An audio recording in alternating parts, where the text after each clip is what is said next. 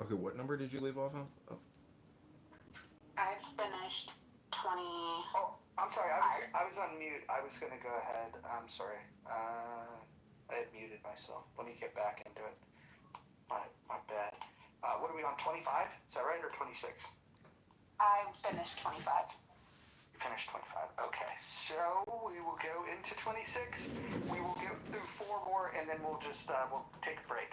Uh, the heavy is the root of the light. The unmoved is the source of all movement. Thus the master travels all day without leaving home. However splendid the views, she stays serenely in herself. Why should the lord of the country flit about like a fool? If you let yourself be blown to and fro, you lose the touch with your root. If you let restlessness move you, you lose touch with who you are. A good traveler has no fixed plans and is not intent upon arriving. A good artist lets his intuition lead him wherever it wants. A good scientist has been freed himself of concepts and keeps his mind open to what is. Thus, the master is available to all people and doesn't reject anyone.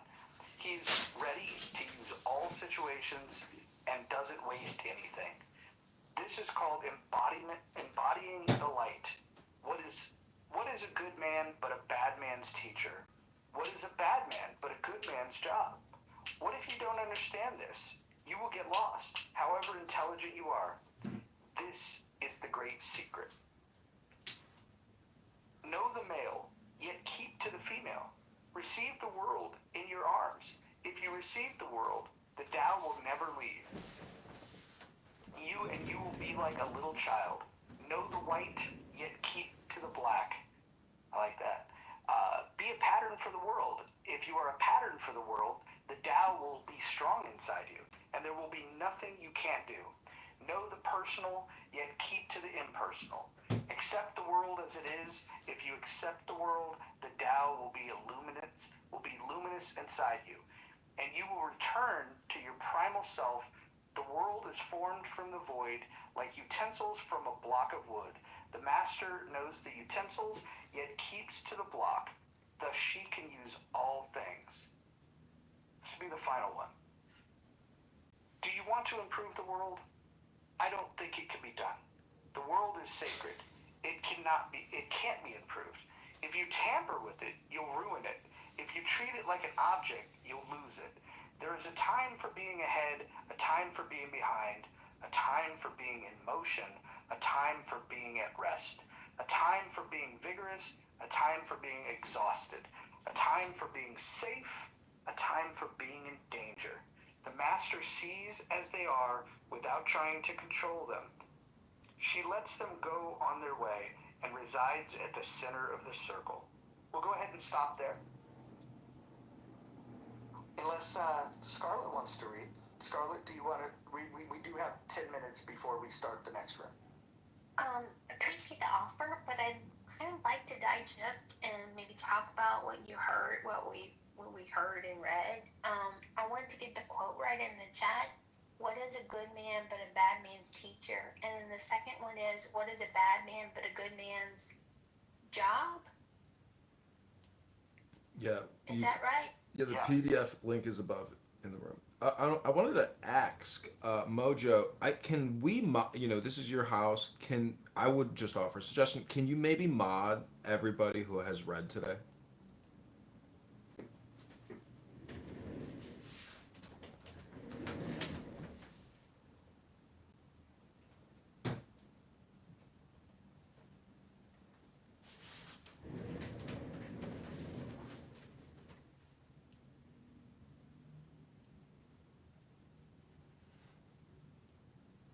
I think that's called positive feedback reinforcement, something like that. Okay, Scarlett, go ahead. Sorry about that.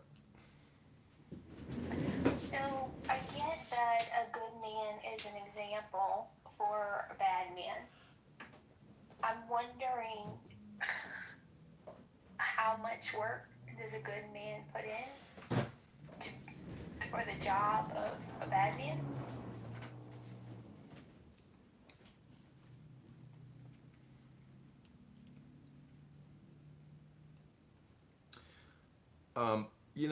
It's like there's this book called Tanya, and man and women have both a positive and a negative, or a good and an evil inclination.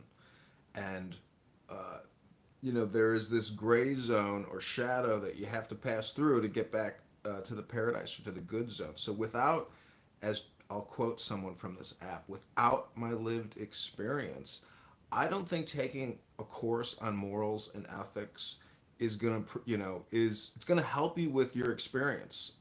But what I'm trying to say is, sometimes you don't know if you're the good man or the bad man, but it's just the pairing of opposites. The Tao Te Ching deals with opposites. So it's a contemplation, a meditation.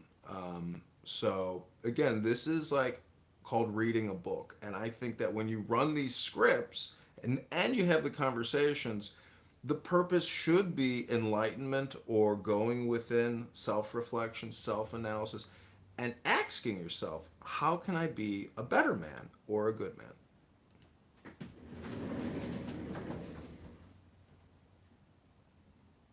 Does anyone else want to answer the question? What's our moral responsibility to where is our responsibility to um, guide and shepherd bad people, especially since they're disinclined to be guided and shepherded? And then where's our responsibility to our innocent fellow man or men in protecting them? Or do we protect them at all? Because if they're exposed to evil, then they're more likely to be able to defend themselves by themselves from evil.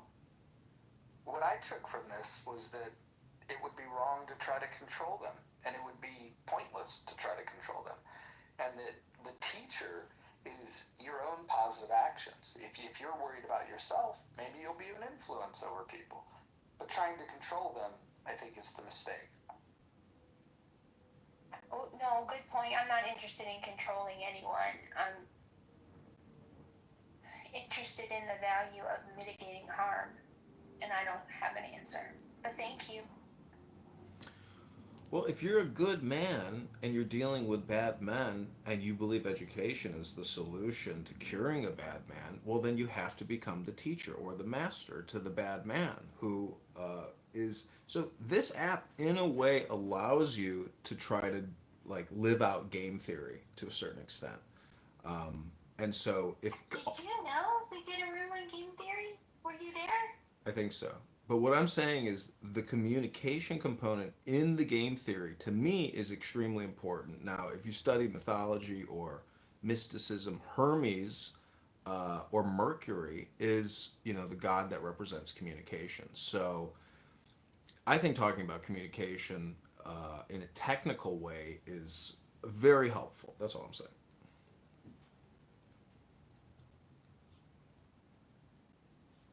Akima, what did you get from it? Was there anything that stood out as something that you're in strong agreement with, or something that you would question? Anything that stood out that you want to mention?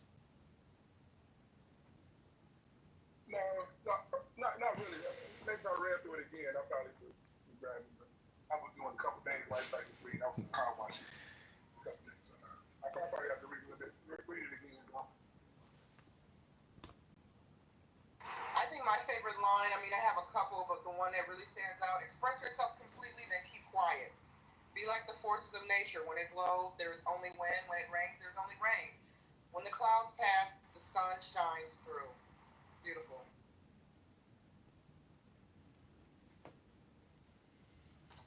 What is all this reference to the she, though? Like, why does the Tao have to be feminine? Because it deals with, it's a book of opposites. So if God the Father is the universe, it inverts it in woman. So there's a bar here in Chicago where I got jumped at by the first time in my life by a young African American man. He slugged me in the face and they robbed me. And let me tell you what is on the inside of that bar where I was watching a live music band. There is a black woman on the wall in an erotic astronaut outfit, and it says, "She is God."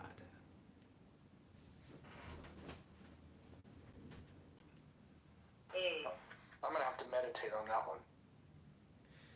What's the name of that bar, John? They had to shut it down. It's renamed now. But, Alan Watts says there's a story about these astronauts who come back from outer space, and the media says, what did you see out there? They said, we saw God. And they said, well, what did he look like? And the astronaut responded, she's black. So, to me, that's one way. If you have anger management issues with black women in the marketplace, it's one way to essentially de escalate the whole thing, you know? So, it's an esoteric way, I think, to manage your anger. So Sorry, projecting again. Sorry, Mom. we have 4 minutes left before we have to go open this other room and beat the other guy to starting his room. But when should we do the next reading? Do you guys want to do it tomorrow? Do you want to space these apart? I think we got about a third of the way through, so we could probably get this done in 2 more readings. Are you guys up for doing it tomorrow? You want to wait till Wednesday? When do you want to do this? How what day? Do different books. I was there. You feel like you got time to go home. All right. Well, then let's tomorrow and Wednesday get through this book, and then we'll start a new book. And I think it was proposed that we would do Art of War next. Can I do a housekeeping note? Sure, go for it. Now, in the beginning, you mentioned watermelon being beneficial, and I doubted it, but I did some research, and you're right, the seeds have zinc, which are good for a lot of things. Does that make sense? The Like, I actual think it does make vitamins in the sense, flesh, actually, so, to it's a esoterically good view preventative black women's for goddesses. people who are already healthy. I didn't realize that. See, I do read a lot about the health benefits of fruits and vegetables. Might be why I crave it, I don't know. Is everybody prepared to go to the other room? Should I post a link up top? So, That would be very helpful. okay, hold on. Talk amongst yourselves while I go. I could do it if you like. Oh, perfect. Go for it. That's even better. Thank you. I want to thank all the speakers. Oh, go ahead, David. You go. I wanted to thank all the speakers. You made my dream come true today. I'm in the kitchen having some fruit cleaning up. I'm listening to people reading the Tao Te Ching. I'm like, wow. I'm like, I can't believe this is on automation now. So you are all the Tao. That's one thing to remember is when you read the Tao, you become the Tao. But if you are the Tao, then doesn't that mean you aren't the Tao? Well, I think it's like a script. It's essentially when you read, and the Buddhist perspective is that you create the universe, with your thoughts. So if you're reading the Tao and you're really focusing and you're thinking about what you're reading, it's a little bit like dancing, or jumping on these words, these letters, and it's the whole thing is this is an exercise in a way to try to enhance your gigahertz to a certain extent. Wisdom education, wisdom scripts is that enlightenment type of spark where I think it's just a way to dope up your brain, and help you achieve more in the real world. But I think a lot of this stuff deals with anger management, peace, harmony, balance, joy, strength, flexibility. You could, 100 of those super positive words. So this is forced positive neurolinguistic programming. And unfortunately, this app is a toxic cesspool of profanity vulgar slingers who are gaslight, bigots or gaslight addicts. So to read a document like this, I think, reflects on all of you personally as being the Tao. Congratulations. All right, and that brings us neatly and nicely to our next room. I can hold down the fort because if someone wants to open, and I will go open that. And thanks, everyone. We'll see you over there.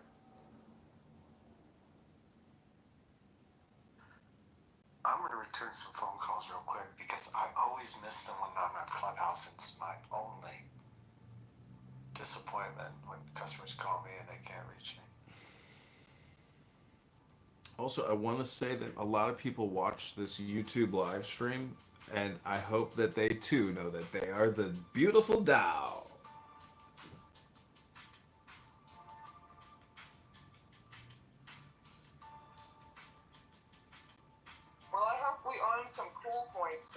you were always calling us clown house and saying everyone's not intelligent and stupid and waste a lot of time on the app. So I hope we earned some cool points with you today, son. Yeah, I felt great. You know, I really enjoyed it.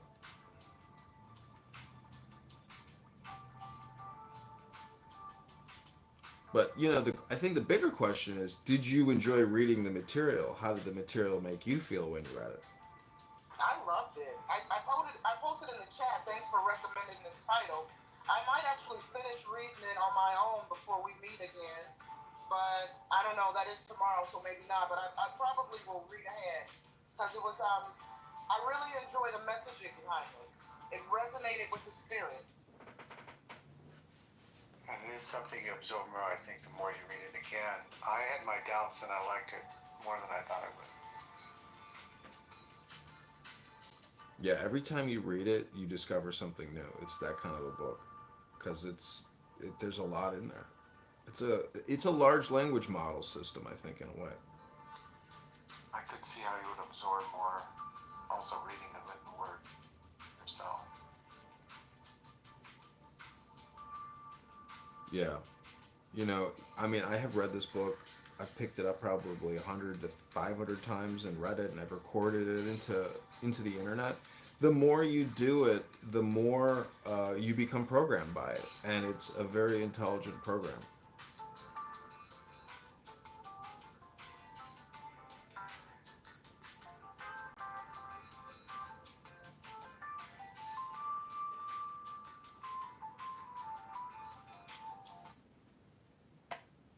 You were gonna say?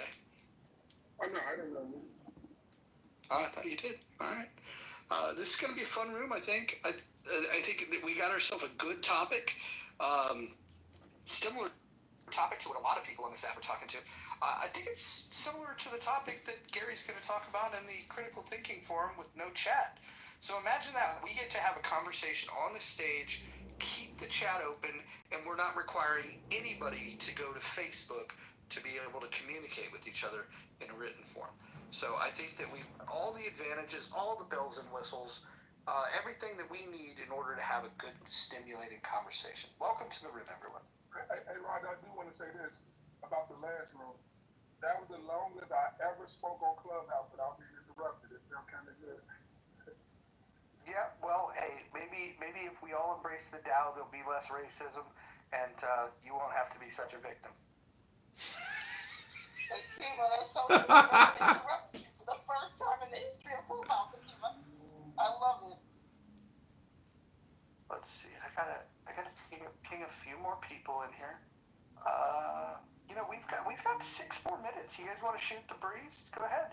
Say whatever you'd like to say. Oh, look at 2T's is in the building. Scarlet 2T's. Voice of an angel. I'm glad that she's punctual. It's good. Maybe a geosite site, huh? Maybe. Jarl, you're welcome to come up here. Even though you're Canadian, we'll probably want to hear what you have to think about the National Guard bringing order to D.C. I need to figure out where Anson's at. He can't really do this room without Anson. Not properly, anyways. Anson led the slave revolt to exit the critical thinking forum. He is the there he is. That's my guy. All right. Hey, welcome, Christy. You've made it. You're on time. We've got about 5 minutes before we get started. We really like to get in here early. I also wanted to point out that this house is growing very, very fast. There's over 600 members of this house, and this is the second time we've done a room. So everyone pat themselves on the back. I'm going to go ahead and mod up my friend Anson. Again, we'll just kind of shoot the breeze, keep it casual, and for the next 5 minutes. Christy, you might want to stick around for a bit, because you know how the chat's not open over there? It'll allow someone like yourself to more fully participate in the conversation if you stick around here, so you'll be able to contribute from the chat. So we've got some enhancements over here. We're taking advantage of the entire tool set that Clubhouse has enabled us with. So feel free. Anson, how you doing, buddy? I'm doing great. Looking forward to the conversation. I'd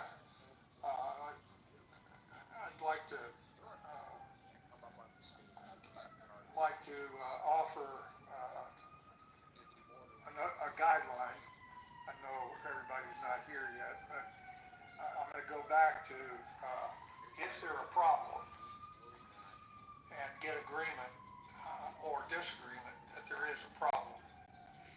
And then if we all agree on the problem, then we can have different views on what the right solutions are. If we can't agree on the problem, then that's an issue in and of itself. In my view, the problem, starting at 10,000 feet, so to speak, are our cities clean enough, safe enough, in general, particularly our big metropolitan areas? Are they the kinds of cities that normal people want to live in? And I believe that there is a patina, a haze, a smog over those cities involving crime, cleanliness, respect for individuals, respect for authority. I think that is a problem that needs to be addressed to make our metropolitan areas, even our small towns, cleaner, safer, more acceptable to normal people, that they would like to live and flourish in such communities. So I believe there is a problem that needs to be addressed. And now we can take it to, is there a problem in D.C.? Yeah, I think there is a problem in D.C. where we need to clean D.C. up. It is our national capital. Does it need to be cleaned up more than Chicago or L.A. or New York? I don't know. That's not the issue. Does D.C. for the normal American, is it clean enough, safe enough, or should we do better to clean up D.C.? And yeah, I think we should. That sets the stage for the room, and that's where I'll start from. Yes, we need to clean up D.C. Now let's figure out a way to do it. And Trump has offered a way to do it. We can agree or disagree. And I sure hope that we get the most progressive, woke person we can find, or group of people that we can find, to join in with what might very well be a more right-leaning room, because as I said last week, I really want to have a discussion.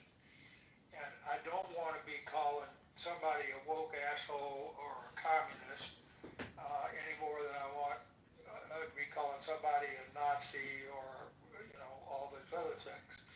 I hope we can limit our characterization of ourselves and others as liberals and conservatives and not go on to the super extremes of accusing a person's position as being super one way or the other in a disparaging manner. We can sort of stick to liberals and conservatives without all the flaming rhetoric, and I hope that we'll be able to find some agreement. Yes, there is a problem, and yes, this is the right way to go about doing it, or the wrong way of going about doing it. I hope we can come up with a consensus when we reach the end of the room. Thanks for letting me share. I love it. I thought that was an excellent way to start the room, asking the question, is there a problem? And I think there's a problem. I don't spend time in D.C., but I do spend time in big cities, and I see crime that is not dealt with. In fact, some cities will allow people to shoplift. Homelessness is out of control. Drug use is rampant, and they've just lost control. And there's a couple of choices that we have. We can continue doing nothing, as we're doing now. We can do what Trump's doing, where he's mobilizing the National Guard to try to solve it and be a little more heavy-handed. Or we can loosen the restrictions and roll the dice and see what happens there.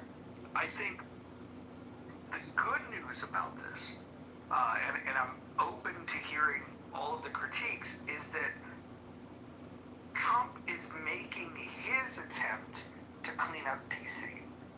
I think that there's going to be some negative externalities that come from this.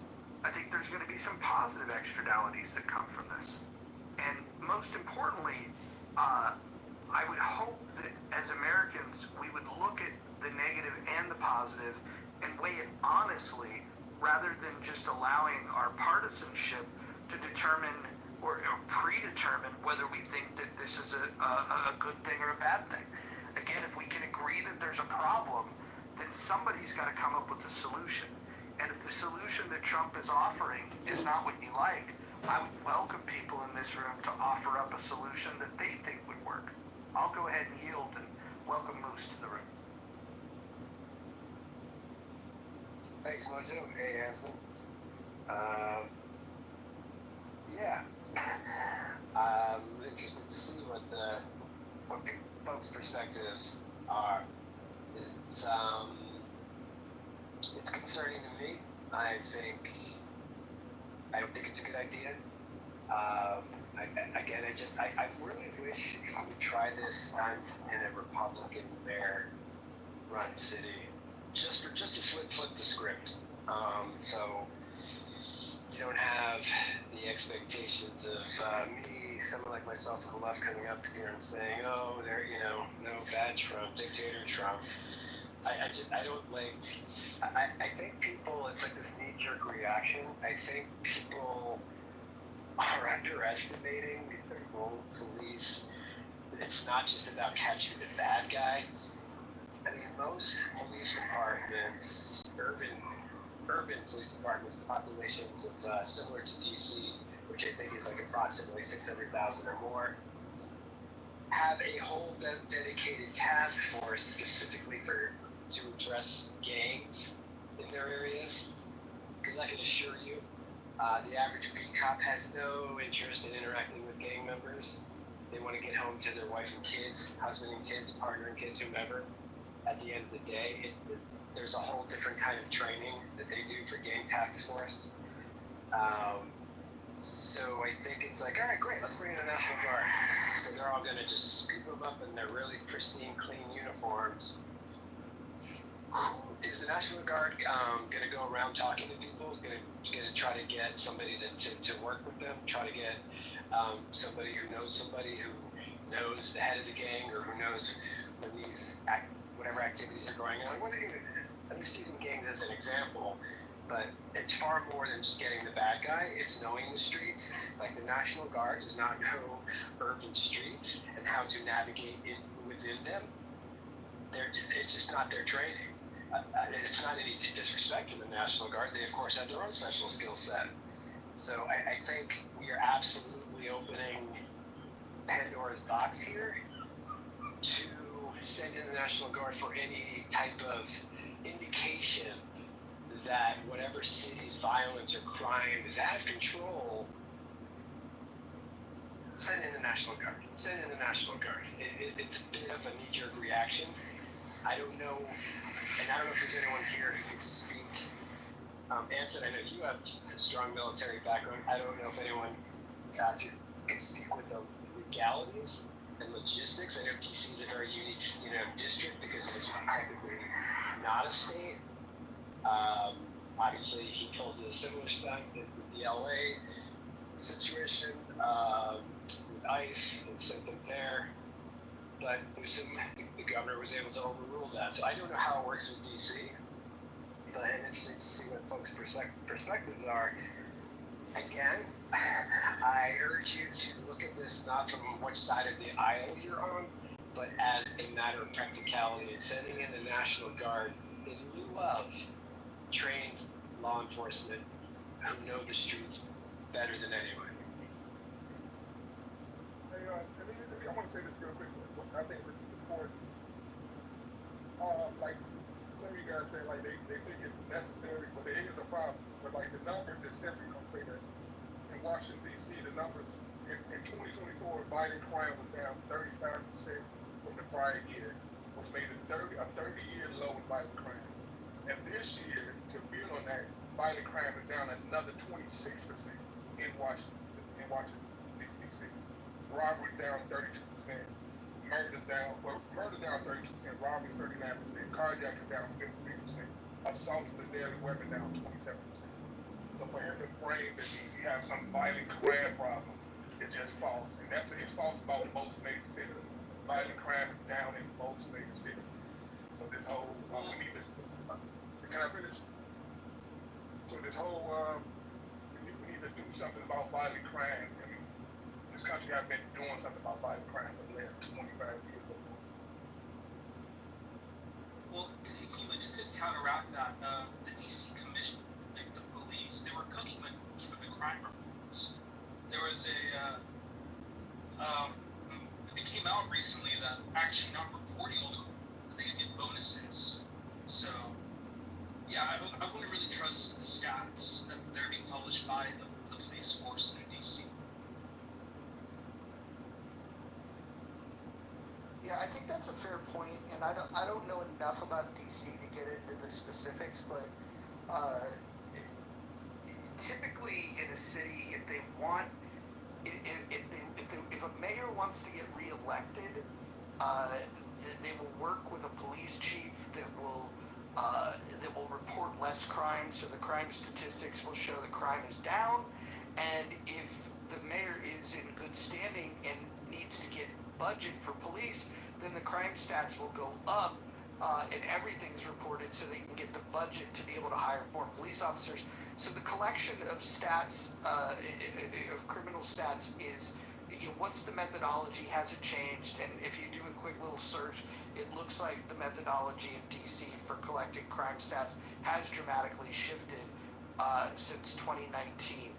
I don't have enough information to know whether or not it's more accurate, less accurate now. I don't know.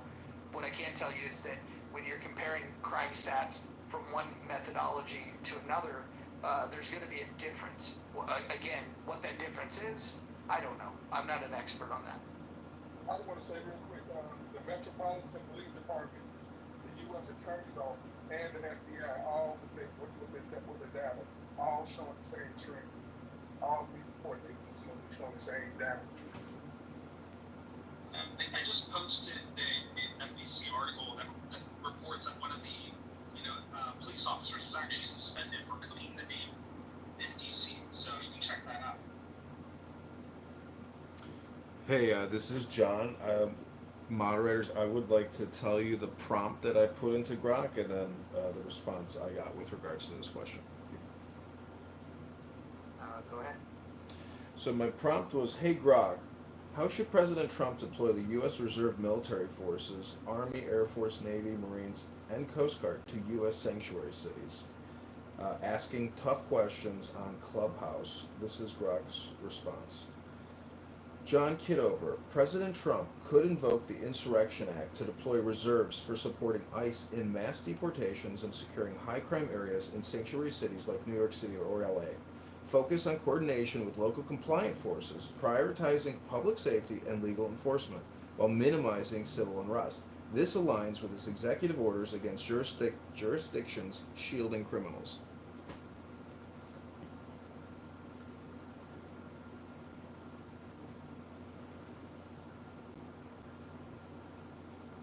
So it sounds like he's got the legal tools to utilize to mobilize this. That he's not outside of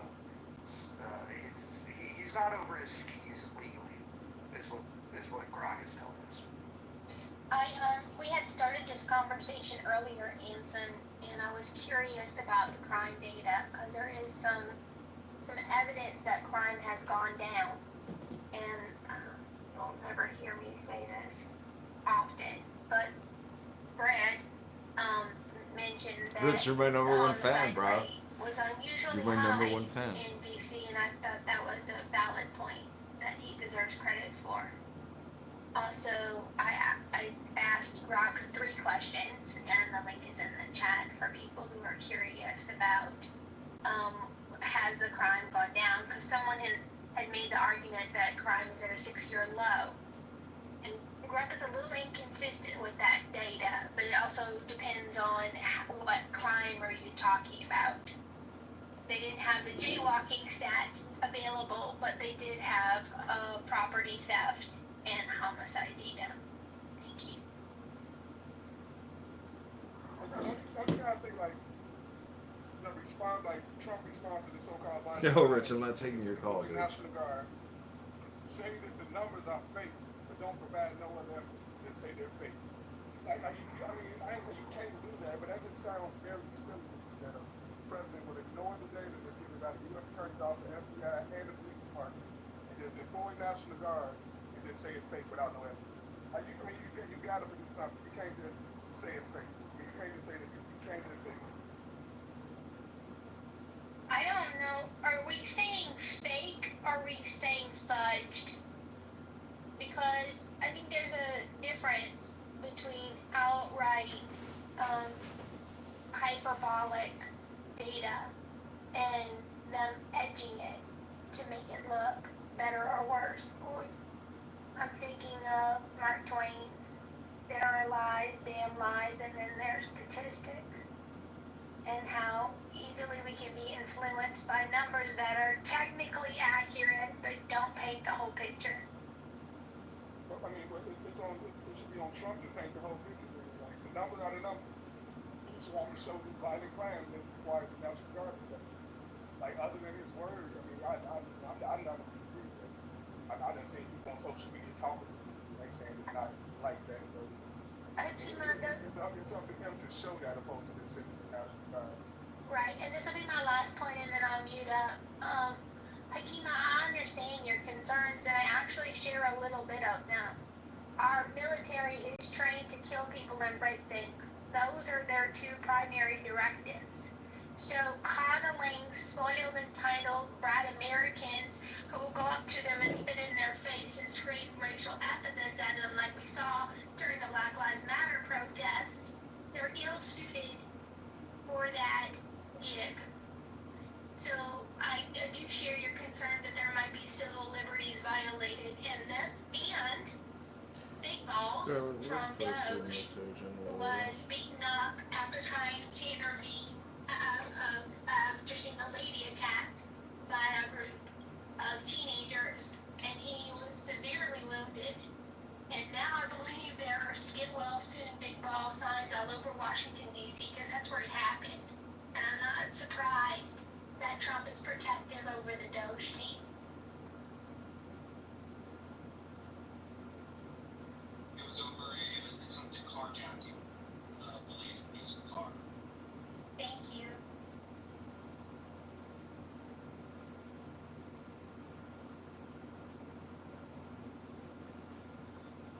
Okay, I'm gonna offer play, trying to figure out, Hakeem, I hear you, okay? Scarlett, I hear you too. And, I began by saying, I believe that there is a major, a significant issue in all of our major metropolitan areas. And then I still believe that more action is needed to clean up DC. Okay? I am very hesitant. It's not bad enough that active duty troops need to be put on the streets. No question about that. And I challenge whether or not it's necessary to put the National Guard on the streets. But I do think that the competence of the entire legal system, the competence of that system needs drastic improvement. We should never have cops that let teenage gangs run rampant.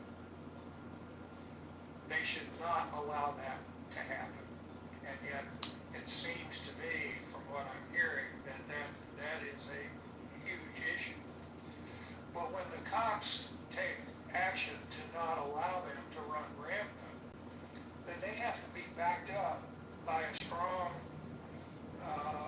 prosecuting office to find a way to prosecute teenage gangs running rampant. And then we have to have judges that don't allow them back on the streets to run rampant again until sufficient rehabilitation and corrective action has been taken. So I think that whole circle of law enforcement in DC and other major metropolitan areas needs to be tightened up. Now that doesn't mean I'm asking for stormtroopers and kangaroo courts and prosecution for 10 years in prison for jaywalking. No, that's not exactly anything like that. But I do believe that whole circle of law enforcement needs to be tightened up. And when I listened to the press conference today, and the new judge, I've forgotten her name, when the new judge was talking about that, how they need to strengthen the enforcement of existing laws with the cops on the street, more competent cops, willing, able, and allowed to do their jobs and do them legally, and then backed up by the prosecuting system and by the judges, so that this laxity, this malaise, this smog of crime and unsafety, and I'll include the homeless population. I absolutely, when Trump says we're going to clean them out, we're going to clean out all the homeless, where are you going to put them? I have no idea.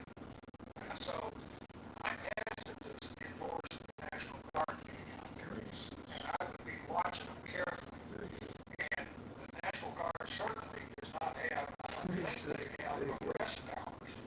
All they are there to do is to back up the local police to make sure the local police are not overwhelmed by some gang or something of that sort. So I'm willing to tolerate that for a while until I see examples of jackboots thugs, stormtrooper-like National Guard. And I don't think we saw that in LA. I don't think we've seen that at all of the National Guard. Again, I say, in terms of the National Guard in LA, I have not heard a squeak about the National Guard causing acting like stormtroopers. I think they've been pretty successful in backing up the cops. We haven't seen the cops in LA that we've seen already. Leave that for the time being. I'd love to hear feedback on that observation.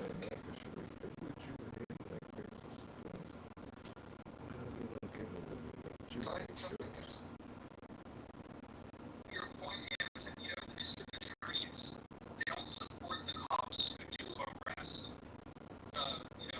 criminal people. Like, they just catch and release sort of issue. And there's no prosecution that occurs.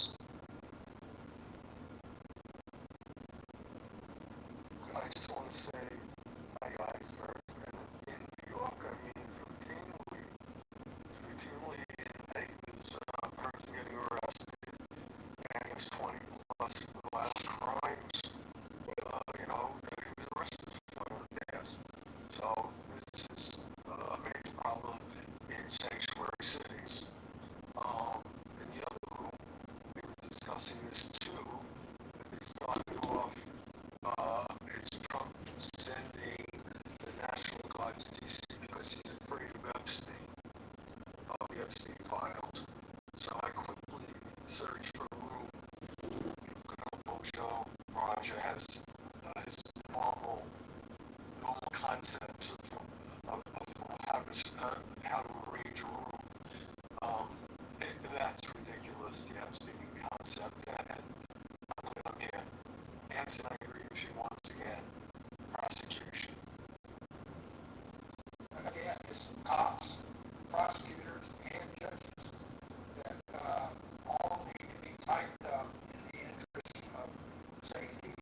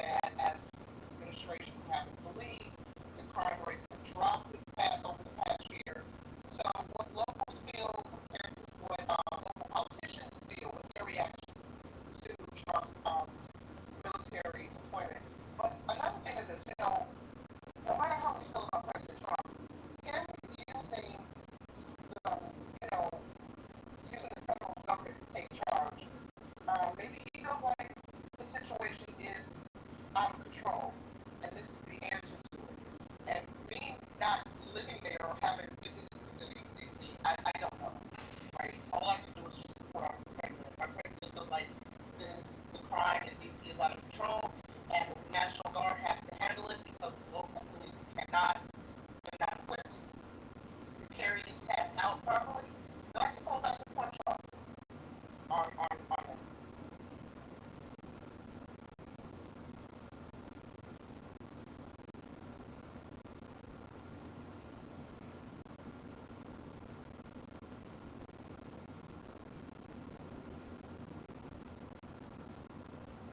Has anybody been to DC lately? I'm not aware of, do they have like the San Francisco issue of like human poop on the sidewalk?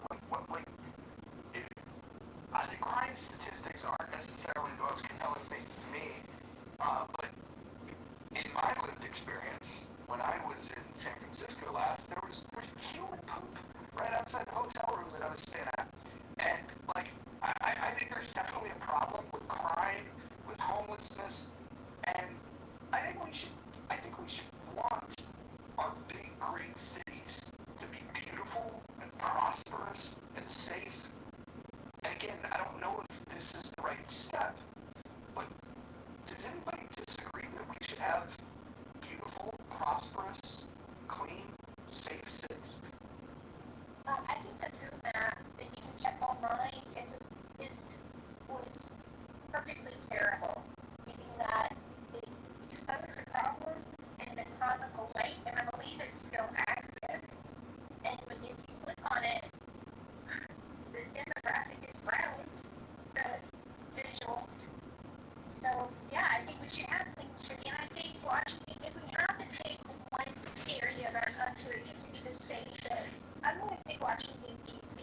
over any other city because the tourism, the people that go there from across the country and across the world, it's vital that our jewel of the shining city on the hill is appropriately clean and washed.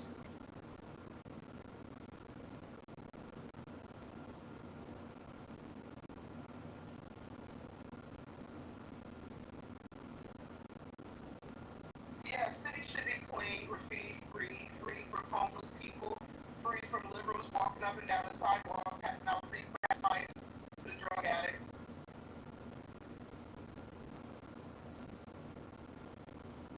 By the way, is an illegal alien issue also, or just local criminals that he's cracking down on that's got out of hand?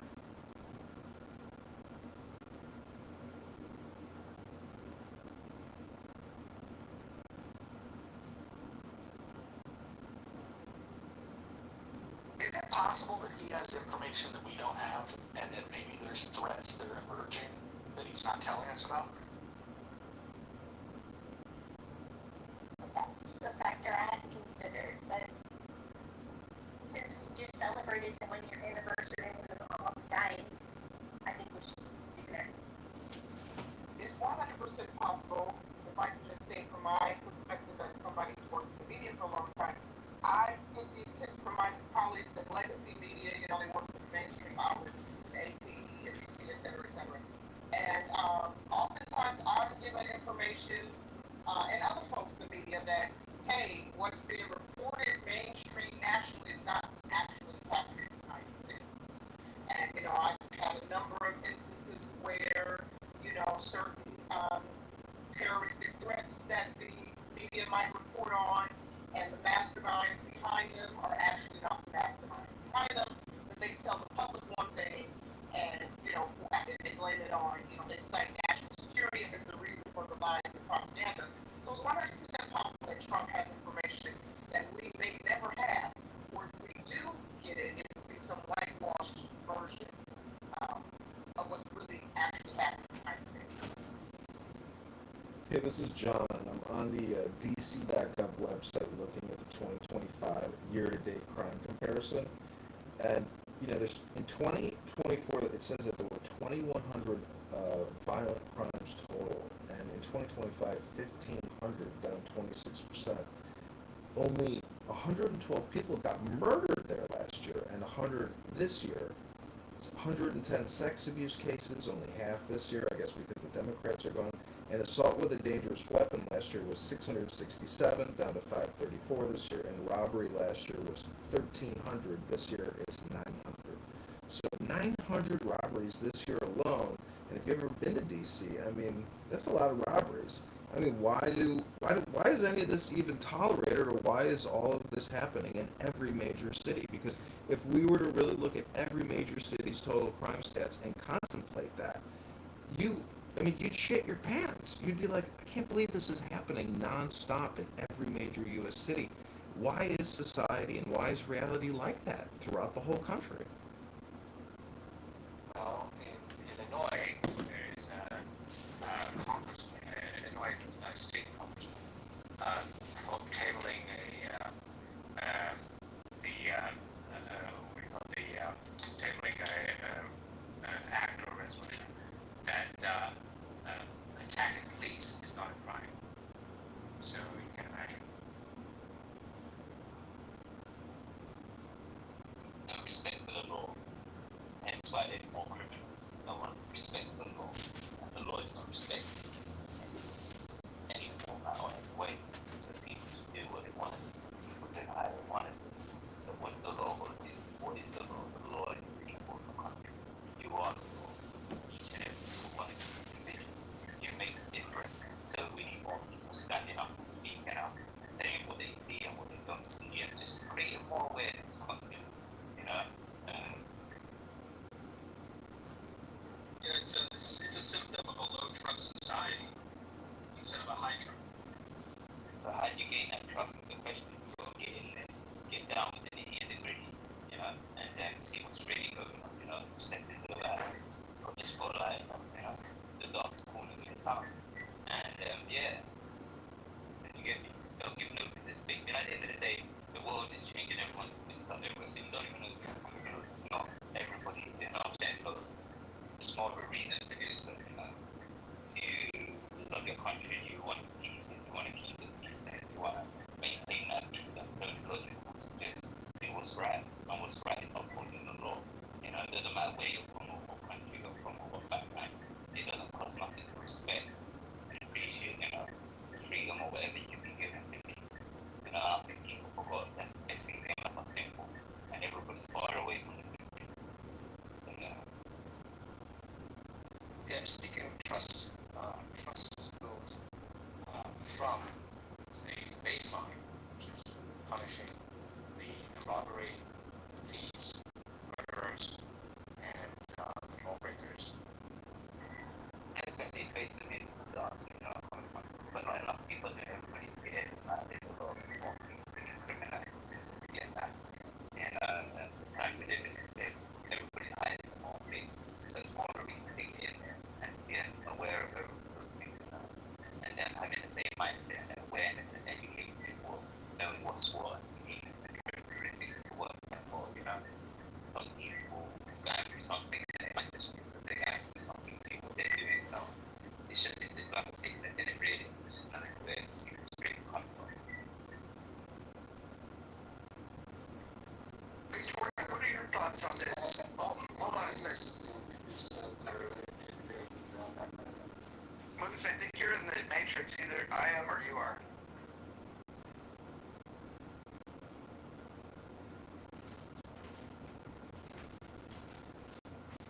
Was Moose in the matrix? Yes. Okay, got it. Victoria, I'd like to call on you. Somebody that knows a little bit about DC, such as yourself, what do you think of what's happening?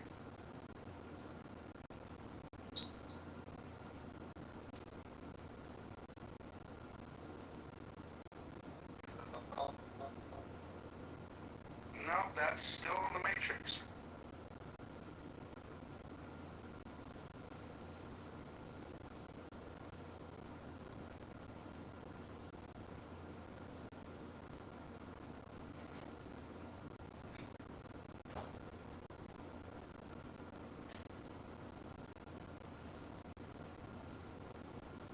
Are we getting hit with the matrix? I know Moose got hit with it. Victoria, are you here? Victoria, are you with us? Can you hear my voice? Is my voice traveling? Okay.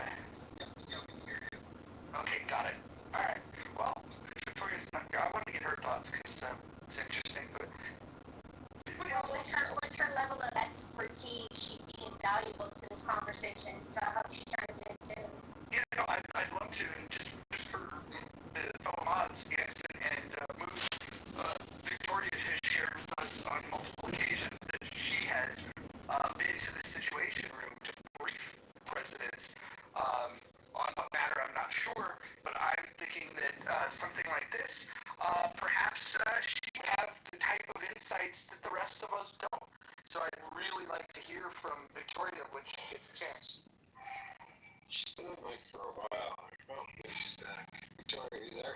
It's year over year. It's not a comparison to other right? cities. You are back. Yep, we hear you You now. can compare it to other cities, and Well, that's while all. waiting for the presidential brief experts to chime in, I think it was Hansen that said earlier that, was it Illinois, that does not Illinois. consider attacking or assaulting a police officer a crime. Did I hear that correctly? Yes, that's right. And this is a new law, you said? It's being tabled by a congressman. So it's tabled, which means it's not passed yet. It's not passed yet.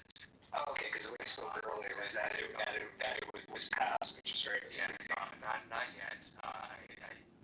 I think that employees have some senses, still have some senses remaining in their heads.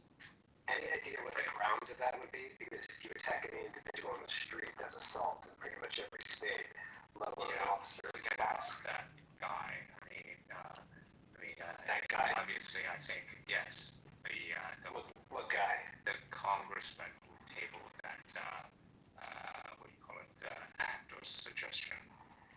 A table means to put it aside. Put it. Propose. Correct. Proposed. Correct. Okay.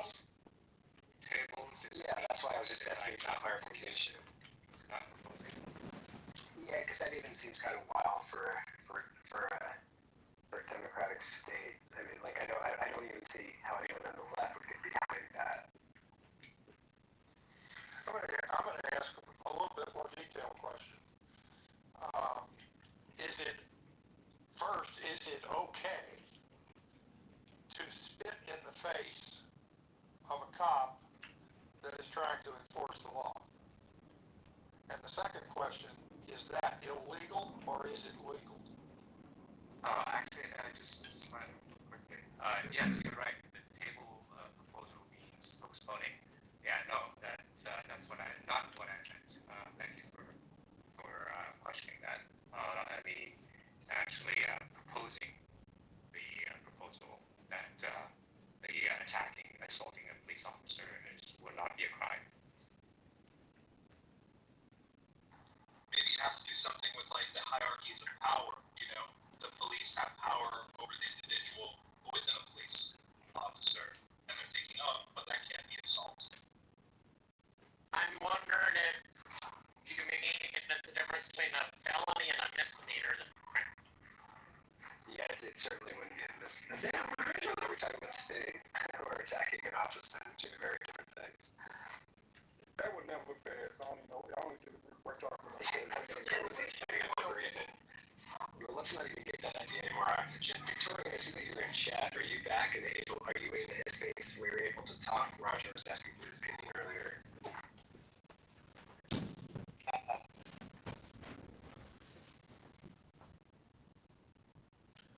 Wait, Moose, you think attacking a police officer, a physical assault versus spitting are not the same thing? You think spitting should be deregulated? I didn't say it should be deregulated. I said it's very. I don't know anyone who's gone to the hospital for being spit on. I mean, some people have, but that's an edge case. The biggest thing is it automatically a felony? Right now, I think it is in a lot of cases to a police officer, an official to spit in their face. It can be straight up charged as a felony instead of just a misdemeanor civil disturbance. So I think that's the difference. Whoever's talking about a law right now, I think that's what they're trying to change. So it's a lesser penalty than actually being a felony. why should going to the hospital be a factor? You could slap someone in the face. It's not going to go to the hospital. We should have respect for our police. Exactly. I wasn't saying that it was, I was just using that as an example to show the harm that typical spitting would bring versus physical assault. I agree. I am very much against any interference with an officer, spitting. You can say whatever you want. All you beautiful free speech absolutists here. You can say whatever you want, although I think it's odd that some of you take issue with someone telling an officer to F off or give them the finger, because you can certainly bring them physical harm or saliva to their face. I don't have a problem with that. It's free speech. Spitting, I say, is going too far. Spitting is disgusting. It's disgusting. I'll say this really quickly. It should be a federal charge, right? Can you imagine if they ease back on this law, the number of progressive lunatics?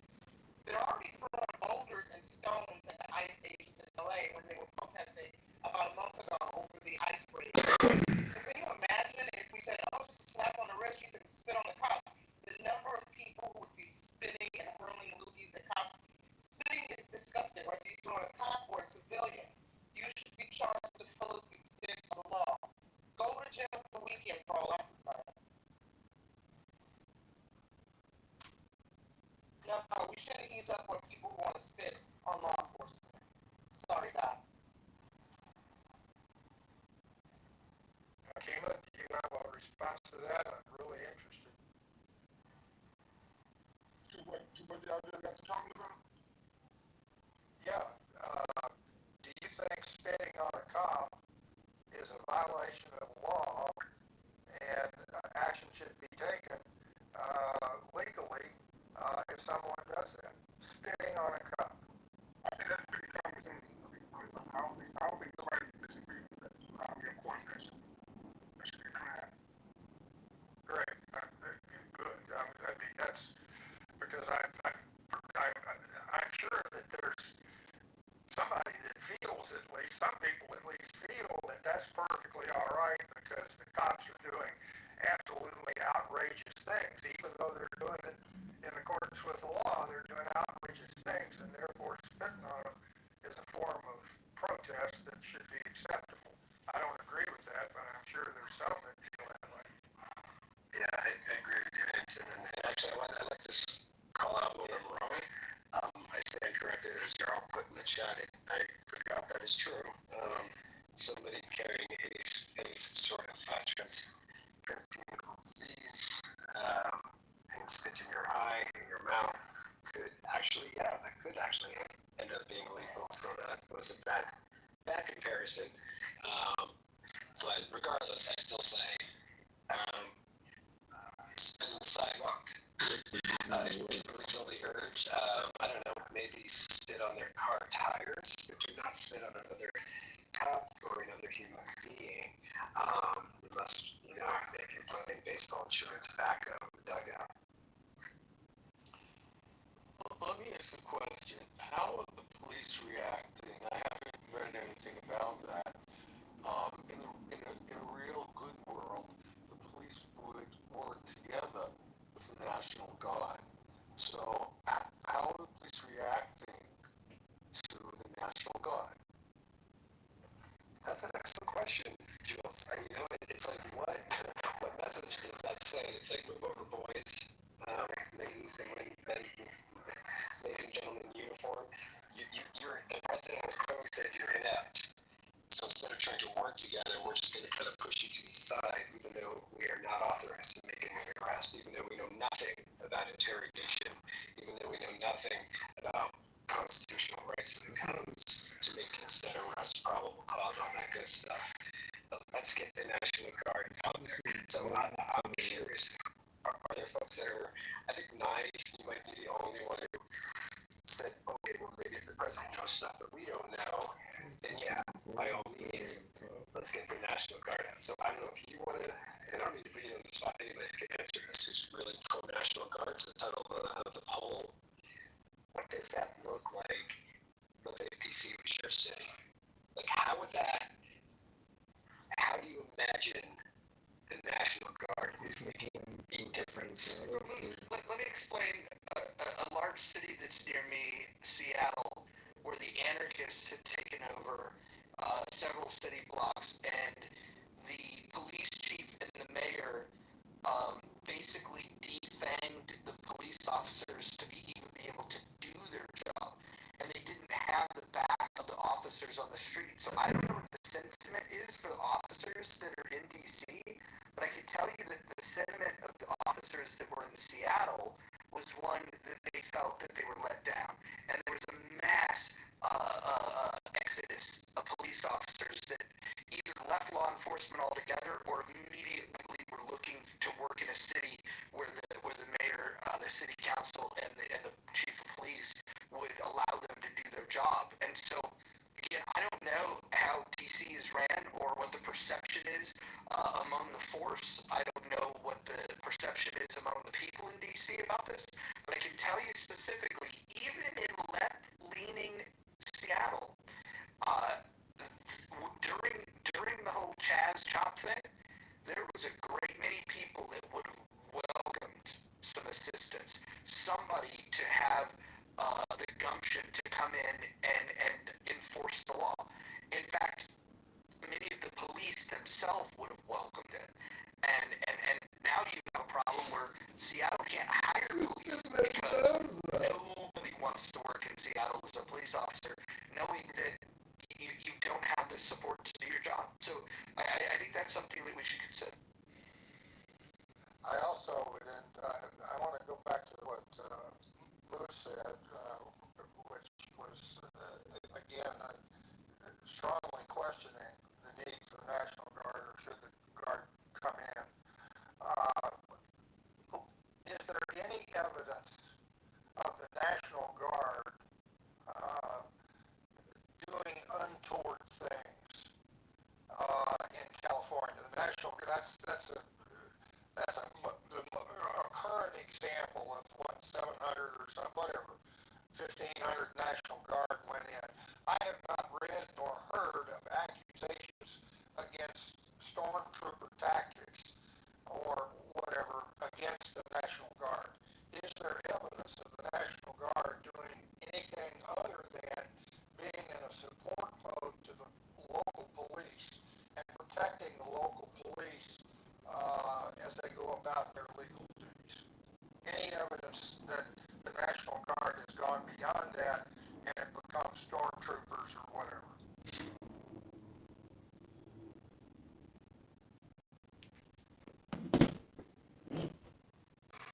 Not that I've read. I don't know if that question was directed to anybody specific, but I have read stories about the National Guard ever turning into rogue stormtroopers.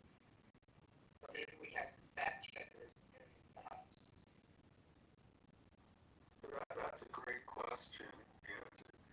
And I wonder if anybody knows what instructions the National Guard are getting. You know, they're just not going in blind. They have to have instructions on what they can do, what they can't do, what their role is, what their role isn't. And you just can't. That's why I checked off I don't know in Mojo's question. I'm not sure, because there's a lot that goes into play. You just don't bring them in and say kill, shoot to kill. You know, there's got to be some working together, kind of cooperation with the local police.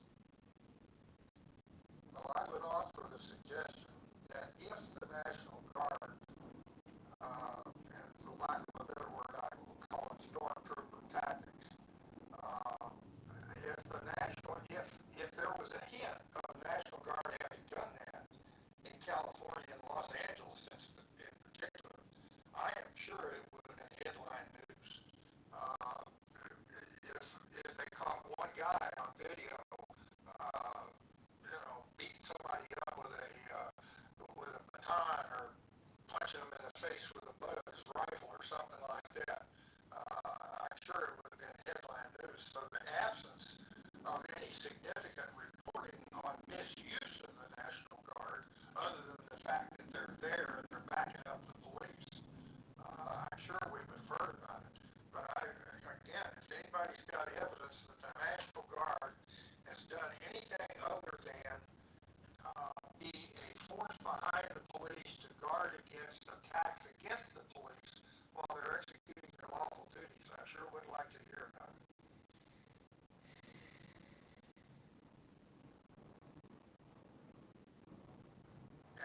hearing about it, it would lend support by support as evidence that the National Guard has gotten the right briefings and they are doing the right thing out there. It's been 35 years, longer than that. But, when I graduated Police from complaints college, about referencing. within 2 years, I was a shore patrol officer walking around, and I was just a straight line officer, no particular training or anything, but I knew how to be a shore patrol officer with Police complaints their billy mats, and I'm about walking around with referencing. 45 pistols. People, And I police felt complaints comfortable about in referencing that the kind of role. I complaint knew how to act. I never had to, or obviously, never Americans. had to do anything seriously. But again, I'm sure that the Guard is very carefully briefed on the do's and don'ts. Why do people police complaints about referencing the complaint about Americans? Uniform Code of Military Justice. Police complaints about referencing the complaint about Americans describing Americans. Hanson, let's say you're right. Let's say you're right, and they're acting appropriately. Wouldn't it be nice to see local police make reference to that? That hey, we worked with them, they did this, we did that, crowd dispersed, something nice. But we don't hear that. So does the shadow. Do you think the police, the local police, are held back from saying something nice about the National Guard who might be saving their lives? I'd like to hear that. I'd like to get feedback. I actually, alright,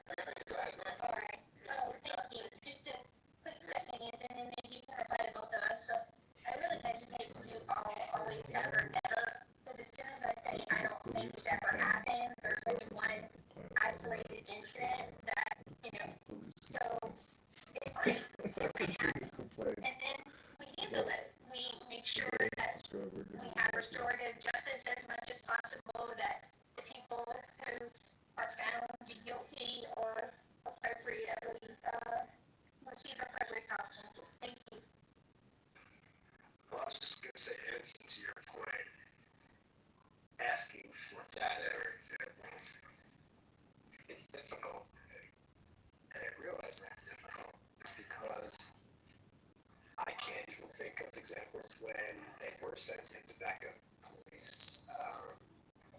Aside from maybe the Watts riots, I think the last time a president called in the National Guard, with the exception of earlier this year, Trump calling him into California, the last time a president ordered the National Guard without the governor calling them in was, I believe, Johnson, to escort black children safely into schools that the then, I think, outspoken anti-segregationist, was it Wallace, I believe, governor of Alabama at that point? That was Eisenhower that called him in for that. Eisenhower, thank you. To protect those young lives. So, this is an anomaly. This is a unicorn. I really, if anyone else can dig deep way past ChatGPT and see when National Guard has been called in to complement and augment local law enforcement. January and also, 6th. January 6th. yeah, well, I think that was worthy. Well, hold up. But without you asked without a governor, so they don't have a governor in D.C. Right, sorry. So that's the same unique unicorn that I'm talking about, because they don't have. Correct. But I guess the other question is, I don't even know if we brought this up. So what does that mean to deploy them? And now he's talking about, if you've seen headlines, he's talking about sending them into Chicago. I'm not going to deny Chicago has the highest, I think, body count homicide rate annually than any other city, I think, in the country. No, not true. Okay, well, it may not be the worst, but it's bad. It's bad. It came up. And it's down year over year. Kansas City the worst. It's top five. My point is We're that, talking per capita absolute numbers. yeah. Anyway, if I could get the point out, if the president continues to send in National Guard, and to your point, Roger, killing the morale of local law enforcement and then thus depleting them, and then they end up leaving. What do you think the National Guard is going to stay? No, they're a band-aid. So if the president continues to send the National Guard to various cities around the country, is that not taking away from their active duties, heaven forbid, when our actual borders do need to be protected? Moose, hasn't their morale been already defeated by local judges that let people, the revolving door of crime? That's what's doing the trick. Example. Yeah, DAs and that's judges why I not want to doing know. their job. Yes, I'd like to know if they welcome the National Guard. Thought this internet is That's where I'm stuck in limbo here. I don't know if they welcome them or resent them. Well, back to Moose's original point, very few times has the president sent in the National Guard, and I'll agree with that. But there are numerous times where the National Guard has been called out, and I mean numerous, over the course of history.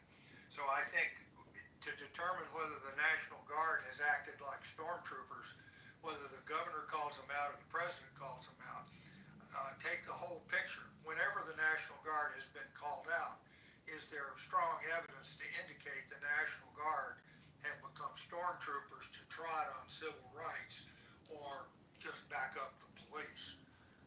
That would be my counter to it's just looking at the microcosm of where the president's called them out. Let's look at all the times that they've been called out and see what the statistics would be. As far as this term stormtroopers, which we know what that relates to historically, I haven't heard anybody complain about treatment from National Guard. I have heard people complain about treatment from ICE, right? So if there's any force of the law at the moment on a federal basis has at least the impression, if not the reality, of abuse, it would be coming from where you leave out the word abuse, but illegal actions could potentially be coming from ICE, not from the National Guard. With the National Guard being deployed in a city, is the president saying, I have more power than you? This was what was said about Kennedy when he sent in the National Guard in 1964. That was the first time that ever happened. That wasn't asked for by the governor. And you leave out January 6th for the moment. That's the only other time that's ever happened before Trump sent in the National Guard to Los Angeles. And this is a factual statement, whether anybody likes it or not. During the time that they were in LA, they were not working on fire prevention and they were literally working on putting out fires when they got diverted to Los Angeles.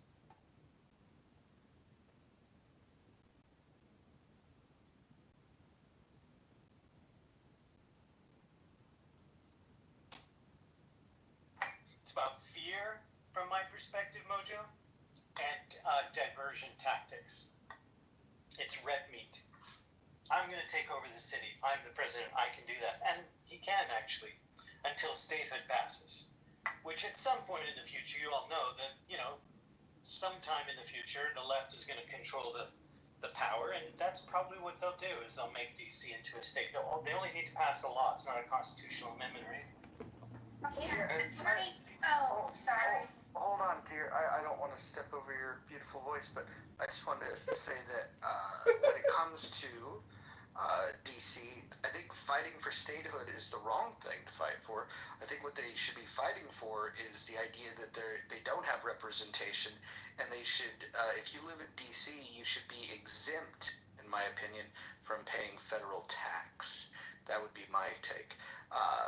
But I think something because something we're not talking about is what was the headlines prior to this happening. All of a sudden, nobody's talking about Epstein, and everybody's talking about the National Guard. I don't want to change the subject, but what I am going to say is that the timing is very convenient. Totally. Agreed. Hard to ignore. Is the reason why we don't describe things that make the left active as red meat for the masses because most of them are vegans. Say what? Trey, is that Monica? Of course it's Monica, yeah. I don't know where you got the they're mostly vegans thing. That's pretty funny. That was what we like to call humor. For those of you that got it, it landed. For those of you that don't have a sense of humor, it probably didn't land. But thank you, Monica. I thought it was great. Victoria, we were asking you earlier with your unique experience. Did you want to talk about your thoughts on what's happening in DC? No, I think it's already been discussed to death, honestly. So, Okay, so you have no additional expertise. I would say just as a woman who lived there, I felt like it was challenging sometimes.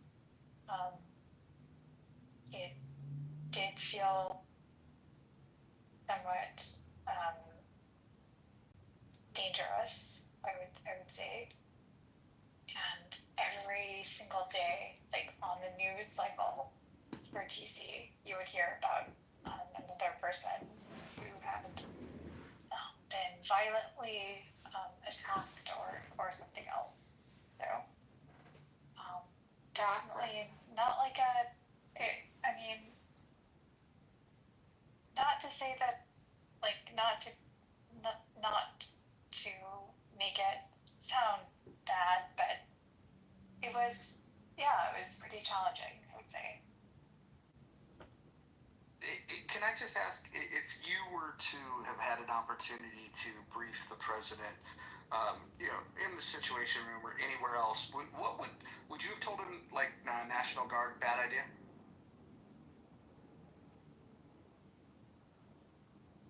This president doesn't get briefed. My dear friend, no, he doesn't. He doesn't listen to anyone or experts. Or to whoever he spoke to last, Victoria. It's one of the two, right?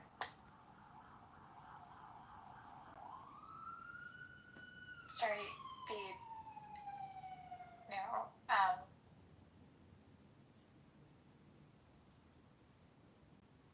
I wish that you would actually have a better or broader perspective, but you don't.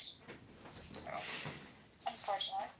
You're talking to me saying I don't have a broader perspective, is that what you just said? Yep.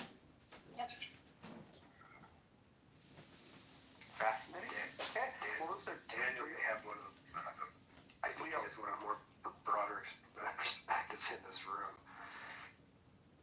Guys, I don't know if perspective is a competition here, but I like Daniel. And Victoria is an acquired taste, and I think with her unique experience, I welcome it here. Serendipity, I want to hear from you, but before you do, I just want to point people to the poll up above, which is very tight. It's almost equal thirds. In true Clubhouse fashion, we have finally it's at 100%. It was at 102% earlier. So, Serendipity, go ahead and jump in as we continue to participate in the poll. Anyone that hasn't participated in the poll, please consider doing that prayerfully. Thank you. okay, I'm going to do something that's really, really annoying. I was really looking forward to this room, and I had child drama, so I didn't get to hear a lot of it. But I was curious, did anybody happen to say anything about the Posse Comitatus Act as far as, I know Newsom tried to use that against Trump when he sent National Guard and forces into LA, and it didn't work because he was able to use it under the Immigration Enforcement Clause. But I'm just wondering, his repealing that Article 740 or whatever it was that he did in order to do this in DC, I read that he can only do that for 48 hours without congressional approval. And then with congressional approval, it can only be for up to 30 days. Have you guys talked about that?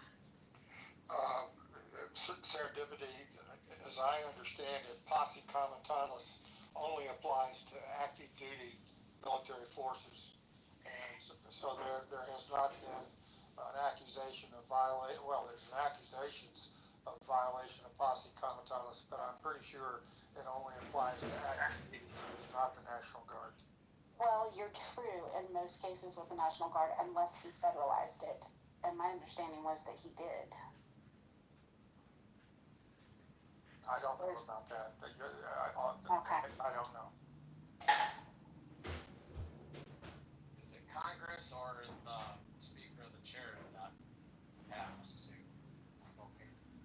What I read was Congress, but it was like a really brief article on it. So what that entails on it, but it said Congress.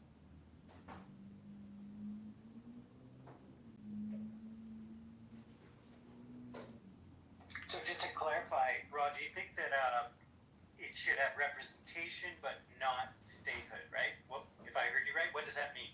They should not have to pay federal tax because they don't have representation. I think fighting for statehood. I think fighting for statehood would be a silly choice when they can make a very logical argument. I think they would win legally if they really push the envelope. On the tax thing, like basically, since we're not a state, you can't tax us. Yeah. So, They don't have representation. So why would they pay federal tax? so if it came down to a choice for most people, you can either have representation or no tax. Sure, some people would choose the no tax, and some. It's just really a question of what. I think it'd become an IQ test. Do you want corrupt politicians to represent you, or would you like to not pay federal tax? It's an IQ test at that point. Well, they don't pay state tax because they're not a state. So that's that. And their representative, they vote.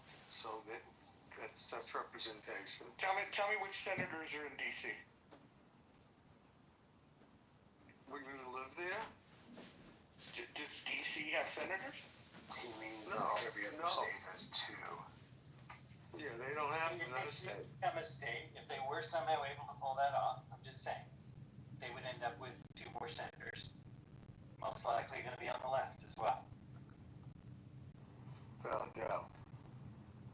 Yeah, but the point is well, like again, I can understand why the Democratic Party would want statehood so they can have representation to try to ram their weird wokey agenda through.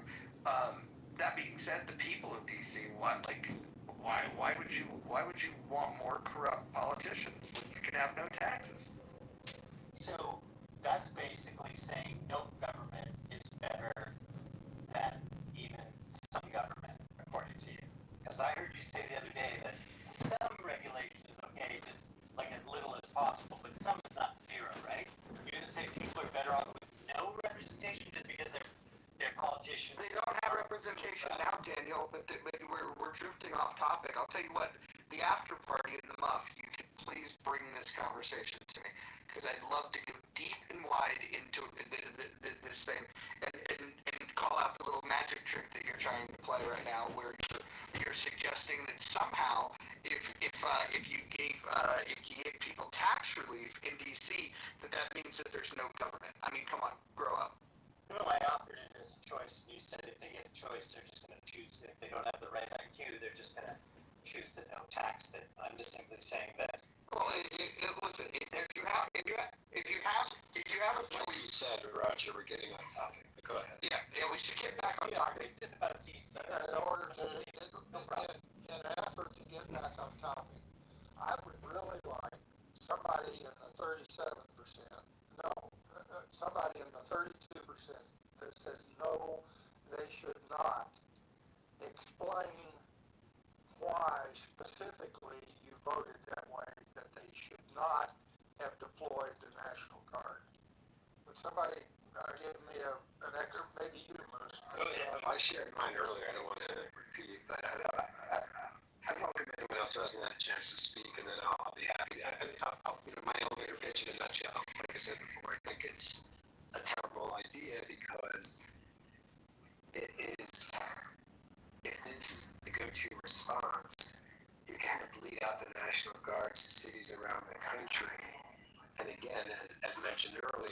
examples of police departments that took this not as a, oh, thank you, so glad you're here, quite the opposite, to, wait a minute, why did I go to the police academy? Why do I risk my life out here every day?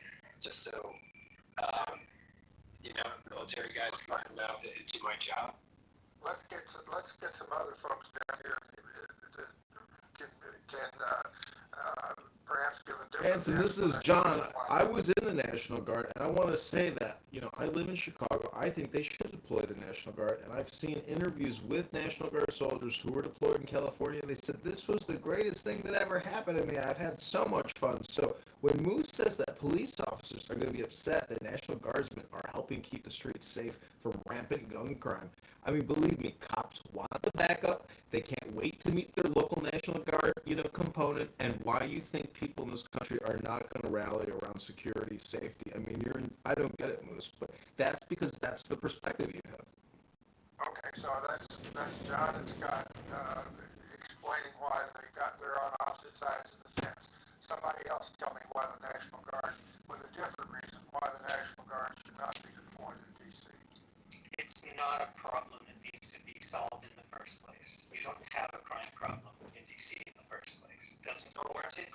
And second, what Moose is saying, let me say, what Moose is saying is precedent is something in law and in norms and governance, everything else, right?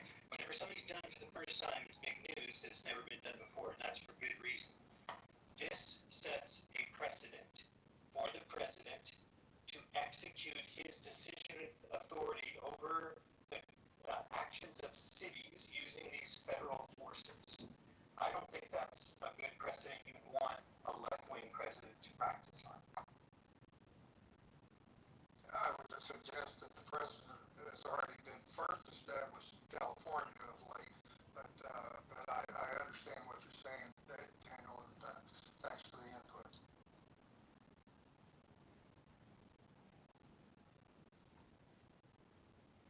I mean, are you? Anybody else? Are we ready for closing comments?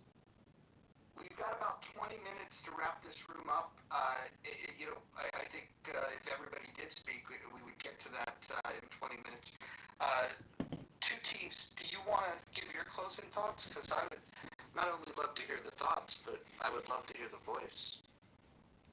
Okay, well, as we opened the room, and we had a poll in an earlier room where the choices were, yes, there is crime, and we should protect our national symbol of freedom around the world, which is Washington, D.C.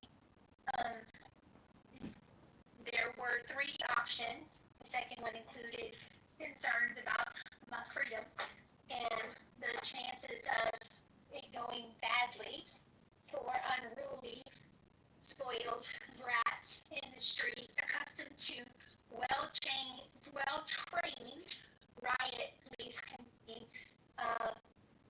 our military, which are trained to kill people and break things. So, and then not sure, let's see. So I think that's kind of where I am. I don't like the idea of women being assaulted. I don't like the idea of people's property being taken. And if extra security, see, that goes where we're denying liberty, right? If we truly believe in liberty, we should let the individuals take care of their security themselves so that we don't tread into authoritarian state borders. I don't know. I feel bad for the elderly when they had all the policing in our country, all the calls to abolish the police. There were senior citizens in major cities saying, I don't go outside my apartment unless there's a police presence because I'm 80 years old. And all they would have to do is push me over and I could break a hip and die. So I think that's kind of where I am. I think it's a good idea if executed well. And I will be paying attention to make sure it is. Thank you. Is it outrageous? Are we doing final closing comments or something, or is this popcorn stuff? Well, we can popcorn close our comments, so you can go ahead, but can we just all drink in? We just heard that was beautifully stated and in a lovely tonation. Go ahead, John. Yeah, I'm looking at this mpdc.dc.gov website again, and all crime for last year there were 17,000 incidences of crime and 16,000 this year. I mean, if you want crime down 80%, and that means taking out, I guess, major criminal elements, especially. Listen, I don't know. I mean, can you drop crime 80%, or is it all a lie in that society? So I just don't think it's outlandish to deploy National Guard soldiers. They're gonna get paid when they go on this deployment. Otherwise, they're on a monthly salary and the 2-week, annual training. So deploy them with police. Enhance security, increase our security. We're already paying for it. You might as well get some service for your tax dollar. I am complete. If we're enhancing security, to your point, John, if the point of the National Guard is not to detain and apprehend and arrest, which of course they have absolutely no constitutional power to do, so it would be good that they don't do that. How many officers have we read about in D.C. That have been attacked? My understanding is that it's citizens that are a threat, not the police. So please enlighten me how National Guard would protect police that are not being.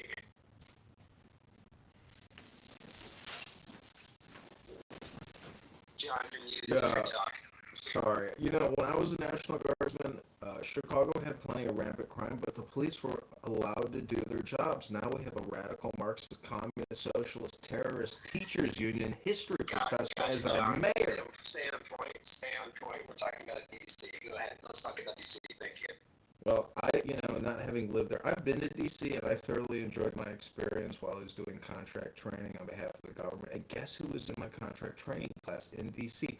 A bunch of Palestinians working for USAID, learning how to scam us out of billions of dollars in contracts. So again, the problem is not the president. The problem is not the National Guard. Else here who is pro National Guard that could explain to me how they're going to enhance and protect police that are not at risk of being threatened. Again, if sure, clearly they can have a presence to discourage like rioting, right?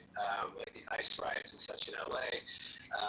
But again, what's lost on me is sending in the National Guard to enhance and protect police because, again, they are not authorized to detain, apprehend, interrogate, or arrest. They're there for presence, clearly political presence, and not to protect the police. Is that your opinion, or do you? That's my opinion. Yeah, sure. Go ahead, Margaret, jump in, sure. Go ahead, Joe. I mean, Joe, if you have data that proves otherwise, I'm all ears. I'm a sponge for data, but I haven't seen any reports that indicate that. I just got to the room, but I lived in D.C. for 5 years. I worked for the NSA Comm Center, and we leaned on the National Guard big time for protection. Don't y'all want your capital of your country protected? Come on.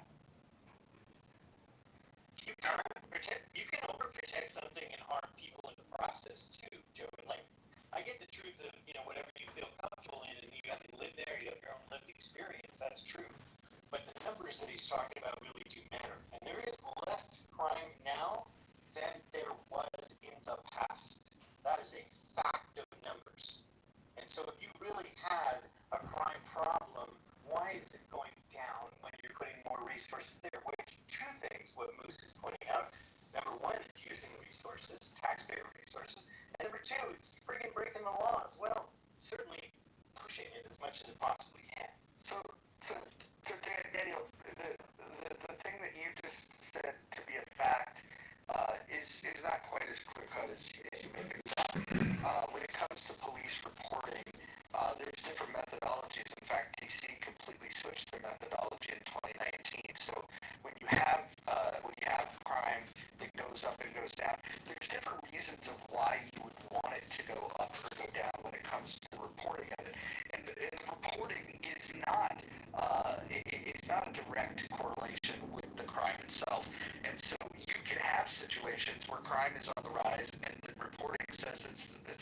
line. You could also have it vice versa. Now, I don't have enough information to tell you if it is rising or declining. What I can tell you for a fact, though, is that if you think that crime statistics are accurate, you should talk to people that collect these statistics, because they will tell you it's incorrect. So, okay, so let's go ahead. I was just gonna say, if we took you at face value that they're not reliable statistics, and you are generally like the lowest government possible, what is the justification if you don't actually have statistics that it's increasing? Is it just whatever the president happens to be hearing lately? I hear what you're saying. I'm simply pushing back on the narrow point that you were making about it's a fact that the crime has gone up, and you're pointing at the statistics. I hear that.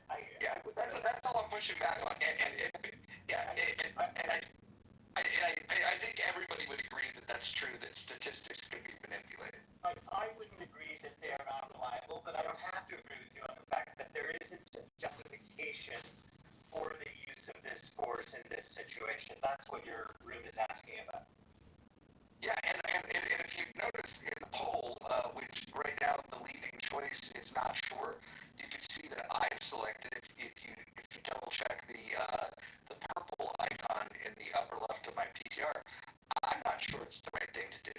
But circling back to what Anson said at the beginning of this room, and I think this is true of any room that we do on these topics, is we should ask the question, can we all agree that there is a problem? Because if we could agree there's a problem, then we can debate what the solution is.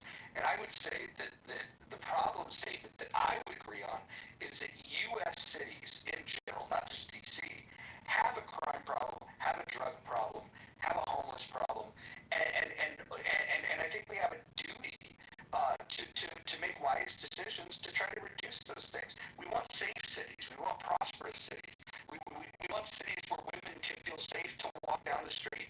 And when I'm visiting San Francisco, an area that I spent 40 years of my life in, I shouldn't have to stumble outside of the hotel room and nearly step in human shit. And if you don't believe that, I can PTR the photograph.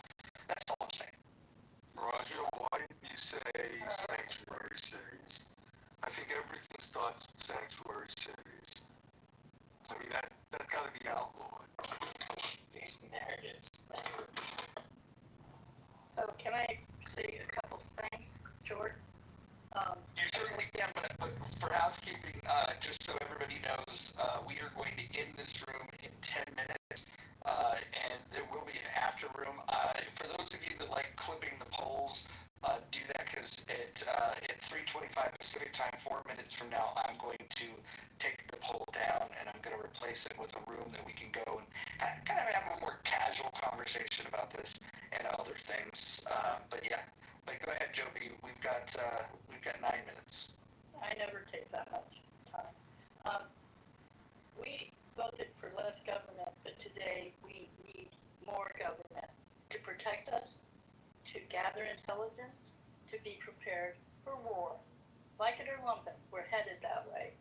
And I would welcome anyone to debate that with data. I love that you still use the like it or lump it, very old school.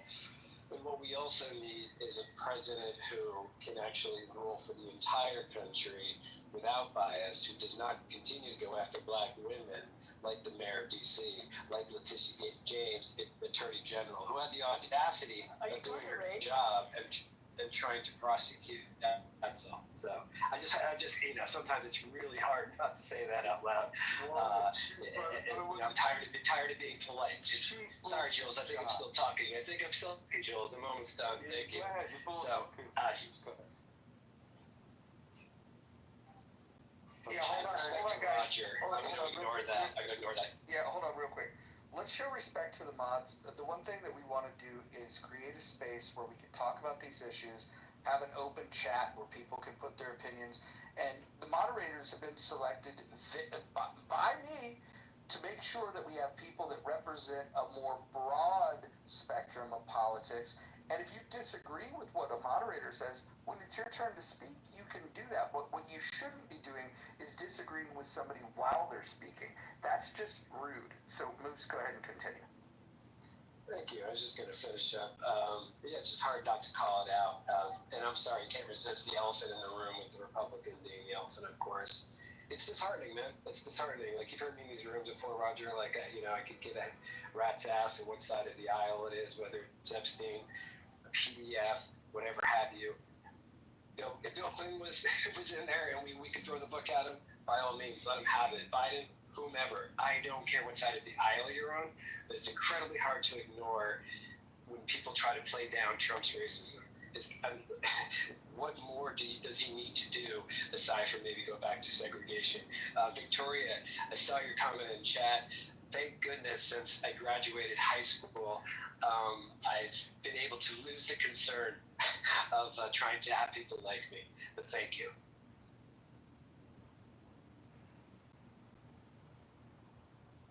Okay, I'm gonna offer my closing remarks. I voted yes, they should, but I can certainly understand. I really like the poll, and it shows balance in the room. I think I'm gonna stay with my vote of yes, they should, but with a very strong caveat that if it starts looking like stormtroopers, then get their ass out of there in a flash and never allow it to happen again. But I also want to disagree with Daniel, who basically, I think, Daniel, and I'm not trying to I'm not trying to diminish your, well, I hope I don't misrepresent, but you basically said there's not a problem, therefore they shouldn't have been sent in. And I disagree with that in accordance with my opening remarks. I think it is a national problem. The smog, as I called it, across our, at least our major metropolitan areas. And yes, Jules, I agree, the smog is thicker in sanctuary cities because they perpetuate diminishment of respect for the law. But still, there's a smog across our major metropolitan areas.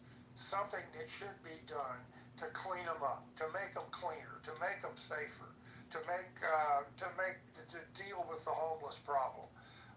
All of the things that the graffiti and everything else. And I believe we still have a long ways to go in that regard. And if this is a trial balloon that shows significant progress in reducing the smog over Washington, D.C., then I'm all in favor of it. Thank you. And well done to everybody in the room. It was a good discussion. We weren't screaming and yelling and interrupting and all that. Way to go. Good room. Cheers, Anson. Anybody have any final thoughts? I am going to post a link to a room that's going to start here in a few minutes. But any other final thoughts from anyone? Yeah, I'll give a quick final. Yeah, if I may, after Julius, if I may. Okay, just a quick final thought. When I see all these rooms broken up into two parts, one part with trunk derangement syndrome, one part who thinks Letitia James, of all people, was right, one part that thinks that Obama and Hillary setting up Trump with Russian spies, and all that. I don't have to go into it anymore. I mean, that kind of diminishes the room and diminishes a good discussion. Moose, you're not a dumb guy. I don't mean to say that. So it just diminishes a good discussion on what's going on. And when I hear cheap shots at President Trump, it just gets me. Well, Devin, you need to know that wasn't what the room was about. And maybe John Kitover can share the stream with you, and I would hope you would reconsider and listen to it, because Anson and Mojo did an excellent, and Moose did an excellent job steel manning people's arguments for the most part and making cogent arguments from the rest of the stage. So I think you'd be surprised. No, I answered Mojo great, no question about it. But like I said, faith. Look, sometimes I even bring up Trump in a certain way that gets them going. But you're right. If I may, really quick, I think I can make it quick. The problem isn't just DC, it's happening in all our major cities. First and foremost, we're dealing with technological unemployment. People are losing their jobs, and it's trickling down to the individuals that don't know what the heck to do with themselves in their life. They don't know how to do it. So, and nobody's really coming up with a solution. And I contend, maybe in the next room, that there is a solution that we can all, that could not only help with the homeless situation, with creating new jobs, but the global situation. So it's a real problem, and I no doubt understand why it's happening in DC first, why they're handling it there, but it's happening everywhere, and it's going to get worse if we don't solve the problem. The real problem of homelessness is growing, and there's a reason why that it's because people don't know what to do anymore. They don't, especially the older people, don't have the finances that they thought they'd have. Just a thought.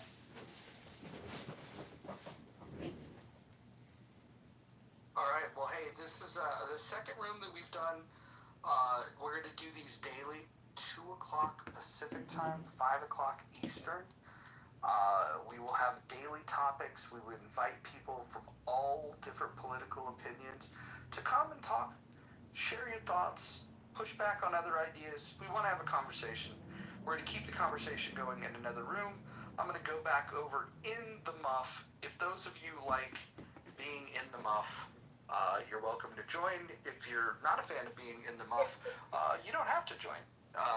The muff is a voluntary thing. If you're in the muff involuntarily, we call that rape. So thank you.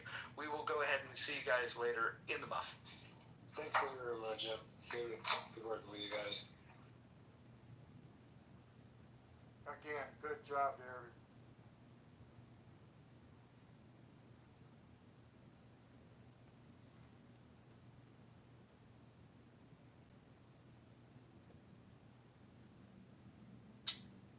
Kristen, if you want to mod me and maybe Nye, you could back channel me the new room. I will post it and then share this one down. Right. No, it's not. The house is.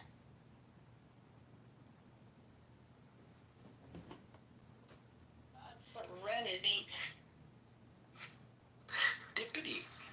I like that. Serendipity now. Oh, deep in the muff. Darren's deep in the muff. Let's see. Okay. All right. This will be a more casual room for those that like more casual conversation. The rules do apply. If you don't know the rules for being in the muff, just click on the link above. The little carrot that takes you to the rules. Maybe I'll read them to you. I've gotten feedback that you guys like when I read the rules, so I'll go ahead and read the rules. The rules are, number 1, no threats of violence. Number 2, no doxing. Number 3, stay on topic. Number 4, keep your shares brief. Number 5, do not interrupt speakers, especially mods. Number 6, mods may interject when appropriate. Number 7, the N and K words are forbidden on stage and in chat. Number 8, don't spam the chat. Number 9, do not bring drama here from other rooms. And number 10, English only, please. Those are the rules in the muff.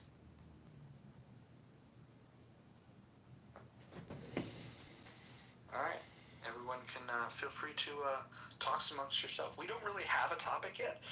This is the Situation Room. Hopefully we'll get special guests that know more about the Situation Room than we've been privy to. It would be nice to have some expertise here in the muff as we talk about the Situation Room. I'm going to mod up Nye here. Perfect. I'm going to go ahead and mute up. You guys talk.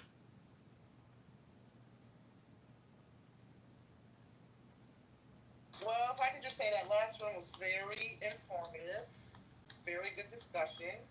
Anson is very insightful. It's always wonderful to sit at the feet of our elders, listen and learn and absorb information.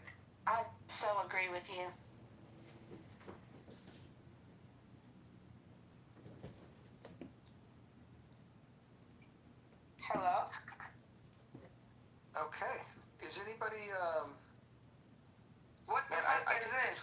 best ideas that you guys came up with of doing a room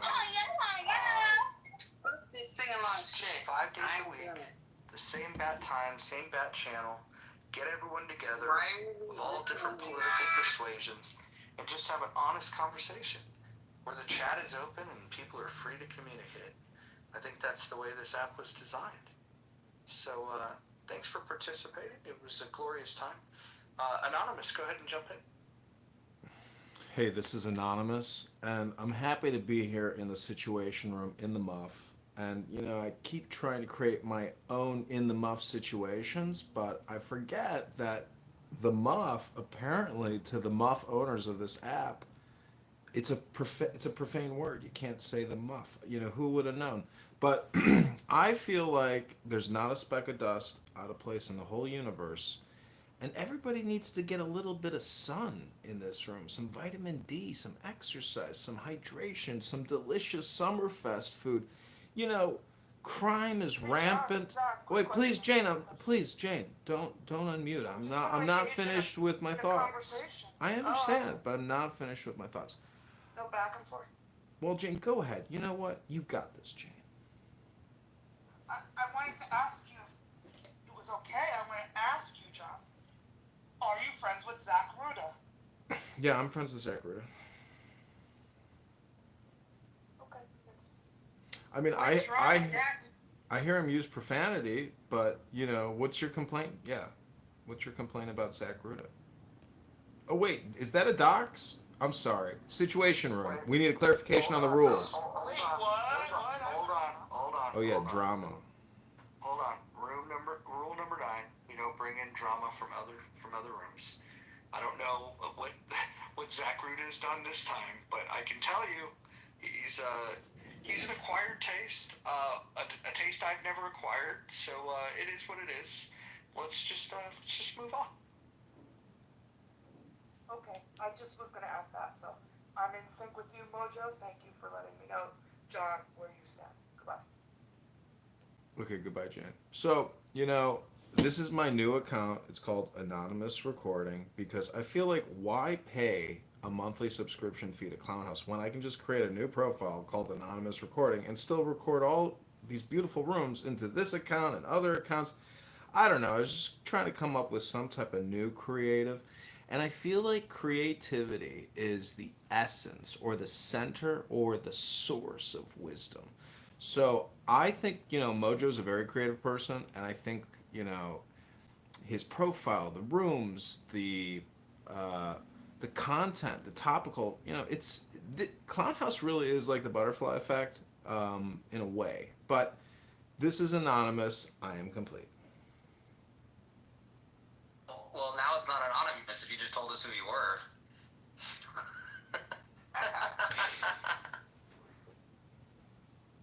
Well, see, I had this account in Anonymous, but I figure, you know, like, I feel like I've gotten... Truthfully, it's all because of Mojo, because I at least can come here and speak. A lot of other rooms I could never come in and speak, plus I don't even want to speak on those rooms. So a lot of my work here is only because of Mojo's super positive vibrations. I will say, it was Clubhouse that twisted my arm on this. As you know, I used to find it annoying when I would open a room and there was the option of replay or no replay, and the consensus amongst the people that would come to these rooms was that the preference was no replay. And if we're going to turn the replays off, somebody coming in and streaming it was a bad idea, but that's all in the past. The app creators decided to, for a low cost of $5 a month, you can go in anonymous mode, and then you take the control out of the creator of the room's hands, and you allow them to do whatever they want with the content. And so because of that, it changed my mind completely. Not to mention, once it did change my mind, because sometimes you just have to accept the world the way it is. And once I accepted that, I started looking at this content that I now have to accept and embrace.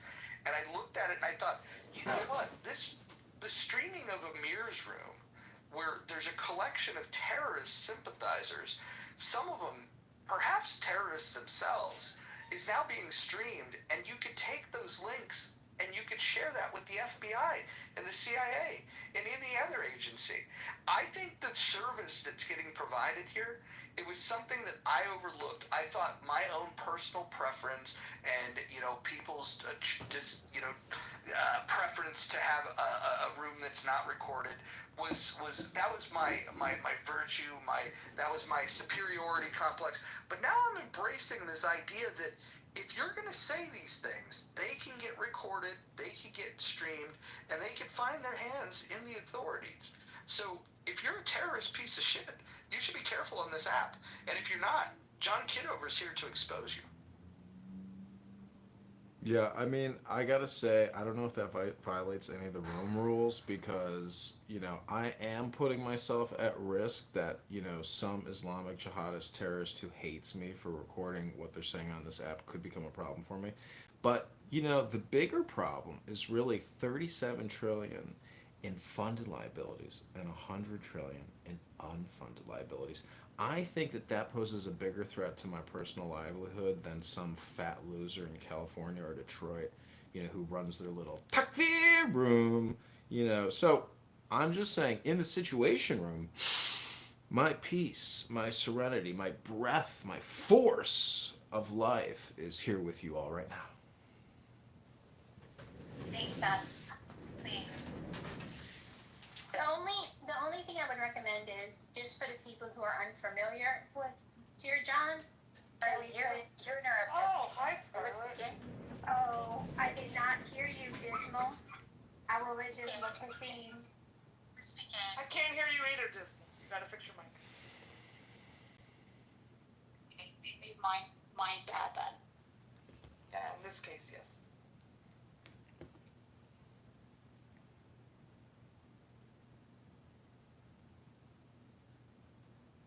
Okay, that was anticlimactic. Sorry, can you hear me now? Yes, we can. Oh, yeah. Yeah, I would just say, you are facing potential lawsuits, sir. I don't think that you understand that, but that is something that could. You mean actually, anonymous? Anonymous? Yeah. Okay. Yeah. Kitty on the stage. What law do you think is being broken to take content that Clubhouse records that we freely engage in this conversation if we didn't want to have the conversation? It's literally you don't read the terms and conditions, obviously. No, I have read the terms and conditions, and I'm wondering what you think about terms and conditions that violates the law. So if you aren't in a room that has replays, like mentioned, you're already violating the terms and conditions. It actually depends on what state you're in.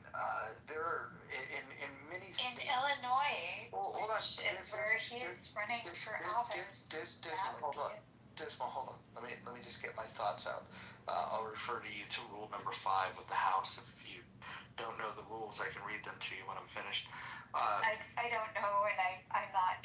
You can see I have a pink ticket. I haven't joined your house, so I haven't read your rules. We welcome pink tickets. You're in the muff. Pink is always welcome in the muff.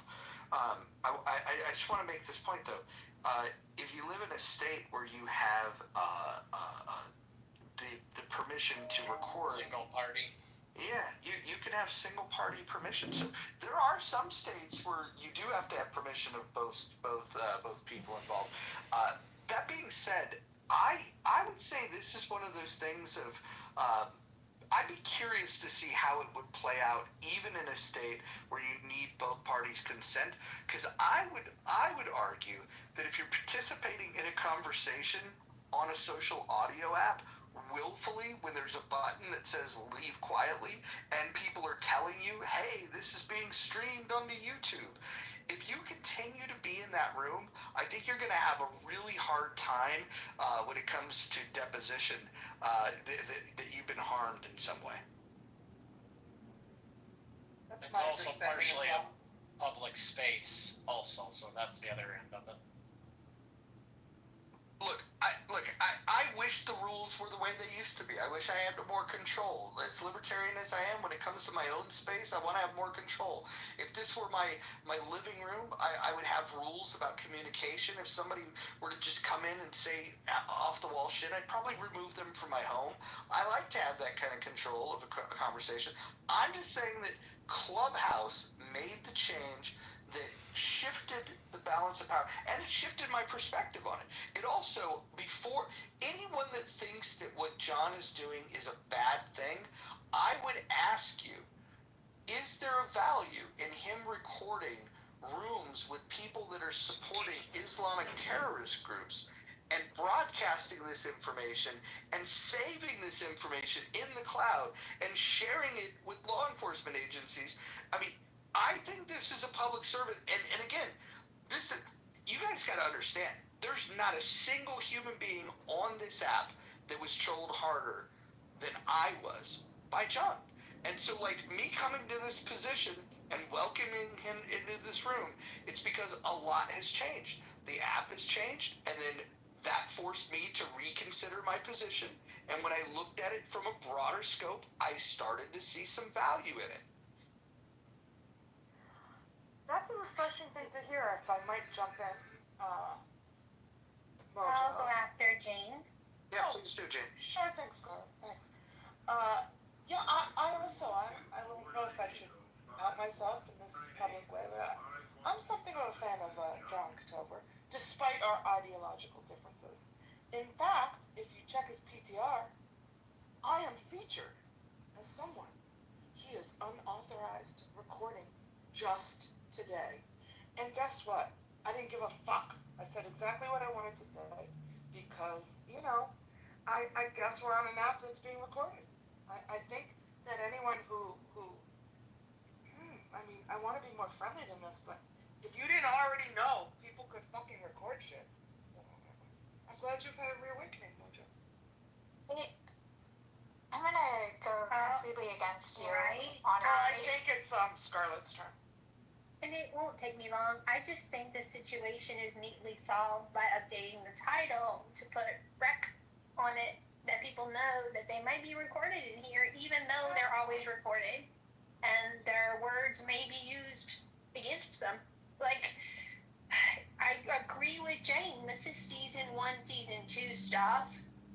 People have been illegally recording us since the inception of the app. To act virtuous and offended now seems like the lady doth protest too much. But go ahead, Dismal. Yeah, I will be the lady who doth protest too much. Maybe I'm actually the only lady still left here on this map. You can make that assumption. Pardon me, madam. I take great umbrage with that. Well, it's not every day that I get. Besides that statement, do you need a Kleenex? Are we good? No, I don't, and I don't need any tissue. Thank you for your tissue recommendations. Well, Dismal, you know, I can speak to you directly here if I can ask you a question. I mean, when you were in the White House briefing room. And ask me a question. You're using a term that obviously isn't ask. You can ask a question, but you can't ask a question. Okay, sorry. Otherwise, Let me. Make you ladylike. Sorry, Do you Dismal. correct everyone who makes this mispronunciation, or just Yes. Yep. Yeah, I do. Really? I taught English second language. Yeah, I do. Dismal, can I ask you one? I'm sorry. Ask you another. Oh, did she leave? Sorry, I didn't mean to scare off the most beautiful muff on stage next to you, Monica. Thank God, I was about to have to slip her an Adderall. If I knew that mispronouncing ask is ask, man. I really didn't think she was gonna fall for that. Clubhouse. I really didn't think she was gonna fall for that. You know. Did you really have a question?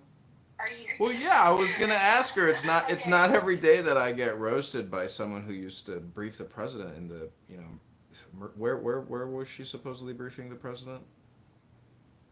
in the Situation Room, In the right? Situation Room. Yeah, so that maybe she's got great, maybe she's a great art critic, and so I just wanted to get more of her critique. That was all I was gonna ask. Well, just remember for the stream, she virtue signaled that she was likely the only lady left on the app. So I just met passive aggressive bullshit. Oh, you're back. Oh, hey Dismal. Reciprocal passive aggressive bullshit. Dismal, Oh, wonderful. Dismal. One mic on Dismal. One mic on Dismal. One mic on Dismal.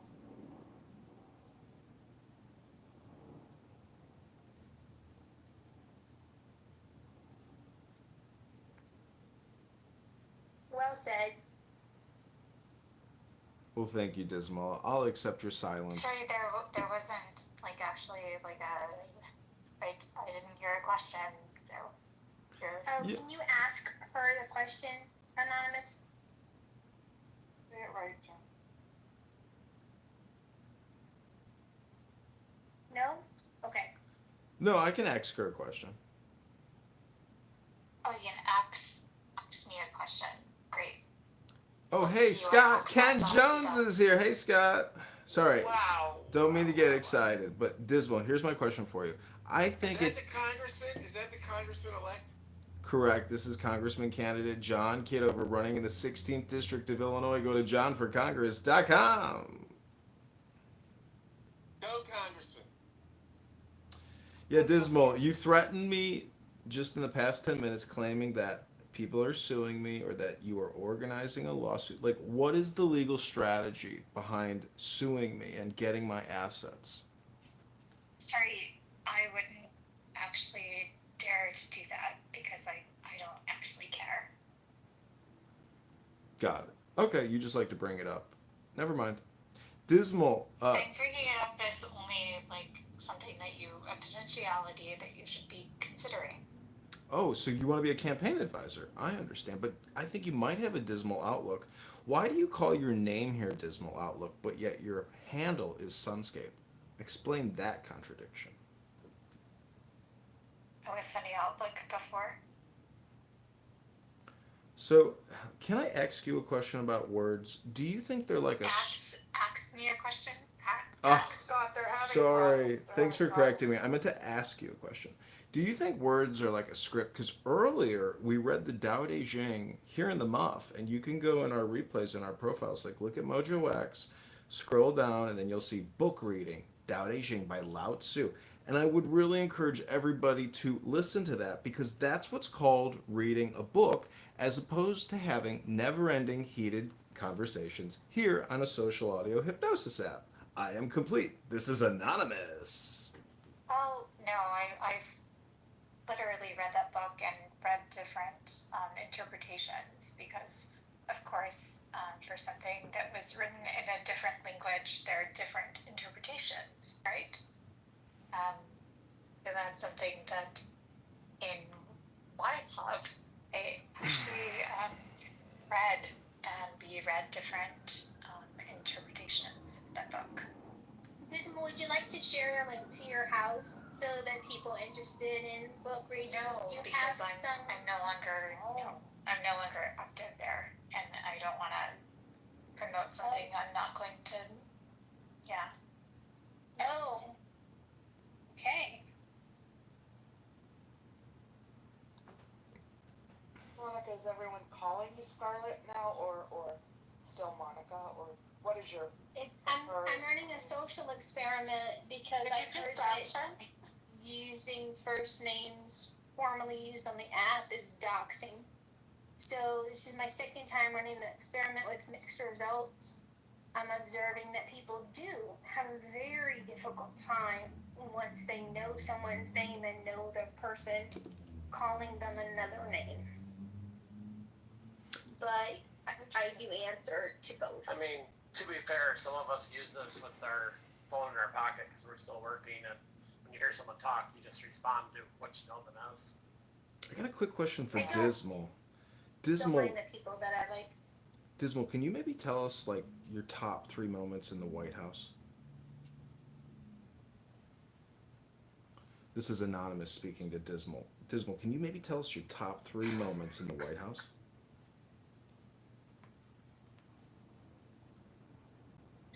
Um, Sorry, I really don't wish to. Okay. That's okay. Of course. I mean, the vast majority would be in the basically EOB area, not the Situation Room or the Oval. No, that's fair. I don't disapprove of your discretion. So the room with Anson, I thought went very well. And at the end, when people came in at the end and cast judgments on the whole hour, I hope I was graceful in my refuting their assumptions. Because I wasn't there, Scarlett. Can you give like a TLDR, just a quick? Well, I believe Anonymous might be able to hook us up with a recording, but Anson led this discussion, and Moose and Mojo were the co-hosts of the room. We started with base principles. Did we agree that crime in large cities and DC was something that needed attention? The majority of the room agreed, although we had some late arrivals that didn't hear that open premise and said later that no, it wasn't needed. That crime had been going down and was trending down, and it's not that big of a deal. And I would like the people who were there to help me, because it was shocking. Yeah, let me just jump in real quick. And thank you, Scarlett, 2Ts. Appreciate you. The house that she's referring to is the Rational Discussion Group. Scarlett, okay. It's a house in which every day we meet at 2 o'clock Pacific time, 5 o'clock Eastern. We run for about an hour and a half. We like to get there early. We like to get there 10 minutes early. We open the room at 1:50, and we keep the room.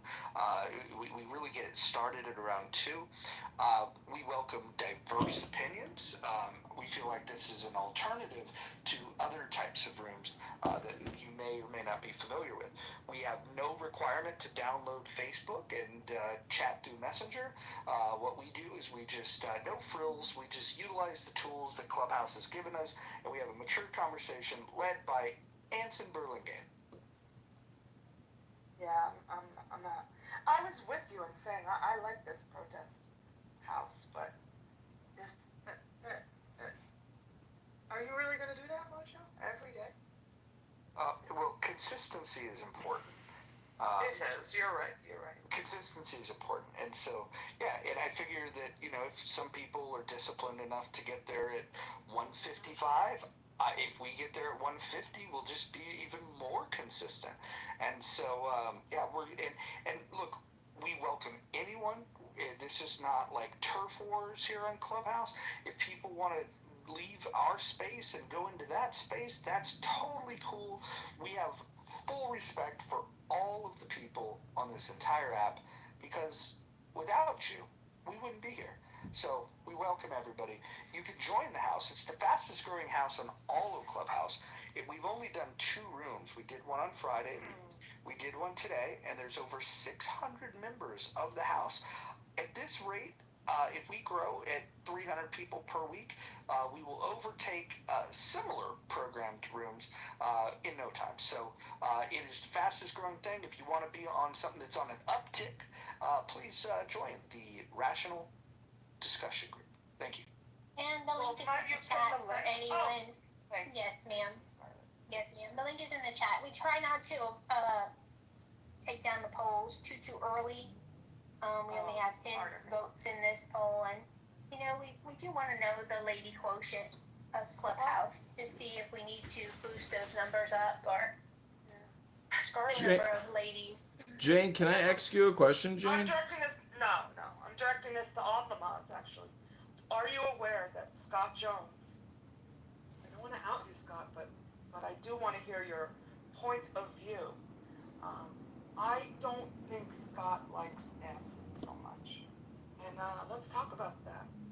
Well, I'm glad that we're welcoming Scott into this room. Scott and I have a long history on this app, and we've had many laughs. And Scott and I consider Scott a friend. So I'd love to hear his thoughts of Anson, who I think he reminds me of my grandfather. I like Anson quite a bit. But Scott, go ahead and give us your critique of Anson if you'd like. But can you please do it in the Donald Trump voice? We would really appreciate that here. Look, I think Anson tries to do a Donald Trump. Okay, I think it's not very good. Okay, Anson, I think not so great. Okay, I mean, look, I like my war heroes to be able to do a Donald Trump that's better. Okay, I like my veterans not bad at impressions. Okay, all right, kind of. Gary.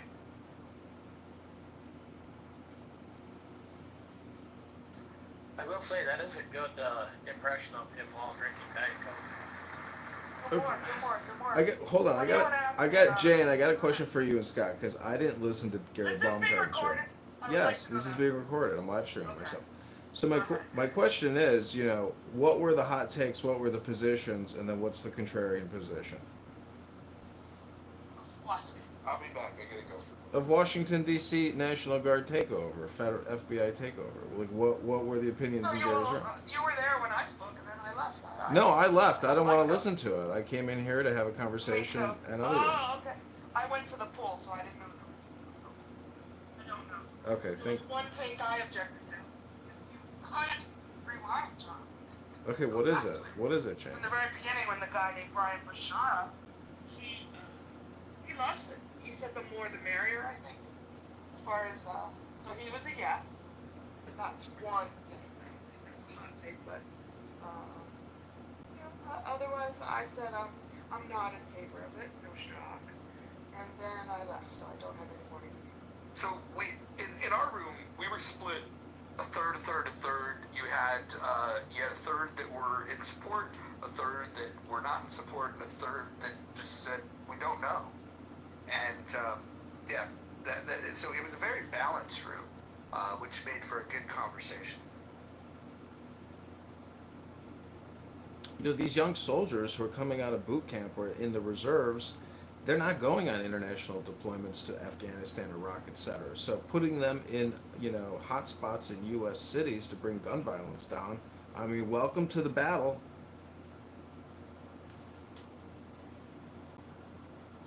I thought it was a pattern. I don't know if this is the scope of your question, hot takes, but I was noticing a similar ethos underlying the share of Brian Bashara. It sounded a lot like Dominic, another frequenter of the critical. He said he found the whole Jeffrey Epstein thing fun.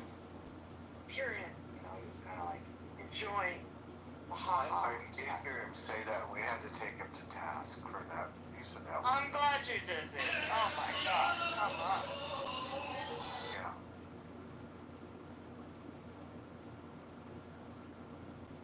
I'm glad that creeped you out. Everybody. I mean, have you been to Jerusalem? Do you know what it's like to see young people with M16A4s strapped to their shoulders, walking all around, providing security for free to the people of that beautiful town? Why isn't that happening in Chicago? Why doesn't that happen? I've never seen that on Michigan. Have you ever been in Manhattan? You ever seen people walking around with M16A4s? No, you don't see that. I wonder why.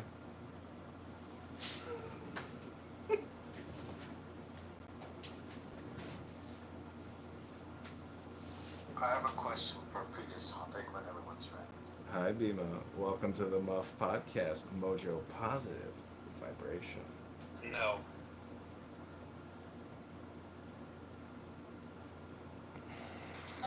Taking care of your grandmother, huh? Like a beautiful little granddaughter. Maybe behind slowness and Roger's benevolence about the recording, and I'm trying to roll it around in my mind. And I understand we have anonymous, we have recordings, been using our voice for a long time.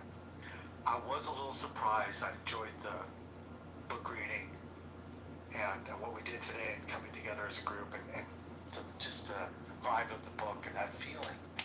And then at the end, Roger mentioned, we were live on YouTube reading that. And isn't it different? I mean, when Clubhouse... Thank you. When Clubhouse assimilates our words and our voices, I don't think my name is associated with that, right? It's used for training or randomness or however it's used. But my voice is pretty recognizable. And I wasn't aware that I should be. I guess I'm just so naive by now.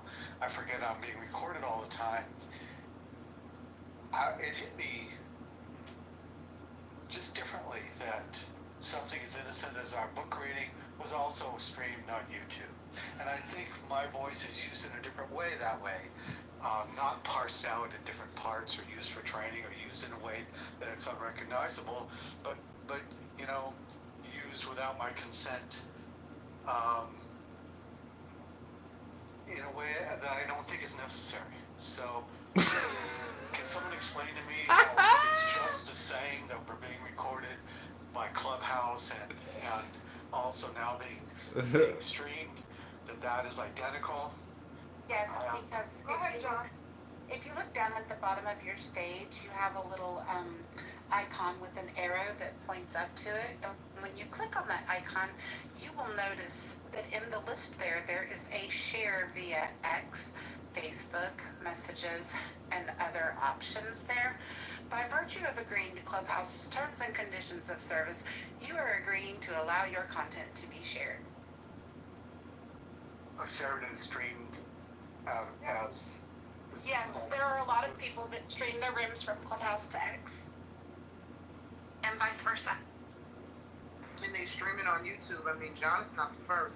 Folks streaming these rooms on YouTube has been going on for a couple years now. So I guess in my mind I've been blaming him as the only person that's been doing it in this that hasn't. David, I think I'm just the best at it, but I don't know. That's just my opinion. Well, maybe most prolific, could we say that? Most consistent. And John is more like in my opinion, and he'll probably disagree, but I think this is more of a social experiment. I don't know what he's going to do with the end. I feel like he should put together the top 10 Clubhouse voices, or make it a seasonal thing. Season 1 on Clubhouse, season 2. Here's the best episodes. I don't feel like he's fully brainstormed and thought out his social experiment. Now it just seems kind of chaotic and just post across multiple platforms on YouTube. But there needs to be some sort of docu-style series done with his work. And I think that I'm beginning to understand that it's good to hear that he's not the only one. And of course, we have the habit in other rooms. He probably knows which ones they are. I'm just blaming him, and that's not the case. I mean, this is just something that we've agreed to by being here, and I'm slowly becoming whether I'm comfortable with it, aware of it, and realizing that I've been blaming him solely when it really isn't. But David, if I can't become a candle and attract moths, I mean, what kind of real value am I bringing to the marketplace? I've heard you say that before, and I won't belabor the issue. I appreciate all the clarification. John, I would like to ask you a question. Are you available? Yes, please proceed with your question to ask. Do you feel thankful towards David that he just seemed to express development along a continuum of accepting you as a recorder? No, I've heard David say this. I've heard David say the same thing all the time. I mean, there's nothing new. I just need to get my mind wrapped into reality. By the way, David, I think it's fucked up for whatever that's worth, but I do think Thank you. just the way it is. Yeah, so I got over it. Don't hate me, hate Anonymous. John is clever. So I'm somewhere on the scale behind you, but it's going up. Plus Jew credit. You can get as angry with Anonymous as you want, but John Kitover is a real person. Oh yeah, we don't deny that. Big as life and twice as real, as we say that. I think we're opening some people's Overton windows today. Good work. Wow. That's actually exciting. Wow, Anonymous is breaking open people's Overton windows. Please explain, Brian. They now just don't see the small picture where it's nobody recording. Everybody's recording now. I didn't say nobody, but I guess I I meant just... anybody, sorry. Wait, gentlemen, we're in the muff. Dismal, can I ask you, how can I Overton window your muff?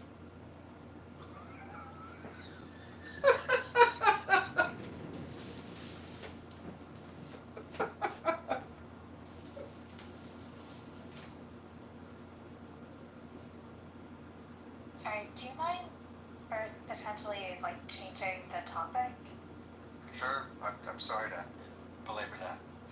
Do you mean the poll too? Yeah, I would mean the poll as well. Of course. It's a little insulting, right? It's I agree. directed at me. So I agree. I would like a poll to ask how many of us want this poll removed, and I want it removed. Well, it violates the principle of the room. sorry, Jean, are you saying that you would want me removed? No, the poll. I'm agreeing. The poll removed. Okay, thank you. Agreeing with you. Get that poll down. It's enough.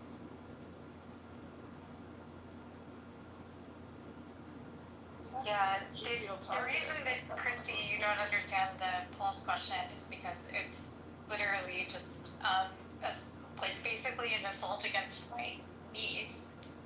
So, it's kind of weird.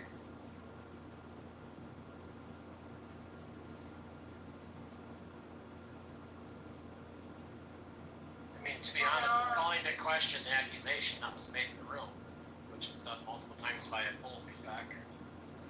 Yes. Sorry, what was, sorry, this was not something, this is, my name is Digital. One of the 4 people who have the power to Yeah, perhaps like Other people somebody can talk that's about it. like the Green Bean crowd, like Serena, York, Kristen, maybe one of you could just. So how do you think the right decision needs to go down, but the rest of us can't talk about why it's okay to leave it up? Yes, Victoria, I will be happy to remove the poll that was because of your claim that you were the only lady left on Clubhouse. Let me remove that right now. Yeah, the statement was claimed that you're the only lady left on Clubhouse. So Correct. we took a poll, you know. Maybe Brad. Brad may have some input. Oh, There we go. I was gonna ask Brad. Brad, are there many ladies left on the app? Isabel says she's the only one. Is this a definition question? No, I didn't say that, and, the 3 ladies that have the. I'm actually glad we have a recording of you saying that now. We do. Sorry, is this a gotcha game? Like. Not at all. That's Like, not if you're like just a claim, that is what Sometimes is people say things that are out of context, and I would imagine that would be the case for that, because I don't believe that. And that's incredibly interesting. Thank you. Well, for the record, I'm not giving you any shit at all. You know, I have no smoke with you, Dismal. But we all did hear you say some variation of perhaps I'm the only lady left on the app. And so It was a joke. It was definitely a joke. Of course, no problem. Yes, and I took umbrage to it. Yeah. So the poll was probably trolling you in some way over that statement. I think we're just having a little fun because I answered what is a lady. I mean, I know what a lady is, but I just wanted to put on my liberal tin hat and go full blown liberal by asking what is a lady. Are you sure you know what a lady is these days? I don't. According to the liberals, the ladies have dicks, so I don't know.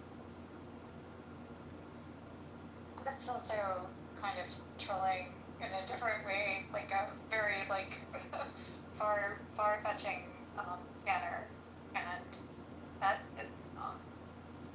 honestly, like if that's what we're like, if this is the reduction of how we're going to treat individuals, like legitimately want to have a conversation with you. Okay. You did come The into poll has the been room. lit, though. You did come into the room, right? Brad, I think you joined late to the party. Yeah, she came in the multiple times and left and came back. Wait, can you repeat that, please? I misunderstood. I thought you said she came in the muff multiple times.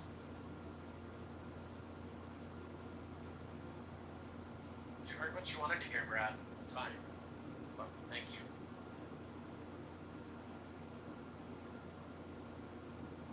On a serious note, I was getting bad service driving down the road, so a comment was made in the other room about how these National Guard soldiers are not trained on how to deal with civilians and this and that, when most of the National Guard, they are supposed to help both their country and their region. And to say that they're not trained on how to deal with people who are in a stressed out environment, I think it's false and not a true claim. Now, the way the military handles things versus an average police department, we can have a conversation regarding that. But I really do like how some people just want to say, oh, they're not police, so they've had no training whatsoever or no common sense. It just seems funny to me. Wait, who made the comment that the National Guard aren't trained in tactics to deal with civilians or issues that involve civilian populations? I don't remember, but that's what I heard about why they shouldn't be unleashed in DC. I was driving, so I didn't see who said it. Well, someone better recall the National Guard before, they get deployed for another, I don't know, hurricane, wildfire. Yeah, FEMA event. Yeah, I mean, we should get rid of them. Oh, flooding events. It was Black Hawk helicopters I saw in the sky during the flooding event in Texas when I was down there trying to pull people out. I mean, shit. Fuck, what would we get those guys out of there? They don't know what the fuck they're doing. Yeah, so I just want to bring that point up because that kind of rubbed me wrong. Even though I don't agree with some of the people that are in the National Guard and how they overuse their power like anybody else who has power over someone, they're not that horrible. So does the National Guard, like when they're deployed, right, in this particular case? Oh, okay. A little louder, and in English, please. Okay. What is? Oh, wait a second. No. So who controls the National Guard? Is it? I know this is a stupid question. Is it Trump directly? No, it's the governor of the state. But DC, I'm from Washington, D.C., born and raised, right? So you gotta understand this, D.C. is a federal city, so the president is the governor. Okay? He can do whatever he wants as far as when it comes to, the Congress, all of that, they're in control of the city. Yeah, No, DC famously has taxation without representation on their that's on our license license plate. Thank you. Exactly. So he's doing exactly what he can do because it's a federal city. And unfortunately, like dude said, I don't know, like the National Guard is most of the people in the National Guard are actually from the city. Like your National Guard personnel is made up of the people from that state. Like if y'all understand that, if you're from Washington D.C., you want to go to the Army, but you don't want to go to you don't want to be active duty, you'll be in the D.C. National Guard. You go to the Stadium Army and all that. So listen, what I'm telling you. Trap. So what my question though was, DC is. Can you allow him to finish? Yeah, I'm gonna get off your mic. DC National Guard is incapable of handling crowds because it is Washington D.C. They get crowds every year, all year round. Thank you. So wait, is the National Guard, is the crime in DC, Sir Trap, as bad as the president is implying? Is the National Guard necessary? No, it isn't. It is not. That depends on who you are and how you feel about it. That is a personal opinion. In my opinion, the crime is bad. In my opinion, Why has the crime gotten worse? Let's just say, like, over the last 4 years, for example. Like, would you say that the crime got worse? It don't have nothing to do with who president, who this, that. Well, actually, it does have to do with Democrat policies, unfortunately.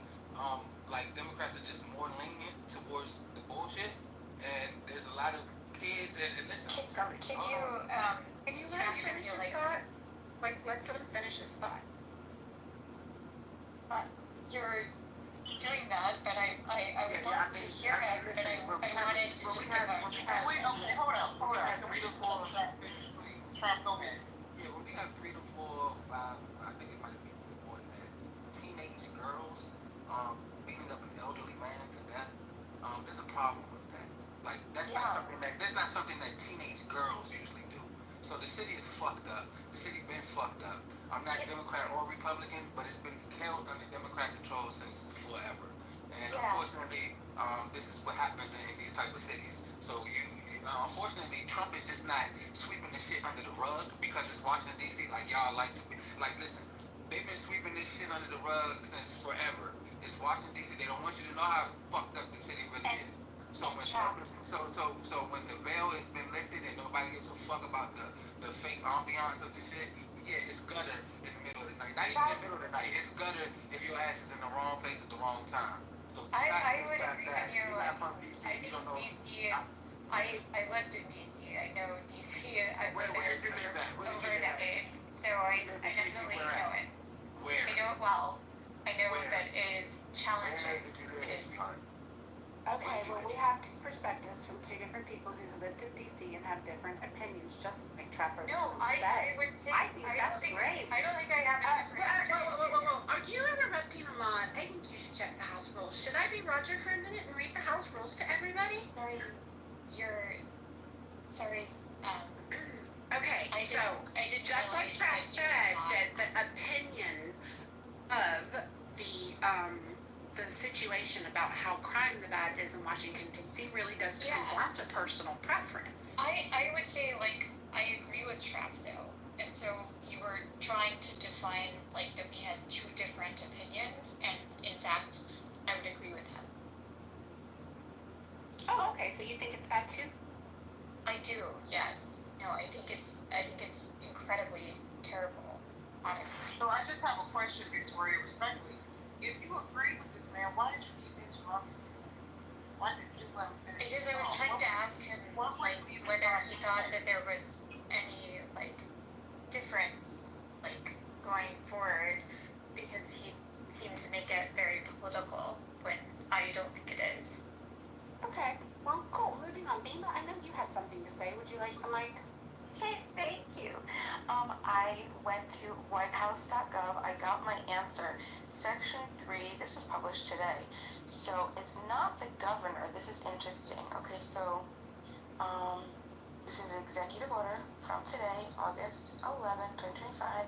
And the Section 3 says that the operational control would be, so the authority of the president conferred by Section 740A of the Home Rule Act, he directs the mayor with respect to the current, to control the MP, the Metropolitan Police, but then he delegated it to the Attorney General.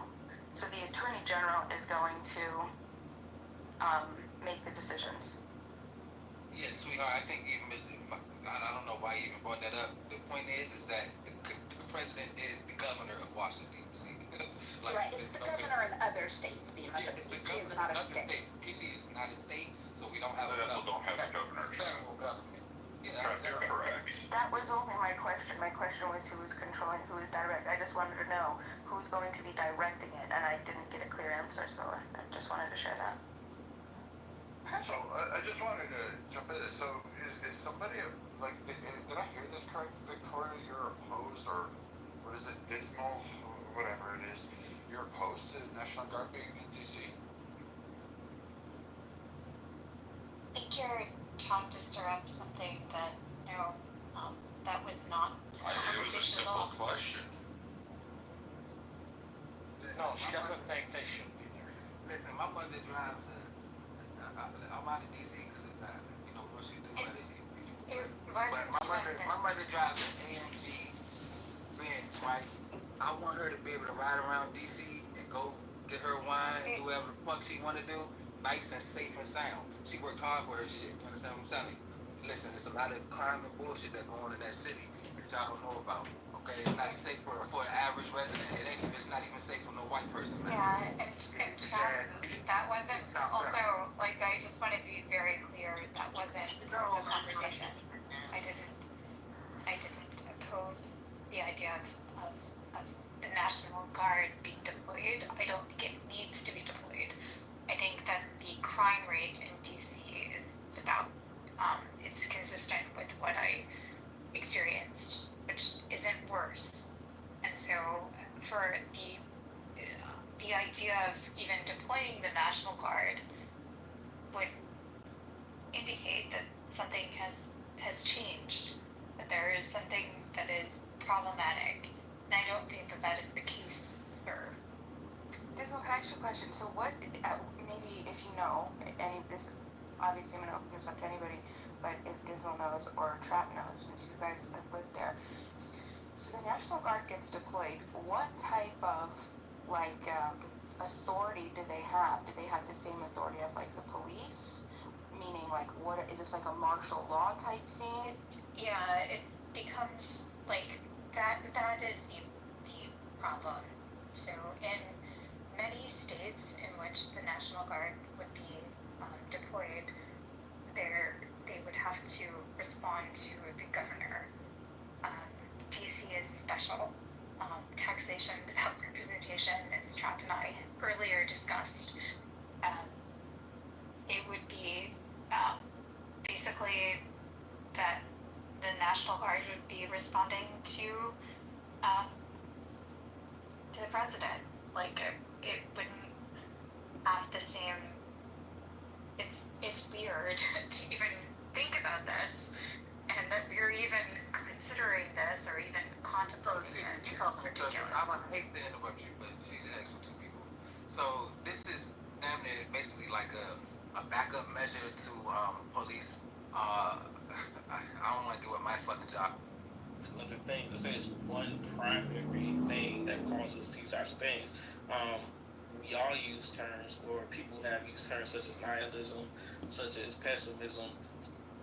In Q2, total revenue grew 27% year over year to $104 million. If you remove their atrocities, there ain't a whole bunch of atrocities left in Christianity. So that was the nature of the conversation we were having. I mean, that's the base of what you were saying, but then you agreed to a damn, and well, I think maybe he said that Catholics started the slave trade, and that curfew, redirecting traffic, telling people that they can't, nothing like that, right? It's just gonna be an additional few bodies that are just gonna be there to observe, and then if something is called large crowd control, right? Okay, we can only hear one person speak at a time. So if you're not speaking, go on mute, please. Can I speak? Let's let him finish. I don't think Trap is actually Okay, well, Victoria, I will let you respond to him. I will give you your 60 seconds, I promise. Trap, you take another 60 seconds and finish up your thought. Bima, if you have a question, you can ask it, and then Victoria gets the mic. No, they're not going to be responding to calls. It's basically large crowd control. There are gangs, quote unquote, even though DC don't technically do Bloods and Crips and shit like that, do street gangs. Your street is where you're from. But anyway, there are 20, 30, 40 packs of children, teenagers, you know what I'm saying, with guns and shit rolling around the town, you know what I mean? So they might have an encounter with the National Guard, for sure. When they're on some bullshit, those are the people that might have an encounter with the National Guard. Like, this dismal person, bro, I don't know. Let's not resort to anything personal. I'm just saying, like, okay. I don't know what you know or where you've been or what part of the city you've been in or whatever. But if you know about anything, they don't want U Street. If you know what that is, you remember that U Street. They don't want that looking like how it is today. They don't want that. They don't want that. Yes. Right. Okay. So, in closing, though, your bigger concern about this move that Trump has just made is the FBI's involvement and the other alphabet agencies that are also coordinating with the National Guard. Is that correct? I think my issue is the FBI. I mean. Okay. I would like to understand. Victoria, I promise I am going to give you your your minute. Okay, I promise you can have the No, minute. no, I just it's Lima had a quick question. more to him. But I would told like Beamer she could ask.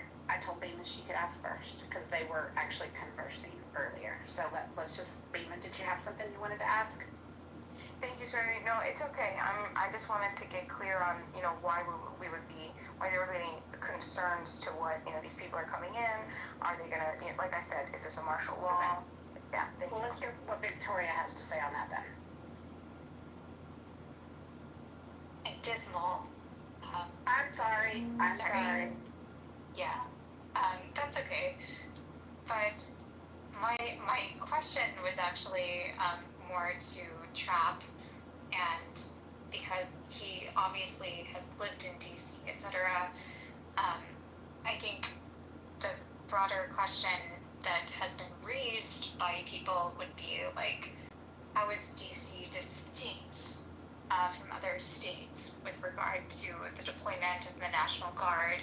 Who would the National Guard report to, and how would that be activated?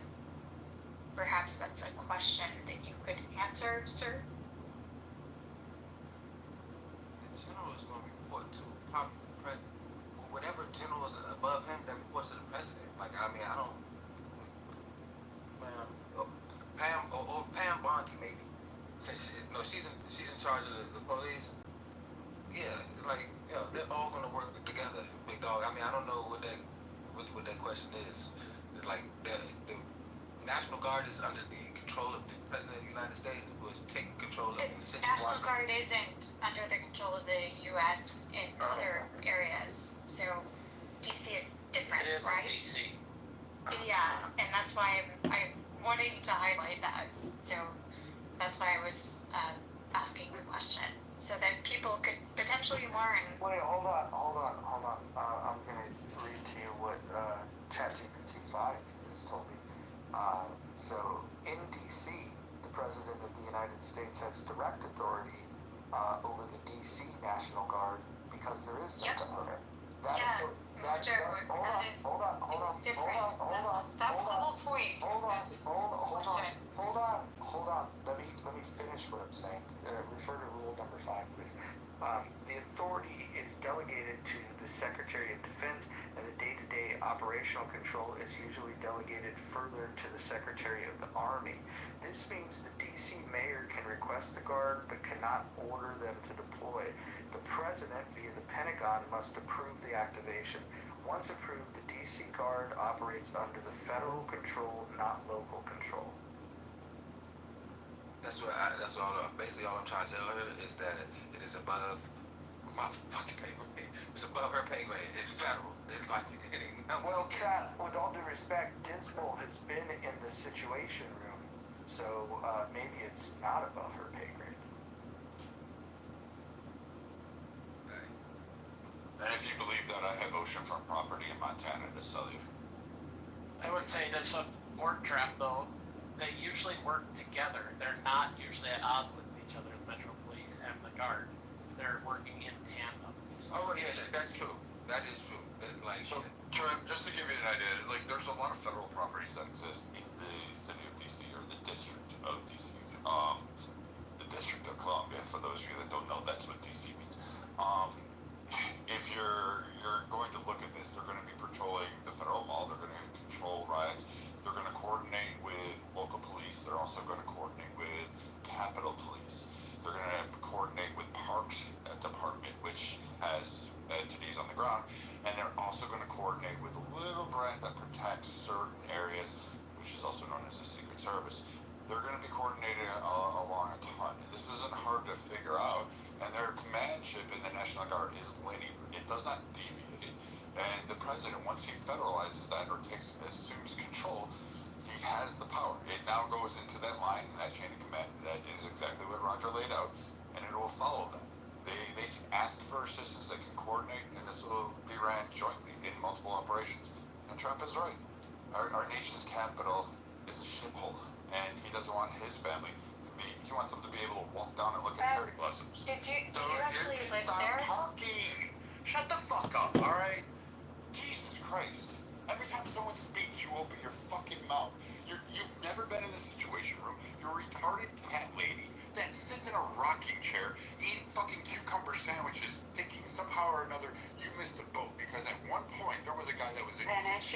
thought. Finish your thought. I am finishing my thought. Oh, not that one. The one you were on. I don't finish that thought. Like, if you're gonna come up on stages and do a bunch of shit, at least learn about it. Fuck. But Trap, you're right.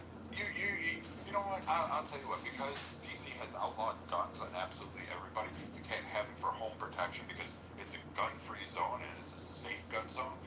I mean, there's no crime there. I don't know why the bad guys aren't, paying attention to the laws there. I don't know why the DC police and the council isn't fucking enforcing crimes. Why they're allowing people to just get out overnight because they've carjacked somebody.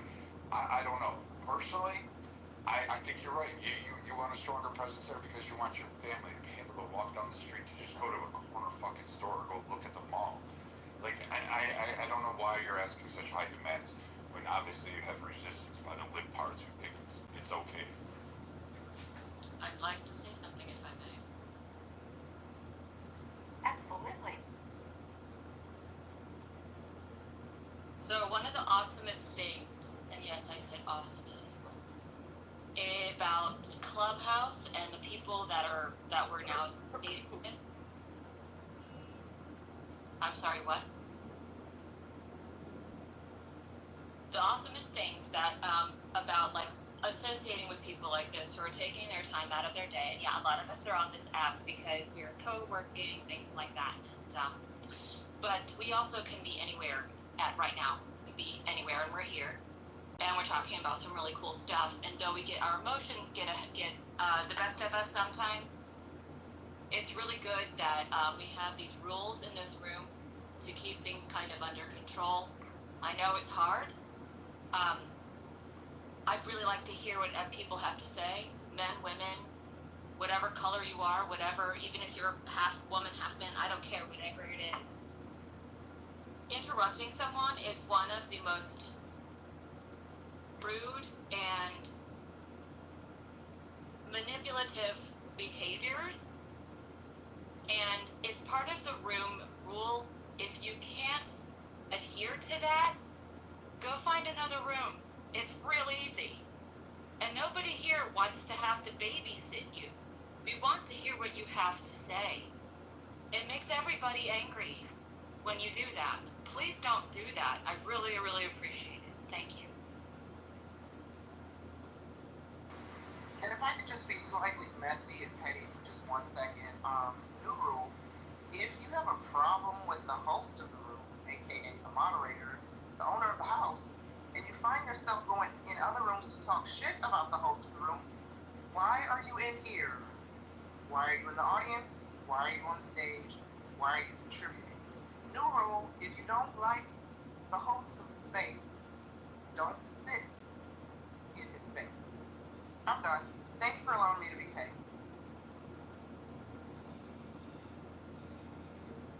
Who's next? Wouldn't let me finish fucking packing her up. Brad. Brad, do you want to share your feelings? Do you need a pillow to punch? Because it won't be me. It can't be me. I do not volunteer as tribute. In the muff designated verbal offender.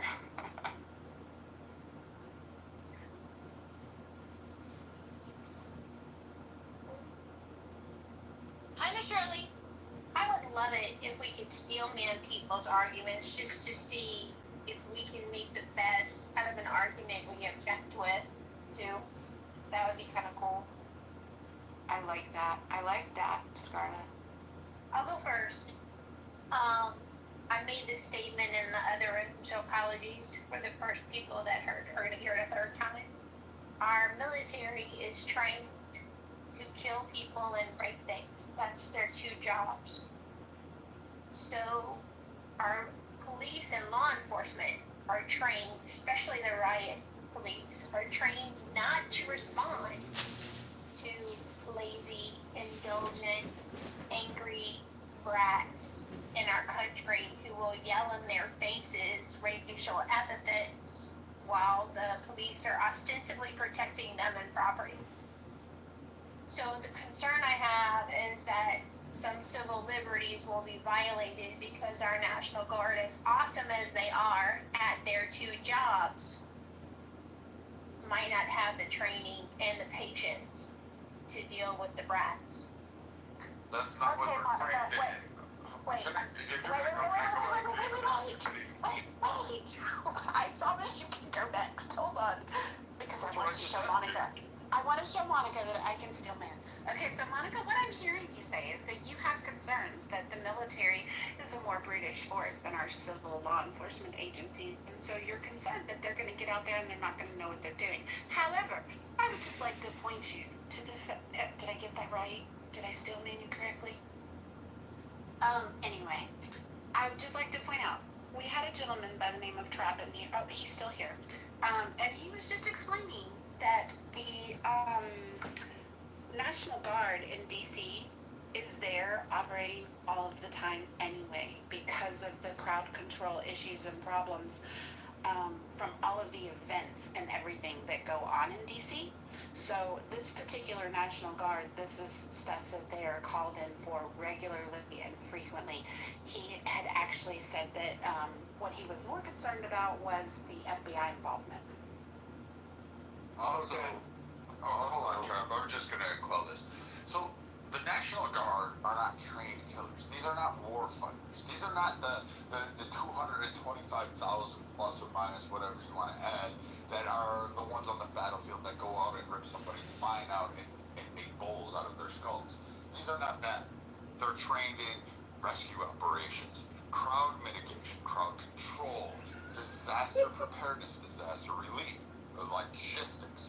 The idea that every person in the military is designed and picked up and serves at the point to just kill people, and God forbid they go, again, military personnel are involved in your everyday society. They're delivering you foods, they're delivering you power, they're delivering you medicine, they're airlifting you out of rescues, they're out on the seas pulling your stupid sailing asses because you watched a fucking movie, gained some money, and thought you could buy a boat and go sail the Atlantic.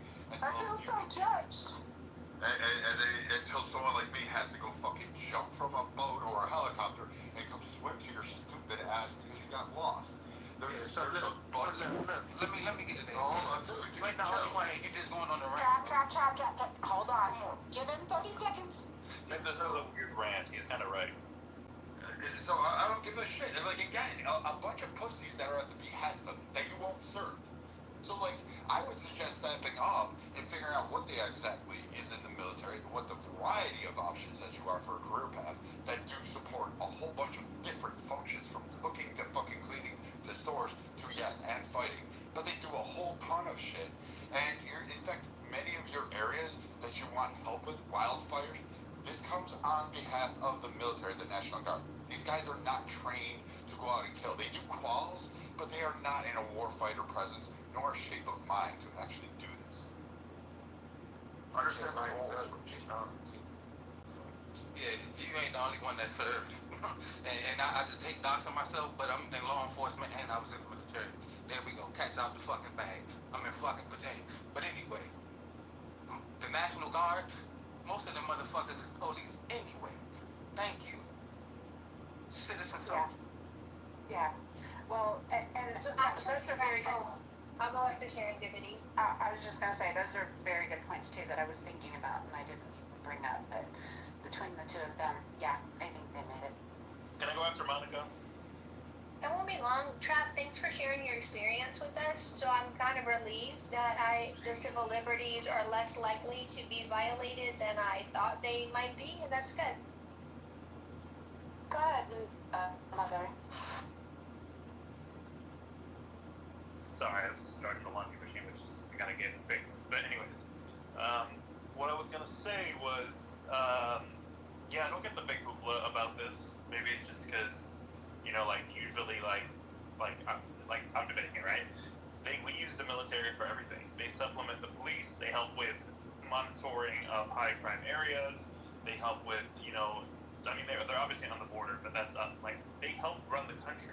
Alongside the police, it's never been a problem, right? I just don't see why Americans are so uptight about this. This is my viewpoint. It's quite strange.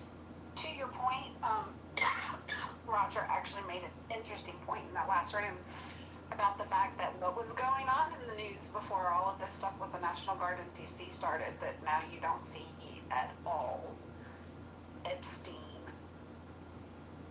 And this is why I say Trump is he is masterful at the art of marketing, propaganda, promotion. He has switched the topic in the blink of an eye.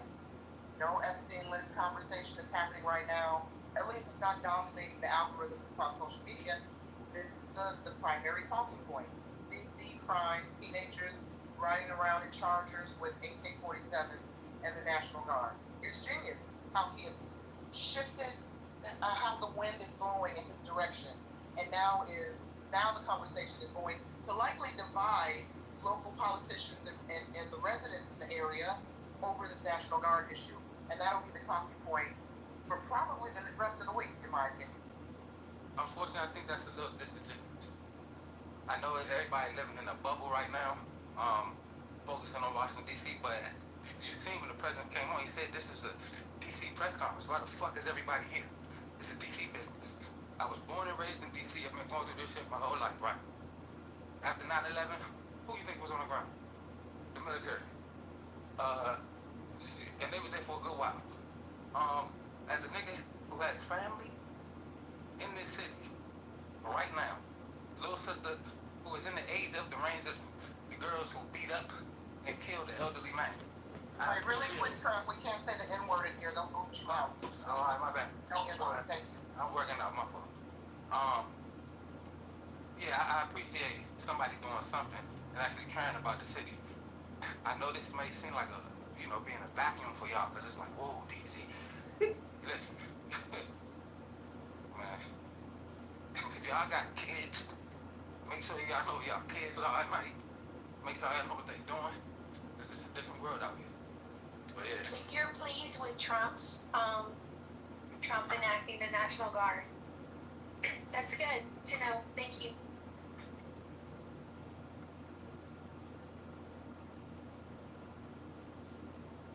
Yes, I concur, Trap. And I'm glad you stopped by today to give us your 2 cents, because it's interesting hearing from somebody who's kind of like right there in the center of it. But nobody's talking about the FBI though. I don't understand why FBI agents, they don't patrol anything, ever. That's not what they do.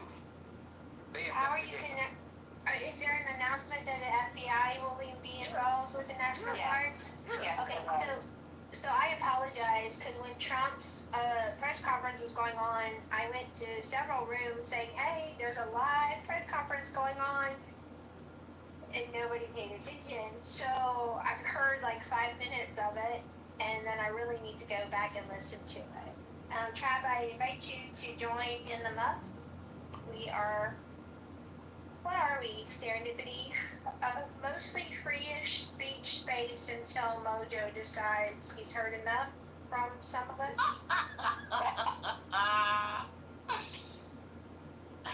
No, it is kind of interesting, because I was just curious if what the actual crime rate was in DC, and it says, according to this article, that crime is actually down 26% from last year, and it's down 35% from the last 2 years in actual the DC proper area. So I don't know.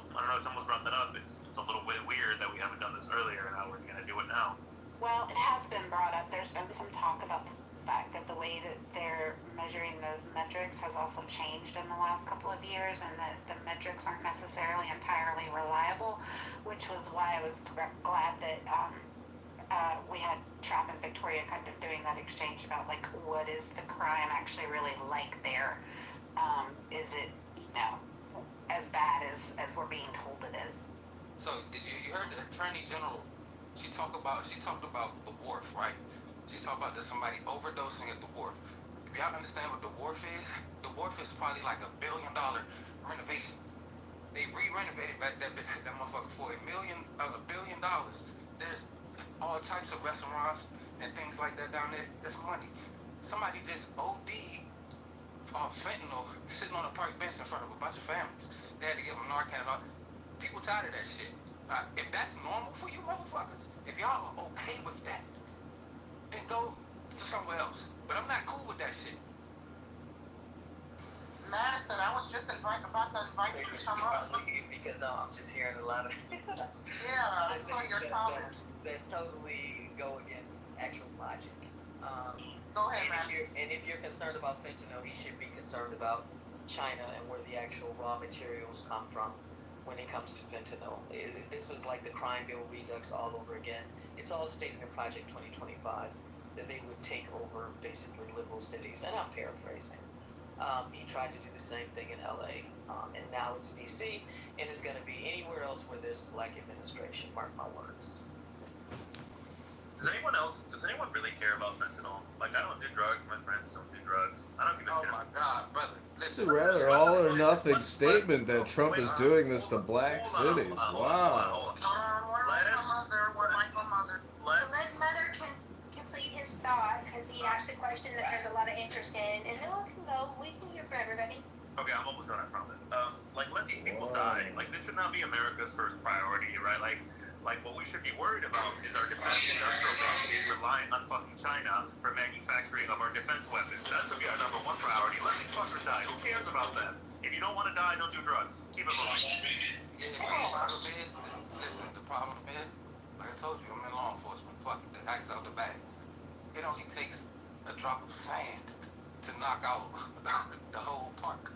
You understand? I don't know the chemistry behind that as to how somebody can just have a pill in their pocket and walk around okay with it, but somebody like the pill could break and then they're not okay. I don't understand that shit, but fentanyl is something else. I don't know. You never encountered it. It's something else. Yeah, you can't even share a blunt with strangers anymore because it might be laced with fentanyl. Maybe that'll get these kids off drugs finally. But Mother, here's the thing. I am a mother. I am a mother to a teenager. I've had 5 teenagers, and you know what? Teenagers do dumb things, and teenagers are dying in record numbers because of fentanyl. The very first time they try something, and you can't tell me you've never smoked a joint or you've never done something you shouldn't have done. Kids do stupid things. Like, you're not just talking about drug addicts and homeless people and people who are addicted to different drugs. You're talking about a lot of children. So, I don't think you can just have the bucket pair attitude. Really quickly, I just want to say I'm so thrilled right now that I'm in Congressman's PTR. Serendipity, you are too. I'm over the moon. Listen, some of y'all want to encounter people on drugs and things like that, so I let them help. No, not really. No, I don't want to. Exactly. So let that man think that this city or my city is, and don't say nothing about it. But you don't even have to do that. Just go work in your local city jail. Go work in your local city jail and encounter that shit all day long. You understand? Like, deal with that. And maybe y'all might go get your family, go check on your family. Because a lot of us got uncles, cousins, it's causing problems, mental health issues, shit like that. There's a comment in the chat, just super quick night. Madison came in, stated their opinion, and then bounced without any reciprocal conversation. They can, and, of course no one cares about, no one gives a damn about fentanyl in here. Well, you didn't stick around long enough to learn, did you? Go ahead now. I was just going to say to Trap's point. First of all, Akima, why are you in the goo? Come up. But anyway, don't mean to call you out, but I feel like you're part of our stage family. And Trap, I just want to say for the record, I support our president. I support his efforts to clean up these degenerate-ass liberal cities, and I live in one of them. I mean, my neighborhood is pretty cool. We have a dynamic police force where I live. The cops show up, they do their job, they don't put up with the riffraff. I would have it no other way. If these loony liberals started protesting in my town about defund the police, I would stick the dogs on them and turn on the water bowls on these lunatics. But I support 100% Trump's efforts to, if he has to use the National Guard to go into these cities and fix the homeless problem, fix the crack problem, fix the gang problem, make our streets safe for women to walk down the streets, folks to walk their dogs, mothers to play in the park with their babies without sitting on crack needles. I'm with it 100%. I appreciate that because I don't see what the fuck the problem is. That's all I'm asking for. That's it. I pay too much fucking money. I pay too much. I don't live in the city no more. Like I said, I don't like the gun laws. But even though I can do whatever I want to, but still, just don't trust it. It's either you federalize that motherfucker, I'm good. I don't want to live it. But I do want my family that stay there to be okay and to be able to do the shit that I do outside the city. Like leaving DC for me is like leaving the hood, and living everywhere else is like sunshine. So I want them motherfuckers to be able to walk around parks and shit, like you said, and enjoy life and just live differently. Like this is great. Hey Trav, do you think bringing in the National Guard is going to make citizens feel safer? Yeah, because we see them all the time. DC see them all the time. All the time. Yeah, but not like Trump calling them in. This is a much bigger alteration when the president calls them in, though, right? No, it's not. It's really not. Like, it's really not. I'm sorry. So when you say you see them all the time, Pentagon officials, you used to see the military riding around, and as you can see, they got Black Hawks in the skies, right? All the time. This is not. It's not different. I'm from South Africa. No, I hear you. This is not But the president is he's sending him in to like effectively patrol to augment law enforcement. I think that's the difference. They're not doing that. They're not patrolling. That's not what he said. And if they did, Well, it hasn't happened yet. Yeah, okay. Like I said, brother, I'm more concerned about the FBI. The military, you can see the motherfuckers coming. You know, it is what it is. It's the spook behind the door. You know what I'm saying? So wait, Moose, you're saying you're opposed against the National Guard being deployed in DC? Yeah, I am. Well, I mean, not just DC. I just think I'm opposed to the reason of why he's apparently attempting to make this move. I don't know. Apparently, he has a time frame.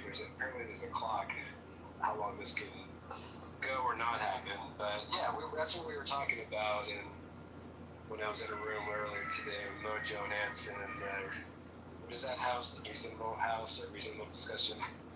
The rational. Rational, thank you. Rational, where it was actually kind of evenly divided. 1/3 wasn't sure, 1/3 said no, 1/3 said yes. I was 1/3, I know, shocking, that said no, because, I mean, Brad, if we're going to set a precedent to use the National Guard in an effort to reduce crime, they are not equipped to, A, apprehend anyone, detain anyone, arrest anyone. They don't even know the streets. They don't know how to interrogate. I mean, I get, of course, they could be there for riots and looting and stand in front of buildings as a presence to protect, which is more their job, but not to. I mean, Roger was saying that actually he had a great example. I think it was Seattle, when the mayor, governor, or whoever called in the National Guard for help. They saw an enormous drop in the law enforcement in that city. No surprise. Do you think that's a good thing, Moose, what the governor did? Do I think what's a good thing? In that example is the governor in Seattle. Seattle? Well, I honestly, I don't remember the particulars of why they were called in. Can you remind me? Well, I thought you just said it was a good thing that they came in and settled things down. Well, no, I never said that. Well, that's what Wait, are you talking about DC or are we talking about Seattle? Sorry, Brad asked me, is it a good idea for National Guard in DC? And I say, vehement no. Okay, so can I go back and forth with Moose? So can I say one thing quick? Well, I was talking before you started, but Moose, I thought you were saying it's a good thing that the National Guard was called in by the governor of the state to settle it in Seattle. If you didn't, I apologize. But if you think all good, man, all good. Listen, but if someone would think that's a good thing, they would think the person who has that position of power in Washington, D.C., that they should be able to do it too. And since the president is that person, I guess I think he's qualified to do that. Right, again, but it's not so much, again, what I said earlier. It's not the calling in, it's the reason behind that call.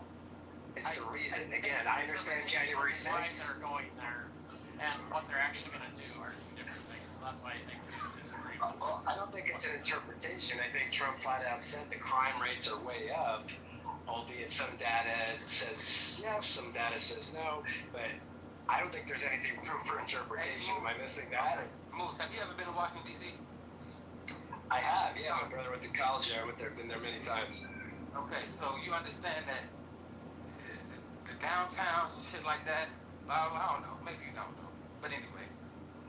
I mean, I've only visited there. I don't have a lived experience there, so. The place where there's most of the federal property and shit like that, on weekends and shit, like it's intertwined with the late night goings. You know what I mean? So, you know, like I said, there's a lot of people out roaming the streets doing certain things on those type of nights. Those people, the National Guard is going to be there protecting property. But they don't even have the equipment to be riding around. You think they would be in Humvees? DC Street's not even big enough for Humvees to be patrolling every neighborhood. Let's just talk about that. Yeah, I agree they should protect property. So like I said, they should protect property, sure.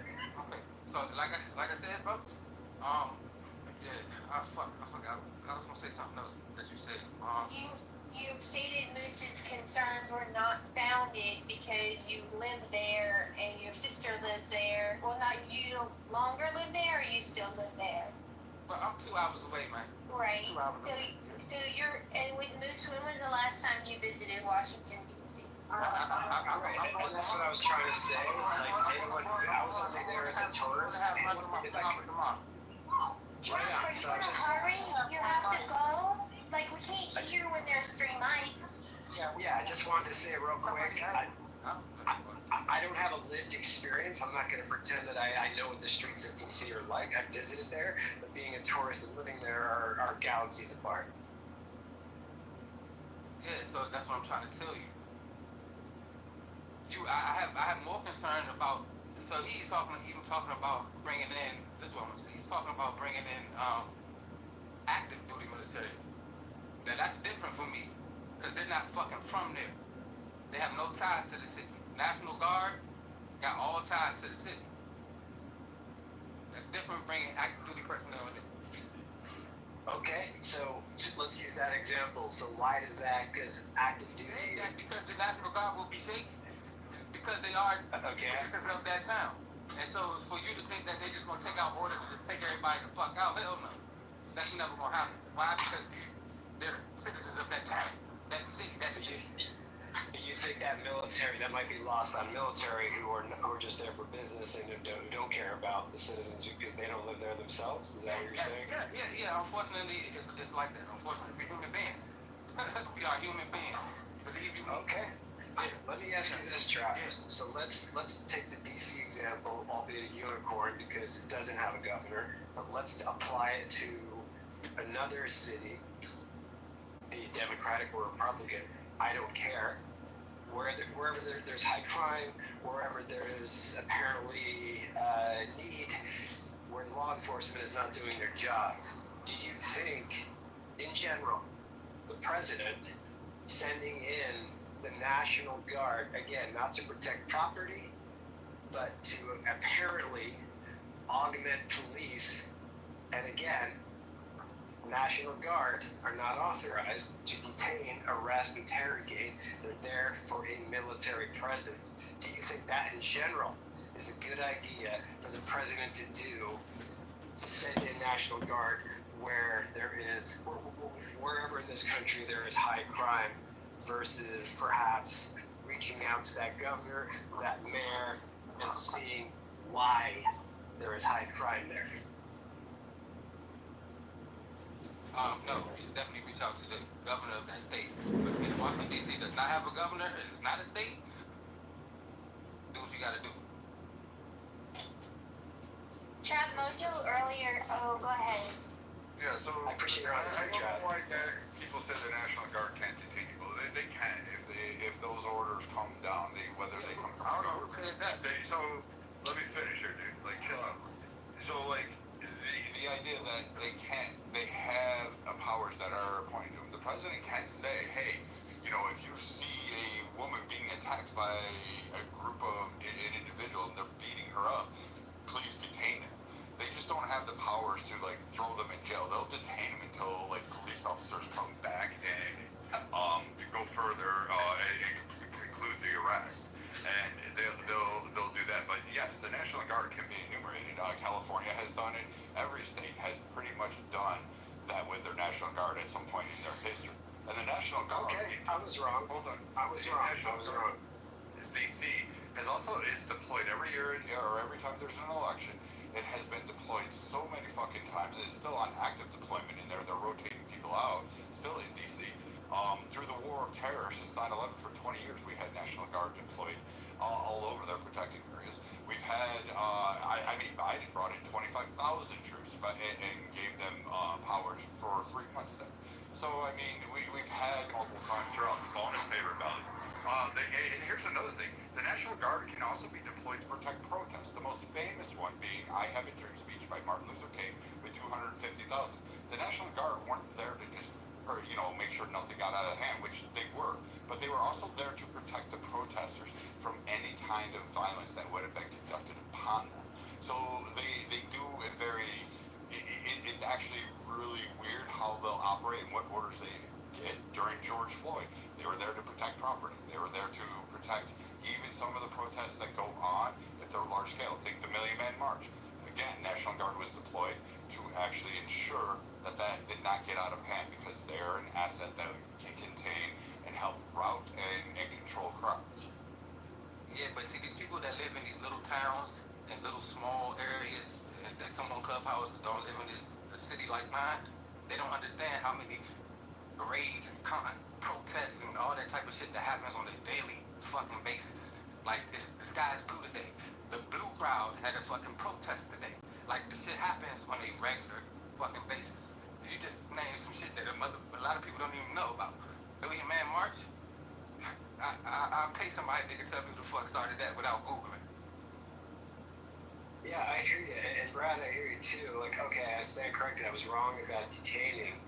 But in the interest of devil's advocate, if you have, 50 people you detain, half of them run away, they're not going to be able to do much about that. And like you said, they can't arrest them. So I'll ask you directly, Brad, that same question I asked Track for NBC.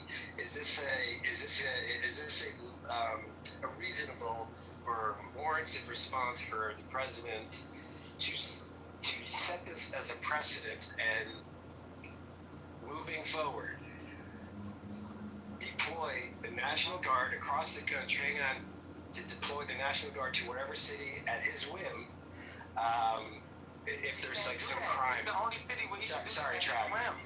But you're not being honest. You're asking an honest question. You just talking. No, I am asking an honest question. No, Trav. Actually, maybe you missed it. He could do this on the whim. It's the only one.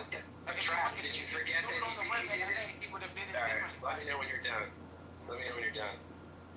So, exactly, LA. He had no jurisdiction in LA until the governor pushed back. So, but I'm saying, if for whatever reason they give the president this power, hypothetically, and moving forward, he's able to do this, is this a reasonable response to essentially say, sorry, law enforcement, you're not cutting the mustard. Sorry, we're gonna,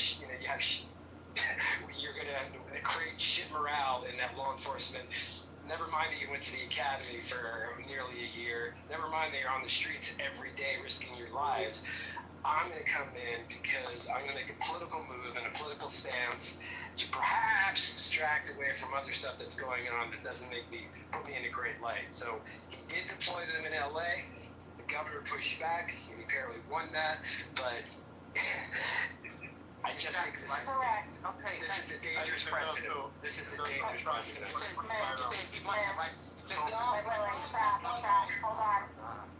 on a second. Yes, it was you, Brad, and I'm going to let you respond to Moose right after me. One thing I wanted to say, Moose, is that, I don't really think you can compare the deployment to LA to what he's doing in DC right now.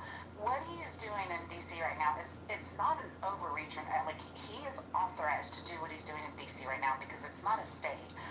What he did in LA was, the reason that he won on that pushback was because it was classified under immigration enforcement. So he can't just willy-nilly order the and by virtue of what he's doing in DC, he's still not going to be able to willy-nilly order National Guard to go in because of police departments. I think that's a bit of a stretch to think that. I also think there's a Project 2025 element too as it relates to DC. What element is that? Oh, Brad was funny, Greg. Sorry. Sorry, Brad. Go ahead. I'm sorry. So yeah, the president can deploy if certain codes are failed. So like, let's for instance, Seattle, he could have deployed. I agree, Trump could have deployed them in Seattle during the Summer of Love when you had an inability of the mayor, the governor, and other police chiefs to remove the city of Chop and go. You can't have that go on in the city. We've had this. There's precedent for that. They've done it multiple times. The U.S. has done it. Multiple presidents throughout history. Now you have this action. Trump can deploy them again. We deploy them all the time in D.C. They're always on a rotation. They're getting deployed there. This is probably no different. If you're going to deploy him to a city, he's going to face an uphill battle because generally they fall under the governor, but conditions need to be met. And usually that's a failure to maintain laws and orders, to protect property, to protect the civilian population. If the police are ineffective in that area, regardless of how their experience is, the president then has the power to deploy the National Guard. So does the governor of that state to back up and help assist to return order to that city or location. And I was just going to add, I think DC is unique unto itself because I believe in Project 2025, it hasn't been implemented yet, but I believe part of the Project 2025 plan is to provide the Secret Service with law enforcement powers for the District of Columbia. Why do you keep referring to Project 2025? I mean, if I go to Grok right now and I ask Grok, hey, in Project 2025, was this predicted? I mean, don't you think you're being a little Project 2025 Tourette syndrome? No, because if you look at Project 2025, it's actually in there. So it's whether it's correct or not, I'm not going to say that. I'm just saying there is definition in Project 2025 to provide the Secret Service specifically with law enforcement responsibilities for the District of Columbia. Oh, I see. But That doesn't sound like derangement syndrome. That sounds like facts. oh no! Project 2025 has a good idea. Oy vey! Hey, why don't you eat another fucking cheeseburger? Not too much of cheeseburger. I've been going to Wendy's recently, and just let me say that cute Polish girl that works there, wow, she's a hard-working girl. Sorry, can we play a new drinking game? Every time 2025 said everybody's got to take a shot. I'll participate once I get out of the truck. Project 2025. Project 2025. Project 2025. Okay, only if we are drinking water shots because I need to more. So that is very good incentive. Ready, go. It's the end of the world. They're implementing good ideas from something called Project 2025. I thought that drinking water bottles is a really good idea. Yes, thank you.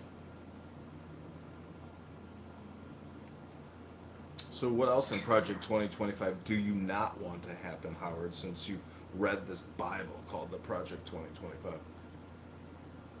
I don't want the peace and order they called for. That's just not realistic.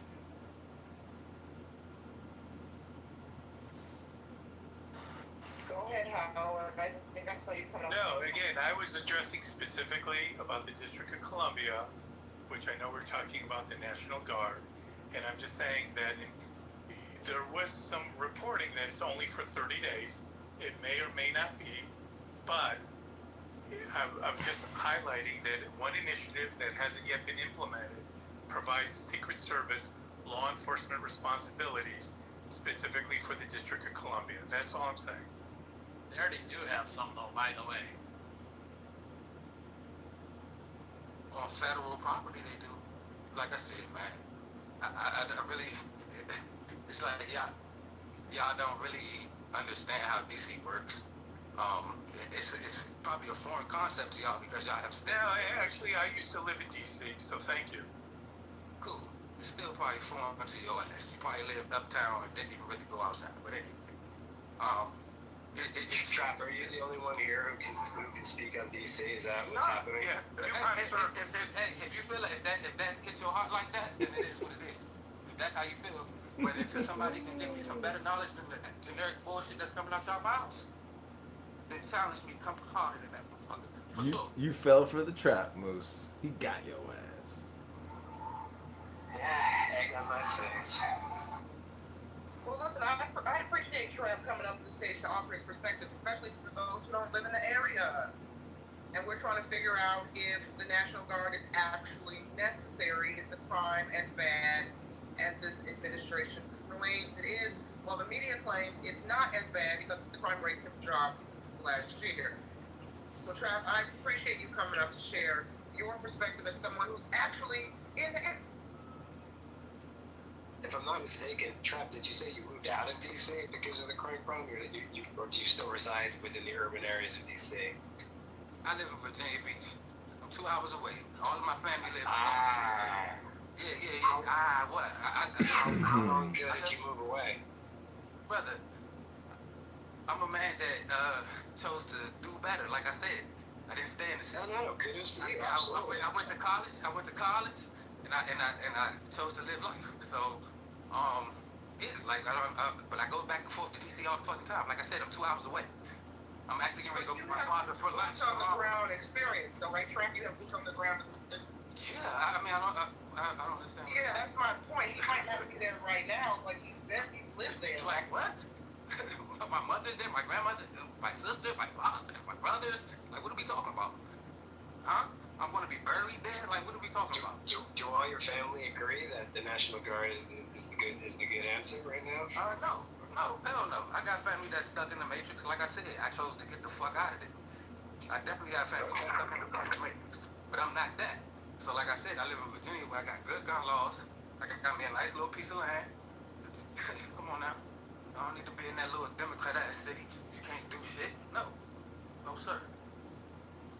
Moose, you never served in the military, right? You don't understand the beautiful simplicity of following an order. Correct. Okay. Correct. I had parents though, so I know what. I had strict immigrant dads, so I'm very familiar with following orders.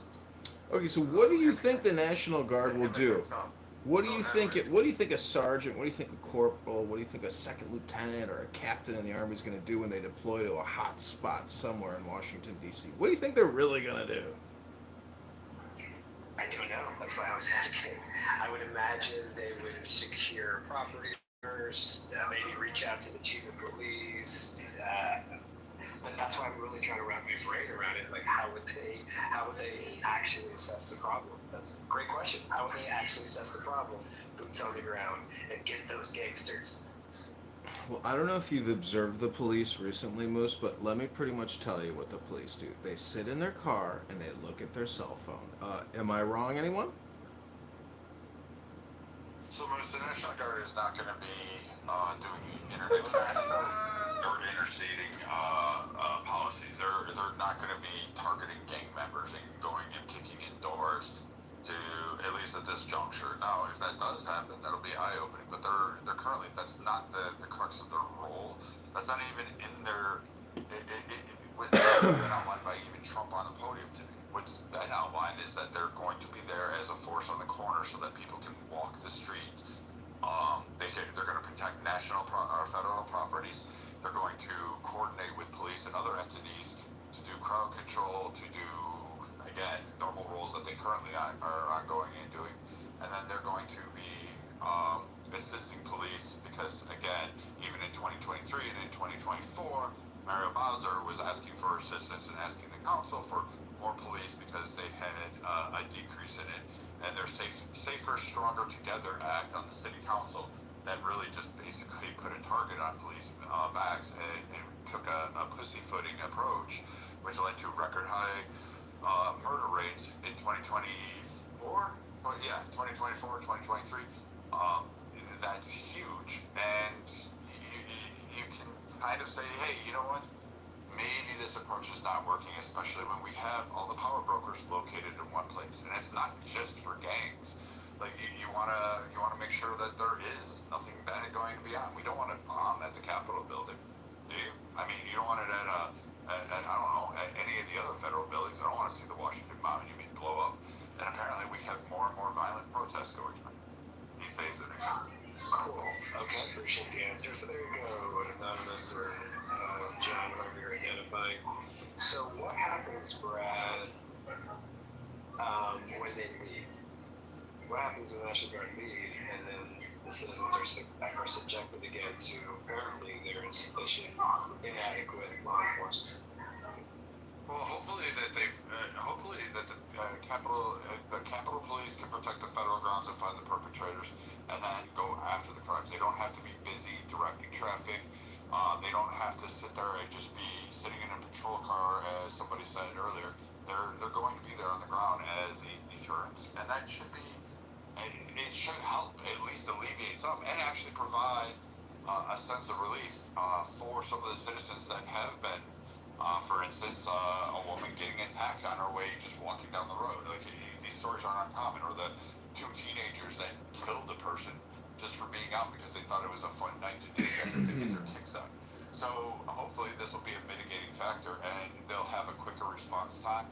They'll be able to coordinate, and these guys won't be able to go away.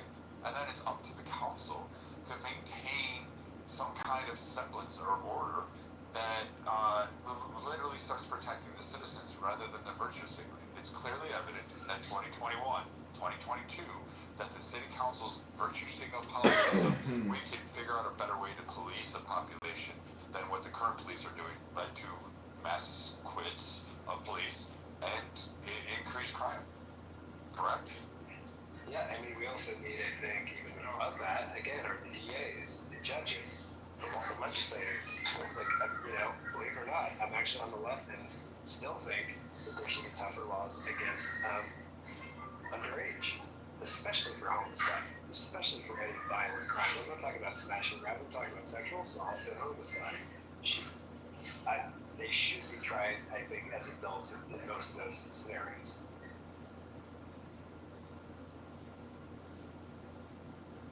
You won't get enough for me. I'm on your side with that one.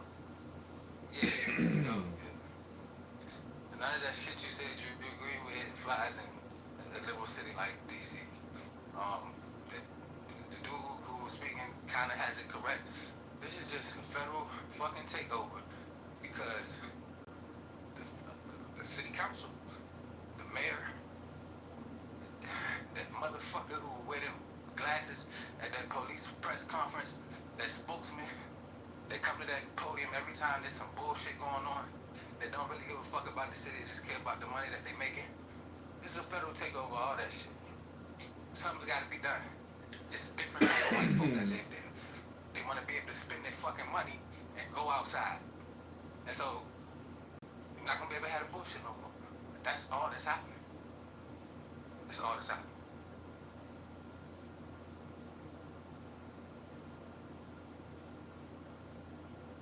You're not gonna act like the city ain't been gentrified. Oh shit, that's crazy. What kind of snake that is? So how would people rate this topic in terms of priorities if you were president and this is what you were doing for your people? Is this a top 10 priority for you? Sounds like a poll. I'm on it.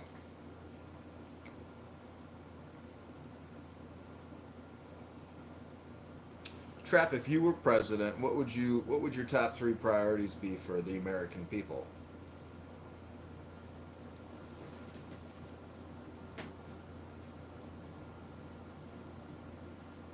I'm a Christian. You know, I know my principles are.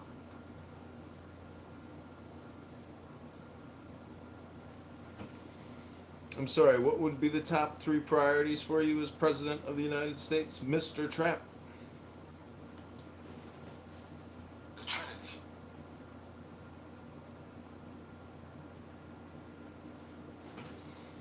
And what is the Trinity, Mr. Trap?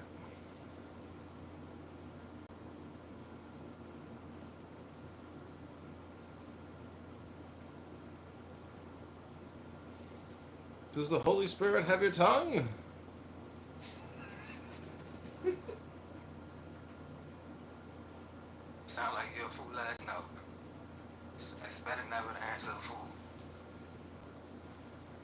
All right, let me ask you another diagnostic question, Mr. Trepp.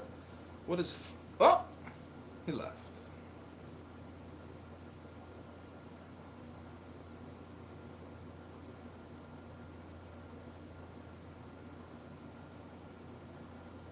Hey, Kima, did you enjoy reading the Tao Te Ching today? I felt like that was a good group bonding moment. Yeah, I'm thinking I'm about to pick the book up.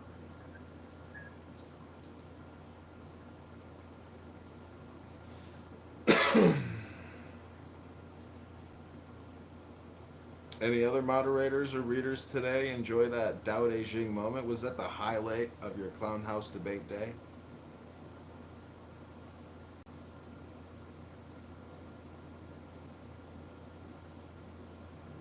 I think it's fun to do group things.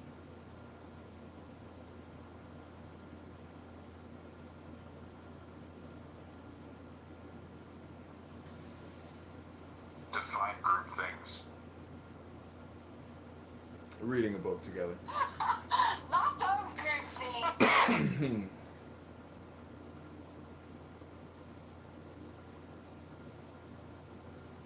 up saying the actual talk and hopefully education some people got on Washington D.C. and just how it's different from everywhere else. But most of all, I think that should be, maybe it's not going to be the example for safety, but if it's the head of our nation, everything trickles down, and if there's chaos there, it's going to trickle down everywhere else just as fast.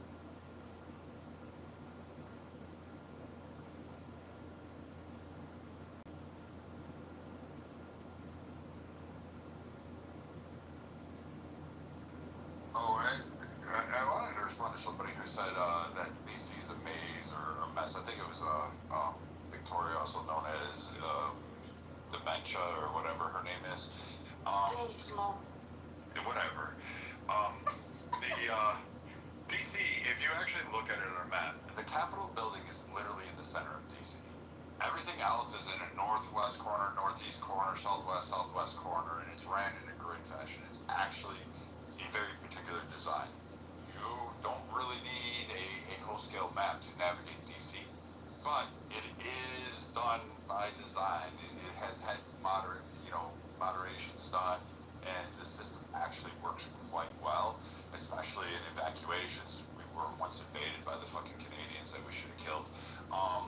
And then, we should take care to just learn your city. Like, these quadrants exist, and how to navigate those quadrants is very simple. You just see it on a basic map. Pull it up on Google if you don't believe me. But the National Guard will have no problem navigating DC. It's really very basic.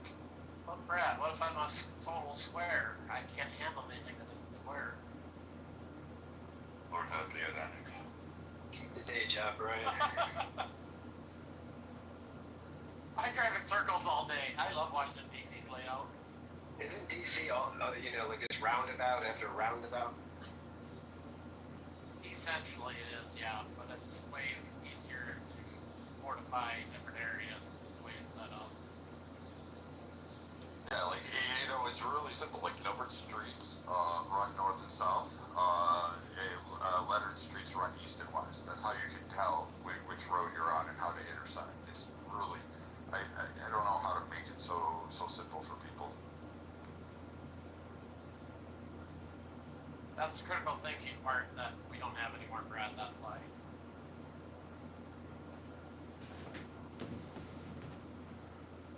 The three orders are pretty simple for these soldiers. I mean, carry out the commander's intent, protect your men, make sure they're safe and sound, and your women, don't sacrifice their lives to go get a bunch of little thugs. And then third, protect the property, protect the assets, protect the value in society.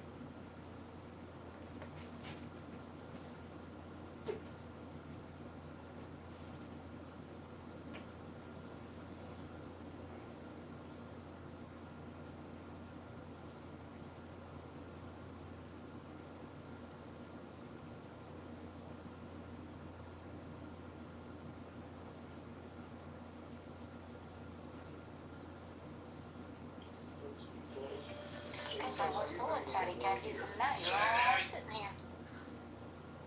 How is the poll? like, I love that Serendipity picked the same one I did. I would round out the top 5 with, like foreign affairs. I don't like the forever wars. If I had to add 5 more, I'd have to think about it. Scarlett, were you asking how is the poll? Mm-hmm. The P-O-L. Here, the P-O-L-L. Oh. Ranity? You instigator. I'm not.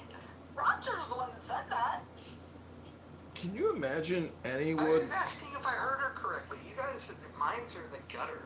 I don't even talk to her. It's Kristen. Kristen's mind is always in the gutter. I am innocent as usual. To be fair, Serendipity was talking about group activities together and then talking about polls. Gosh. Exactly. I like group activities. Like reading Hold on, books. I gotta polish my halo. Hold on. Hey, Roger, go ahead and put a poll for how many women here have taken a pole dancing class, but make it anonymous. Oh, wait. Clubhouse doesn't allow you to do that.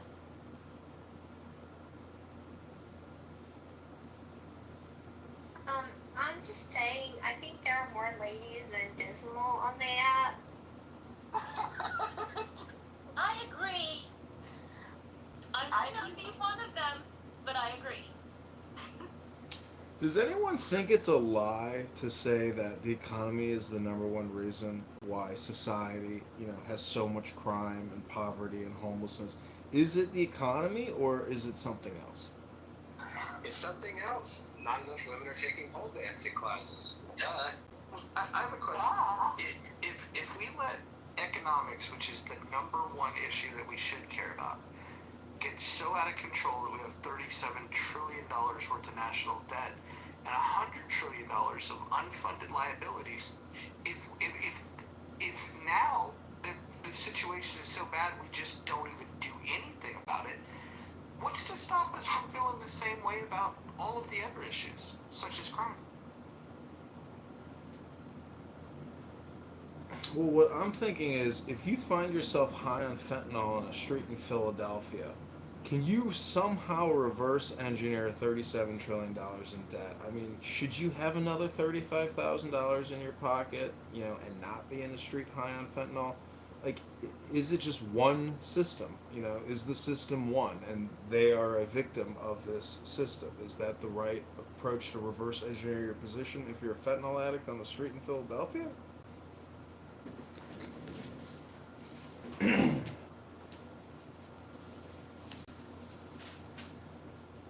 told him I was in Philadelphia?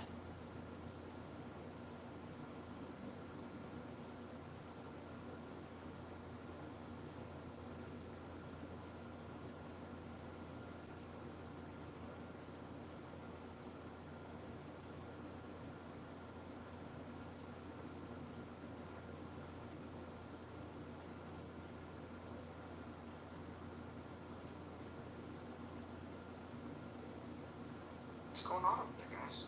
It's been so quiet, so well behaved. There's been so many revelations of people's opinions. There have been so many understandings. There's been a lot revealed. I don't know a lot of stuff about cops and military and... Couldn't you just stop your sentence that I don't know a lot of stuff? Yeah. Would you like me to continue? Please do, please do. Okay. Ladies' night. Thank you, honey. I'm so glad. Even though I'm your second favorite. Third. Second and a half.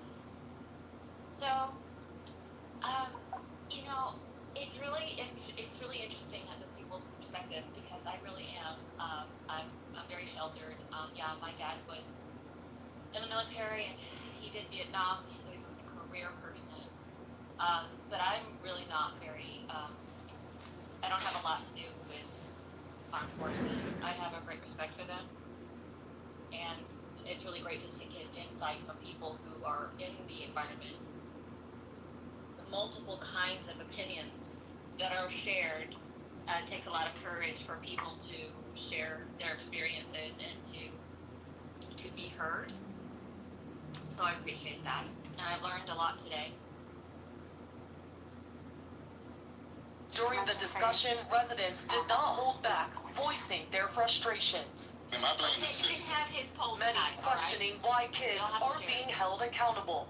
We as a city and a community need to be much more focused on prevention and surrounding young people and I had the mother today, Roger, because you decided to like go have a life and do their things off families. the app. You did a great job.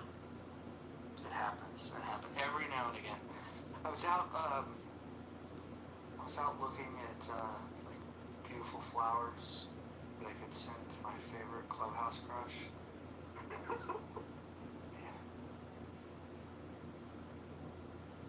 I was afraid of Brad. I was cheering for Brad. What, did Brad do the yelling thing? I hate when he misses. Yeah.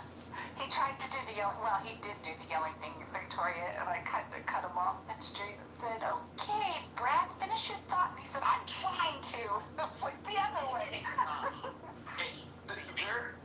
There's some people that crash out and you're like, oh man, this fucking guy sucks. And then when Brad crashes out, it's like fun. He's like the positive crasher outer.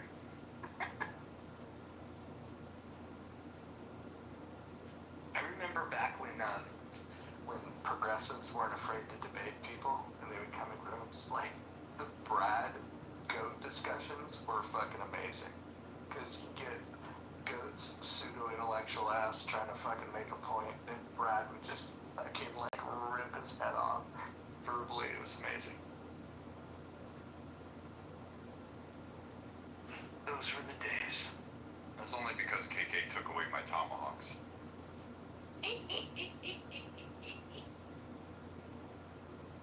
Christy asked a question in chat. She said, "How do you define a leftist versus progressive?" It's a good question. So, all of these terms suck. Lefties want to fight against tradition, right? The whole term left is, they sit in opposition to the king. That's why they sat on the left physically. The people that wanted to uphold tradition, this is in France, by the way, so I don't know why we have to use their terms, but if you sat on the right of the king, you were really saying, hey, we're going to defend the king, and we're going to essentially defend tradition, and that's then gets into these ideas of like, okay, well, conservatives, they want to uphold tradition, so I guess right and conservative can have some sort of, they're adjacent, I suppose, and then, but left of center, when you're fighting for change, you can do that in an authoritarian way. That would be the progressives, right? Or you can do it in a liberal way, at least in the classical sense. The classical liberals, they supported things like capitalism and individual rights, but they had a strong sense of like, justice specifically around like equal protection under the law. So a lot of the really good things that we have are because of radical liberals. The Constitution was written by radical liberals, but then later, conservatives were, hey, that's pretty bitchin', that seems to work, maybe we should protect that. And so the liberals and the conservatives, true liberals, true conservatives, they can coexist, they can get along, and they're really just deciding, like, when is their time for change, when is their time to preserve something. And so the more important the thought here was, how are they willing to weaponize the government? So progressives, they think very collectively. Liberals do too, but liberals don't want to weaponize the government in quite the same way. And so progressives, they literally want to trample on some people's rights in order to give other people their rights. And so it's just, it really comes down to authoritarian left versus liberal left. And then you have authoritarian right, and then you have like the libertarian right. those are really the better distinctions. And in fact, you can throw out left and right if you want. It really comes down to what degree do you want individual liberty and to what degree do you want authoritarianism. And by authoritarianism, that means all of these collective things where they have to take from one person or one group to give to another group. Like the only way that you get this idea of equality is if you're willing to violate people's rights. I would point people to a book by Yaron Brook called Equal is Unfair. He explains it very well there.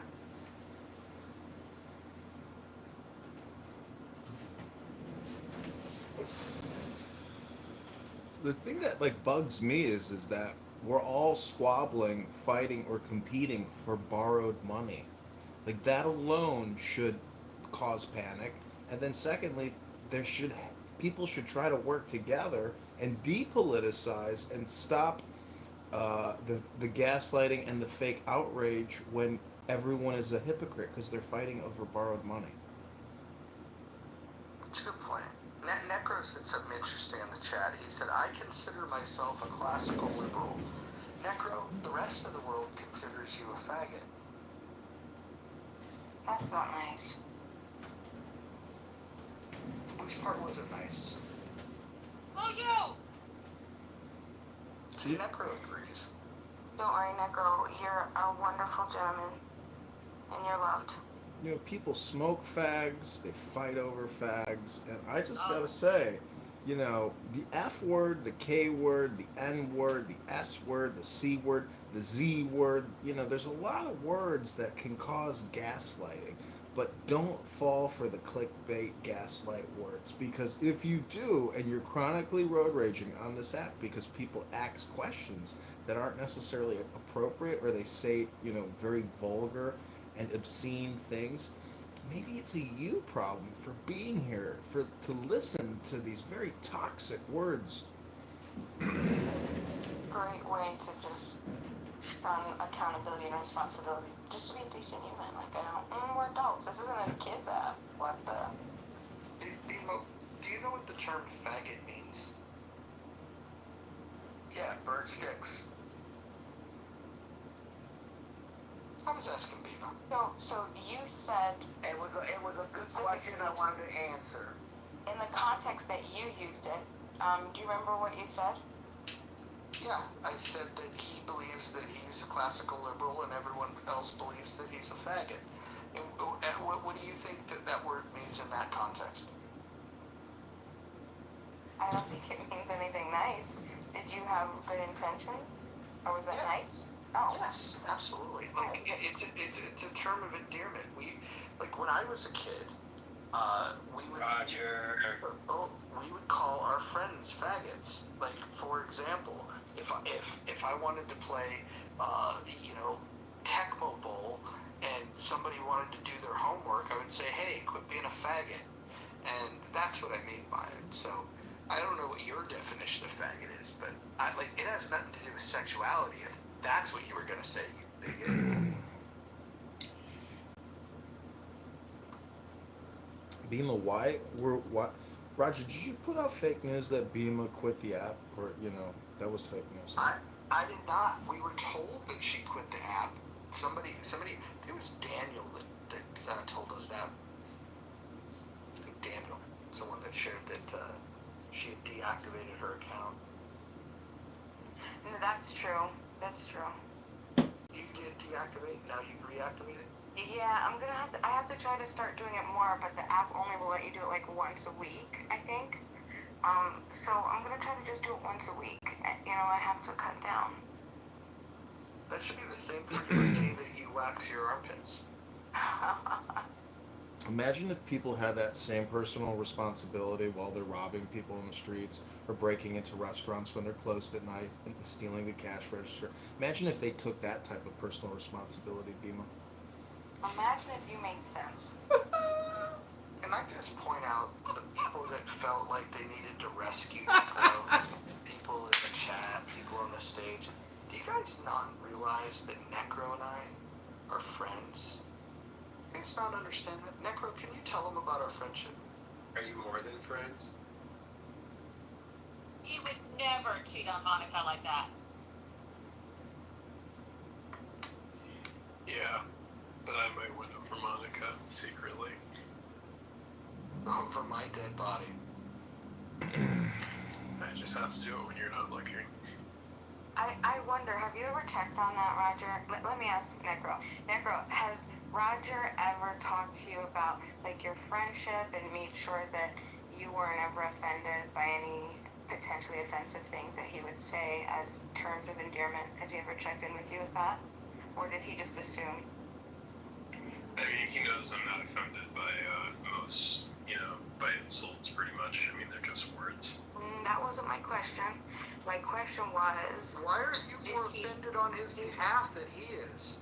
This is weird. That's not, I'm not offended upon his behalf. This is what white progressives do.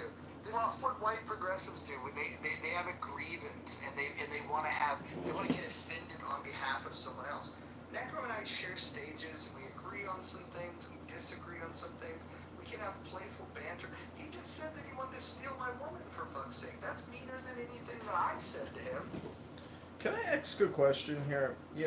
America is in a danger point here, and I'm just wondering, is there any patriots in the room, let's say the CIA wanted to give you a direct commission to deploy to a sanctuary city to fight violent crime, who in this room would have, the physical ability, the desire to join that paramilitary operation? Anyone here? Well, hold on.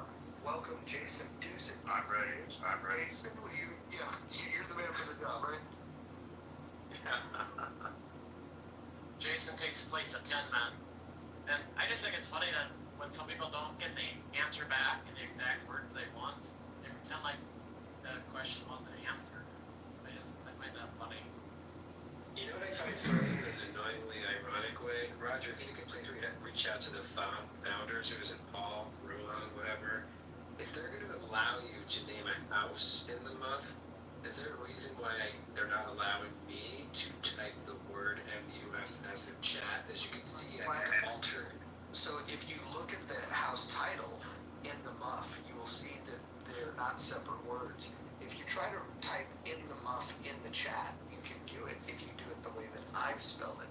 I also have clever workarounds where I can put an accent over certain letters and get away with all kinds of tomfoolery. You muffed it, you pussy. You gotta be smarter than the algorithm, is what Mojo just said.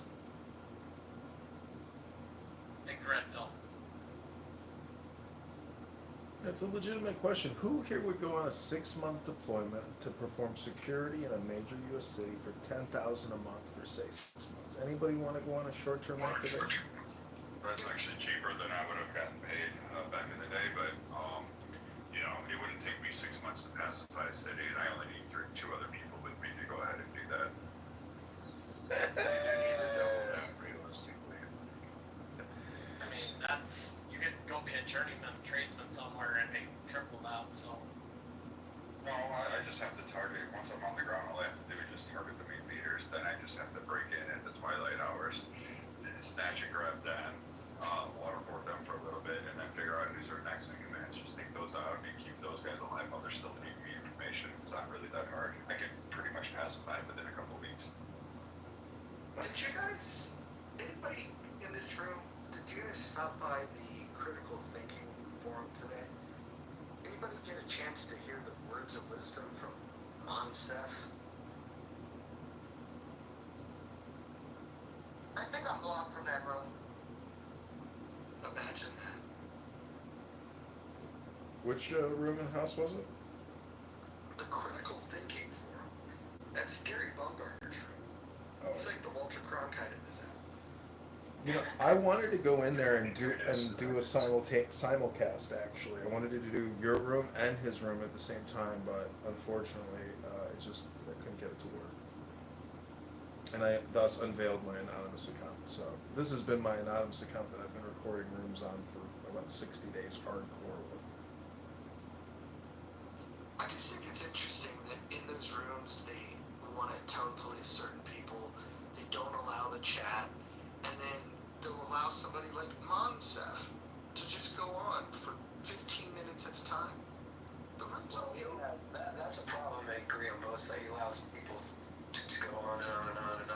sorry, I gotta push back. I mean, yes, he takes the chat away, but how does he tone police? I mean, people can argue that you tone police by not allowing certain words to be said or threatening. So how does he do tone policing and you're not?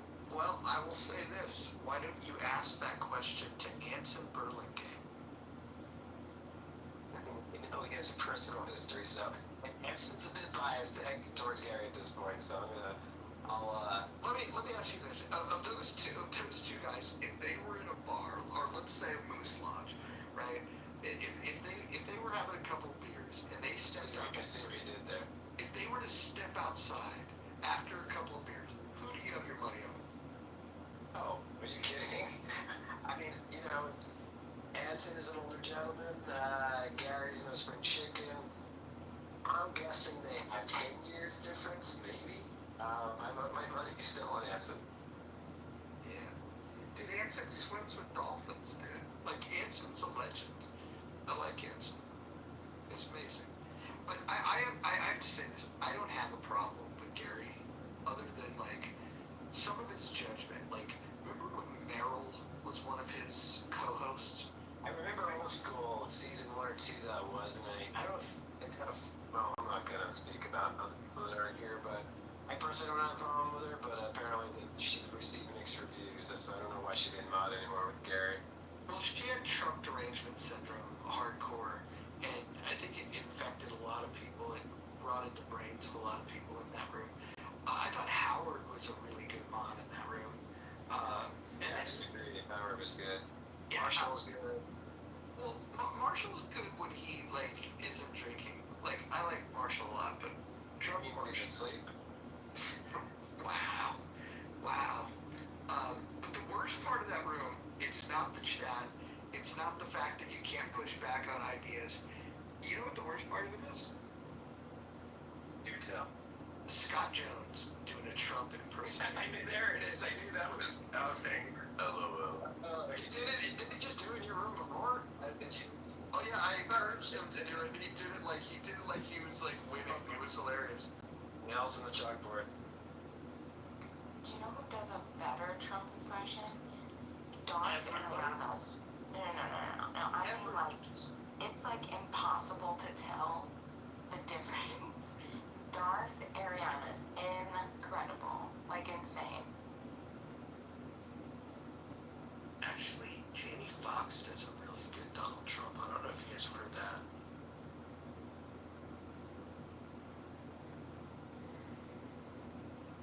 Darth Arianas would also hand you your ass, Roger. Like, hand it to you. In pretty much absolutely any topic, I mean, anything. He would just destroy you. He'd destroy anyone on that stage. Darth Arianas, you could give me your best, and Darth Arianas will destroy. Wow. Who is this person? Like, verbally He's the true clubhouse. He's the true clubhouse legend. Yeah. Well, no, not verbally, not insults. He's an extremely logical, philosophical mind. And incredible. I bet I could beat him on specific topics, so. Hey. Well, Brian, I appreciate the ambition. I mean, I'm interested. Yeah, I'd like to see him beat me on agriculture, but there's not many people that are good at that. I think what Bima just really said is that she wants to fuck this guy. That's really what I heard her say. Oh my god! Hey, this is anonymous. Can I quickly say something about the poll and an experience that I had here in Chicago? I did the carry and conceal permit, and the instructor who gave that carry and conceal permit in that tiny class with 30 American patriots who, do carry and conceal in the city of Chicago and actually save their lives as they're about to get killed in many, many situations that keep coming out in the news. I just want to say that one guy who taught that 30-person class, who has probably done hundreds of classes and taught thousands of people, that is the only actual person in Chicago out of my 42 years of living who has ever done anything in terms of actually preparing the population to save lives and carry out the will and intent of our founders and the Constitution. So if only one person in my whole life I've ever seen do anything actually which is normal and rational and pragmatic, I mean, you know, meeting a lot of people who do absolutely nothing for the city. So I mean, government, you know, is.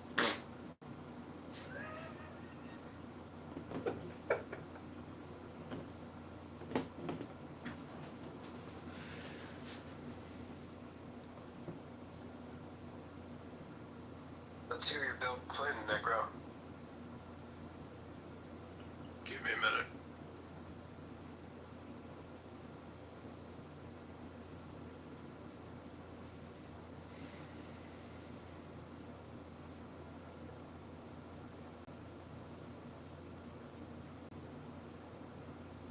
Is it over yet?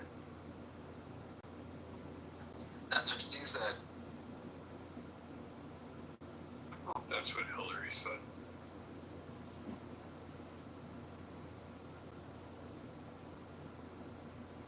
Tomorrow's rational discussion group is going to be amazing.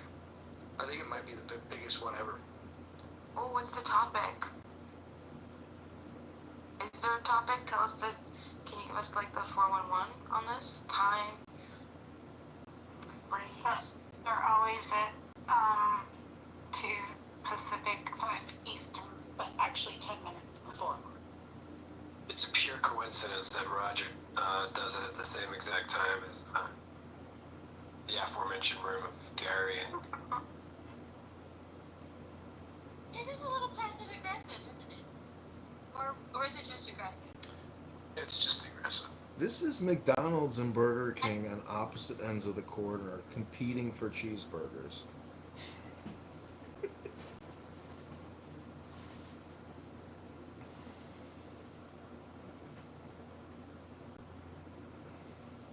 Listen, all you know, opening up competing shop raises the overall economy. I mean, did you guys ever remember that class in college where you get like an extra 10, 20, 30% margin because now there's 2 competing businesses in the area?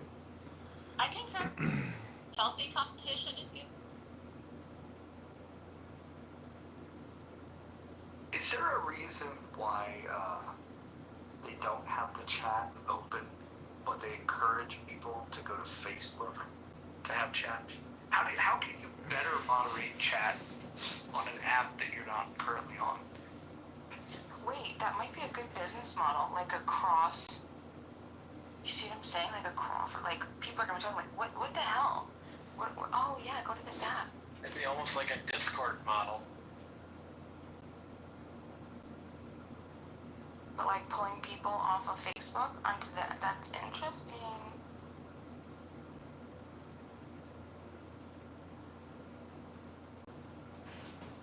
What would you know about interesting people? Way more important for the Absolutely nothing. Except, let me direct you to my PCR.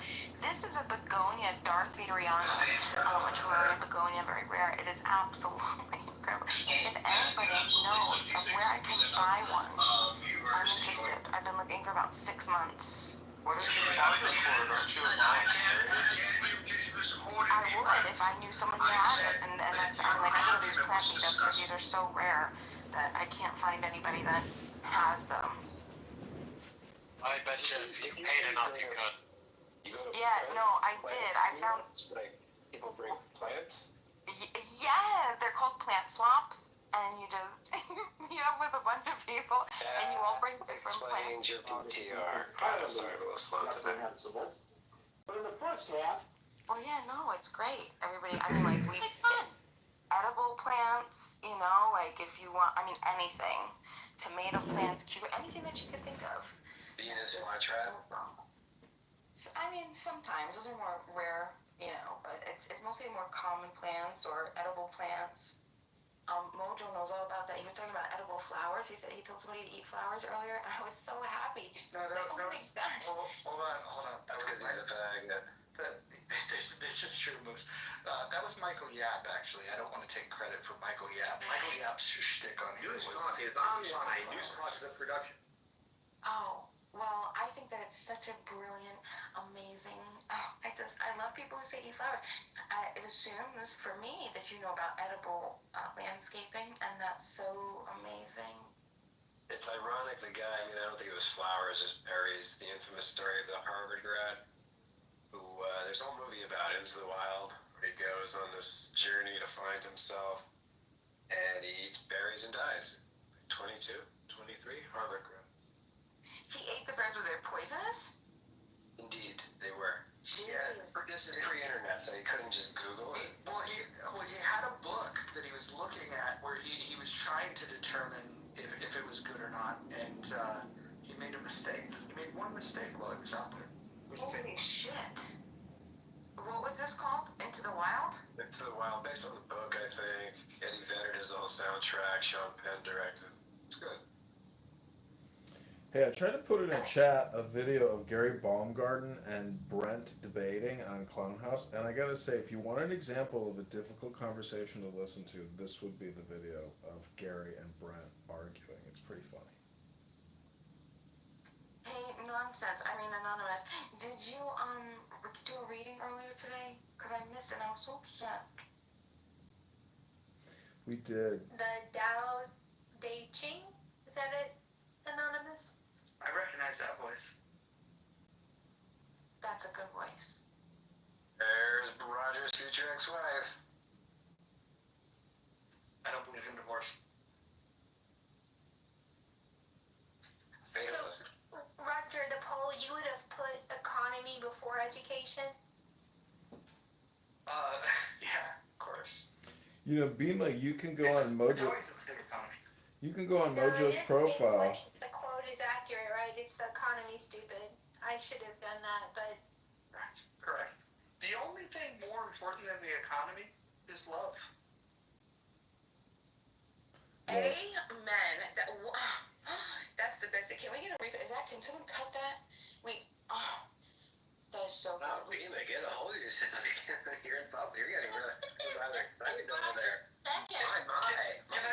Can I make it clear, without making it overly awkward to the woman of my desires, that I was not referring to Bima when I was saying these words. So it's Monica first, Beam my second, and me. Kristen, you were in front of Bima just in case you wanted to know where you're at on it. No, I'm not. If I'm second and a half, then there's got to be number 2.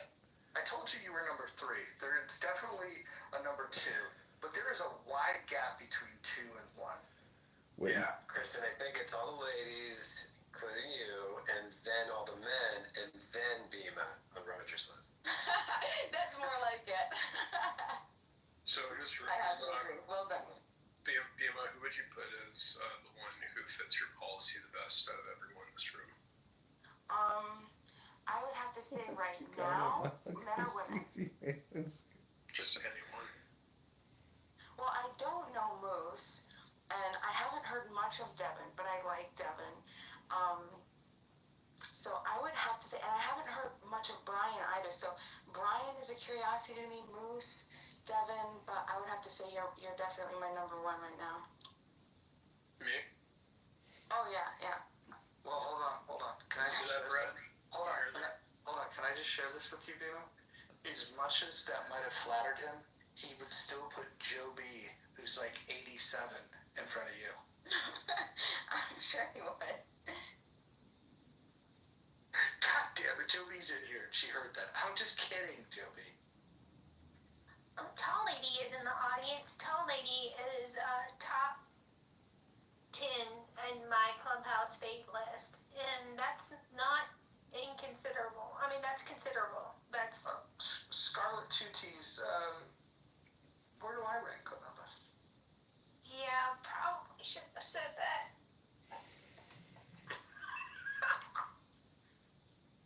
Yeah, Yeah, and I just happened to glance down in the audience. I didn't see.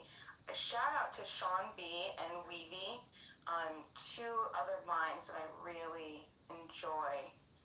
Yeah, and Marty too. I like Marty down there too. Yeah. Bima, let me ask you a question. If you were president of the United States or head of the Federal Reserve, That wouldn't happen, but go ahead. I'm just asking, how would you optimize the economy? I mean, and the Fed.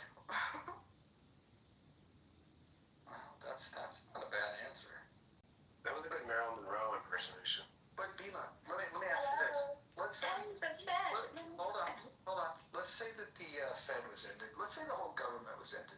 Bima, can you explain explain to the people here, when there's no government left in the United States, where those 5,500 nuclear weapons, who would have those? Who would control the nuclear weapons? I would defer that to much more intelligent people that would be able to organize and figure that out. That doesn't sound like you've got a very good plan here. It sounds like you haven't thought about who's going to have the nukes. I mean, like that's the point of a decentralized, like state of society. It's to say like, hey, look, why don't we talk about who has the best ideas, and then let's do that, right? And the best part is it's voluntary. It's not like by force, violent by force, as you see in a federal constitutional republic, which I'm not, terribly upset about. I do appreciate it for what it's done. I got a question for you, Beeman. If you don't have a government, who's going to protect black people in your society? To single out any type of individual, it doesn't even make sense. Hi, this is Anna. Give me a call back if you're in. It goes like the idea of a voluntarist society is to not use violent back coercion on people, right? Hey, Ross, you said we need government protection, then that we'll be like beat up or killed or something. That's weird. Well, it seems to me that if you're going to protect individual freedom and extend that to all individuals, you probably need a government that has the authority to make those protections. Otherwise, what would keep a band of marauders? Like, imagine like a village of Pepes that hate black people. What would you do to make sure that this village of Pepes doesn't try to trample on the rights of black people? It's called guns and bullets. Facts.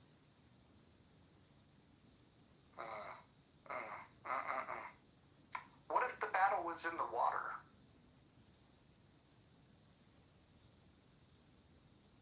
What if the battle is in the water? Hakima, would you like to be the one to tell her?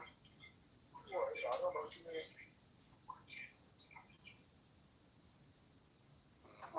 When this conversation's over, I would love. Sorry, Charlie. No, I interrupted you guys, so go ahead and finish this conversation. But if you have a question for Tall Lady, I'll just put it in the chat so y'all can keep going. I was gonna tell Mojo he gotta spread his own race. He doesn't want to say about water. Wait a minute. Hold on. Can you repeat that? I don't know if you're cutting out. What was that, Hakima? I think Hakima was saying that the stereotype of black people not being able to swim is incorrect. I know for me, and the most people I know is incorrect. You're a swimmer? How would you say? And swimming's about the kids.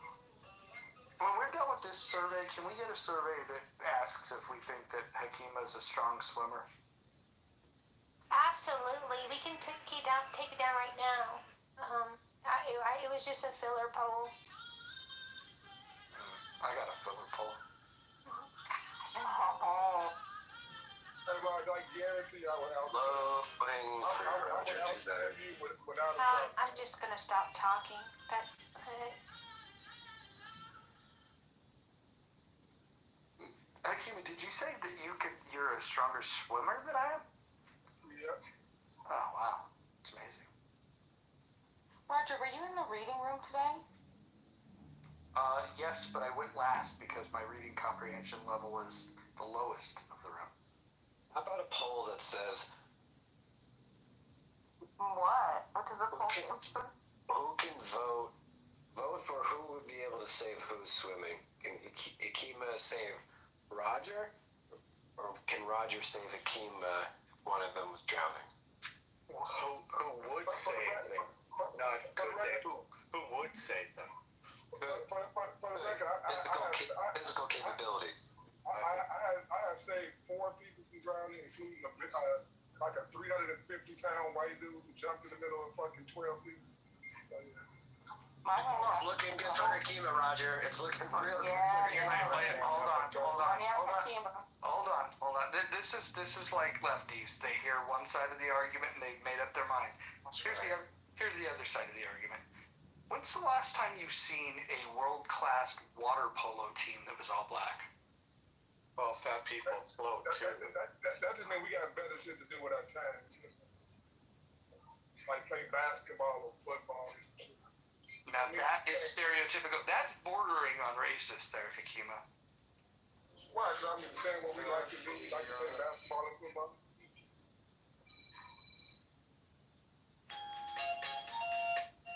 Okay, new poll. Damn. All bags on Hakima.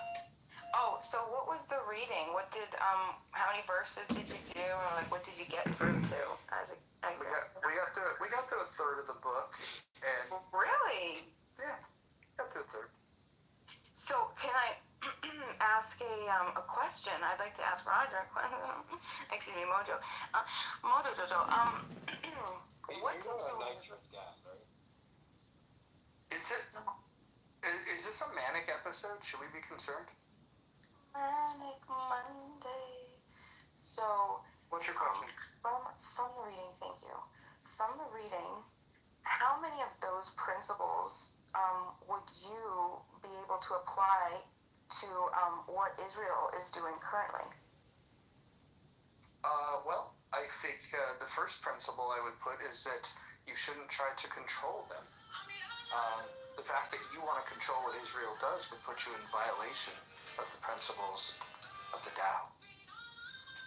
Fabulous deflection, but the question was what Israel is doing. So I'm a third party, or it doesn't matter what I think. You can say that again. What Israel is doing. How many of those, master principles could you apply to what Israel is its current policy? And we can, pretend that we're all in support of what Israel is doing right now. And there's no genocide, and they're defending themselves, okay? So if we use that baseline, how many of those principles line up with the current policy? I would say there's very strong alignment with the good people of Israel when it comes to the Tao. The main thing is that we have to accept that you can't change things. You just have to accept things the way that they are. This is the Tao. I think I got my answer. I think that answer is none. I'm pretty sure. I mean, you didn't get through the whole book, so I'll ask again when it's finished. Yeah, you simply can't have your cake and eat it too. Hold on. That is the stupidest fucking saying.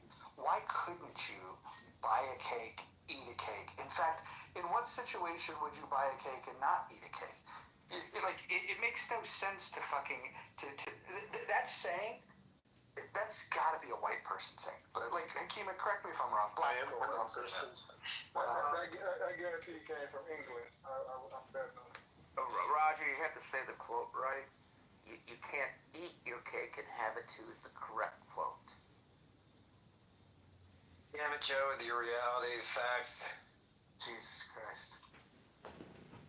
So what you're saying is Necro got it wrong. Most people get it wrong. They say it backwards. Wait, how did I say it backwards? It's the OG of misinformation. Well, wait, what's the right way of saying it? You can't eat your cake and have it too. It means you've eaten it, it's gone, so you can no longer have it. And you also can't have it if you eat it. I didn't write the quote. I believe the idea, Necro, is that it's chronological matters. Chronological order matters. Who told us that we were having that quote wrong? Joe did. Joe, you get an ad, man. You solved one of the most irritating, and I love cliches. I was always frustrated with that quote because it made no sense. And when you said it, I had to grok it, and like it's beautiful. Thank you, Joe. I'm just surprised. My pleasure. I have a moment every moment. I'm just surprised you hadn't run across the true way it was said before it started up. Brian, you knew it, and you were holding out on me these last 4 years. Yeah, I just thought it was common sense. My bad. Well, but that's because you feed us. You're a farmer. You provide, like, you have the common sense of being a man of the land. So I can't blame you that I was ignorant. Thank you. Then we should do a whole room on that. Cliches and quotes that don't make sense, and do origin stories to find out why. The other good room is music lyrics that people think they are and what they actually are. Like Hold Me Closer, Tony Danza. Yeah, I want Tony Danza. That's the best song ever. Hurts So Good by John Mellencamp. He doesn't really say that? No, he doesn't. Okay. Jesus Christ. My eyes are tortured instead of my eyes adored her. Oh, no. Maybe it's only me. Something like a deuce. Keep going. I interrupted you, Jules.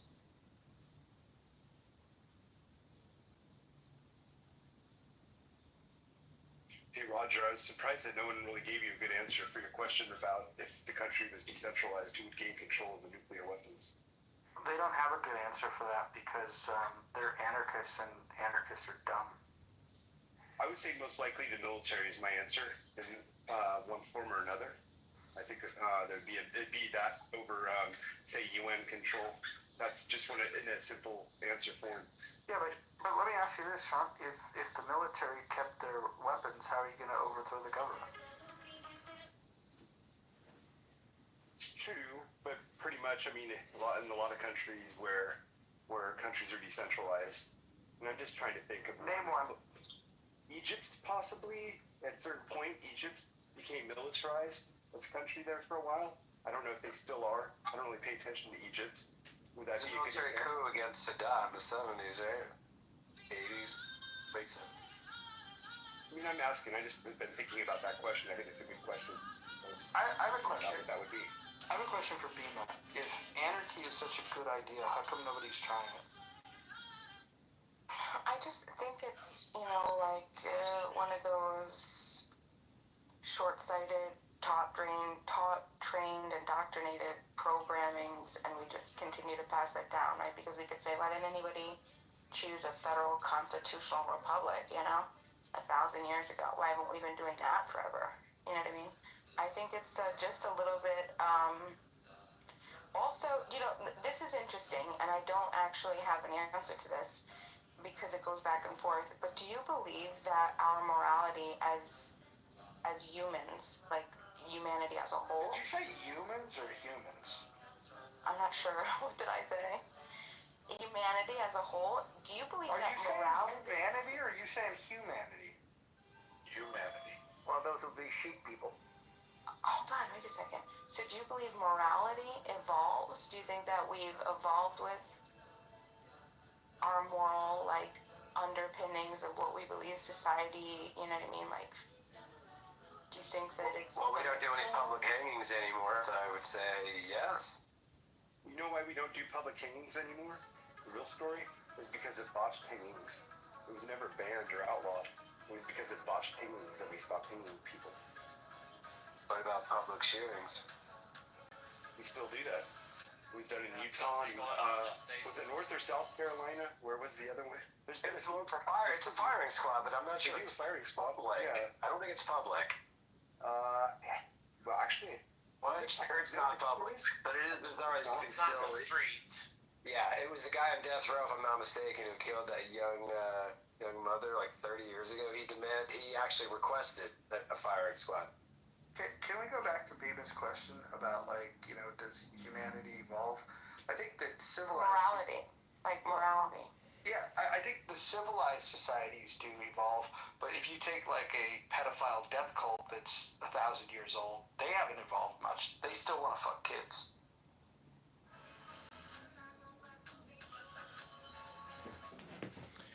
Oh, Roger, that's such terrible Islamophobia and bigotry and hatred. That's just fear speaking, Roger. That's not your true self, Roger. That's hate speech, Roger.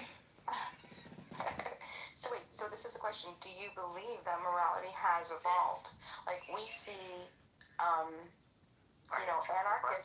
anarchist societies. Well, I'm not sure it goes deep enough into like the what and what we know and how we know and like just like there have been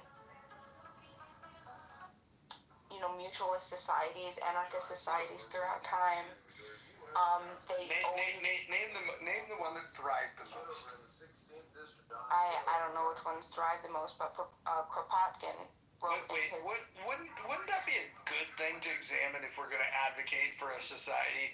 Shouldn't we look back in history and you're going to say, hey, we should look back to these societies. Which one thrived the most? Well, I don't know about that. Yeah, because it was just a long time ago. Like we're talking, like hundreds and hundreds of years ago. Just a few, not enough documentation. You know what I mean?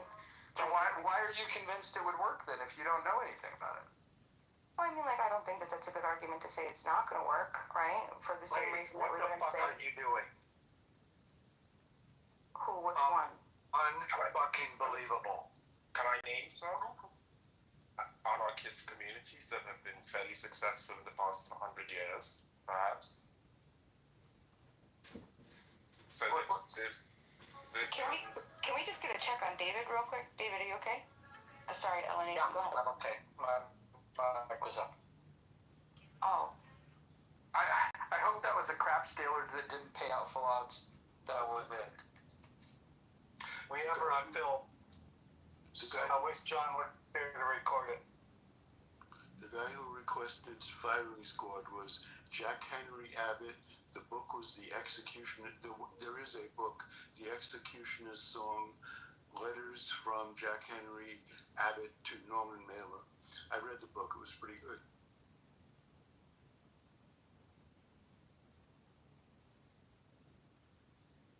So I was going to say, so ones that are still sort of operational. What are you going to say, Catalonia? That was 1930s. Catalonia still exists. Catalonia still exists, right? Not as much, but like the most successful part was sort of between 1936, 37. Are you familiar with Catalonia? Yes, I just told you the years in which it was first. Yes. Hold on, real quick. Let me just finish my thought. Well, I will, but I wanted to just ask you a question. Are you familiar with their tradition of the Kagane in their nativity scene? No. So the Kagane is the shitter. They have a character within their nativity scene that squats and takes a shit, and it's kind of that like soft swirl shit that you get out of like a McDonald's like freezy thing if it was working. But go ahead. You were saying something far more important. Go ahead. Chocolate right now, Roger. In Korea, there are among like certain Korean refugees. This was also in the 1920s, 30s. But in Copenhagen, there's been like a very long-running sort of self-governing commune that. How many people live there? How many people live there? I'll have to check, but it's a small community. And they've been running since the 1970s. I'm not making an argument for or against it. No, this is good. No, listen, you sound like an intelligent person. You're well-read. I'd like to think of you as a man of letters. I'm just curious, though. Would you agree with me that in a country of 350 million people with a sophisticated system of infrastructure and government intertwined in every aspect of our fucking lives and a military that has nuclear capabilities, do you think that type of society could collapse into anarchy and be okay? But you're conflating the sort of normal definition of anarchy with anarchism, the philosophical idea. So for something to descend into anarchy, this is not what anarchism is. Anarchism doesn't. No, listen. I've written the book. Can I? One thought. Well, I was asking you a question, and then you refused the question because you wanted to get into this pedantic thing about what anarchy is. So let me define it. Hold on one second, just so everybody knows. Okay. Well, maybe you don't want me to speak. I'll just leave it. It's fine. Well, that's fine. Carry on. Yeah. You're not the star. Just so everybody knows, the definition that's used by anarchists is that it's no rulers. That's what they mean by no anarchy. They don't want government. They don't believe in a ruler. They do believe in rules, but they don't believe. Look who wants to be the star. Oh gosh. Well, I am. I am the star. Do you want a podium? I am. No. Well, I have a podium. What are you talking? I do have a podium. Hold on. All right. Hold on. Hold on. I'm gonna create a poll, and we'll see. Let's see here. Hold on. Well, I thought this was a place where people talk, but anyway, carry on. Go ahead. With your little. No, go right ahead. Go ahead. Little dick swinging contest. No, you want the attention? It's all yours. Go ahead. What's up? Nah, I'm not speaking here. This idiot. Wow, why did you even say anything then, dude? No, but like... why do you say that and then just be that? That's stupid. That's like what chicks do. Stop. No, this is idiocy. If you want a small group where you talk to your friends, that's fine. If you don't want people to come up, don't invite them up.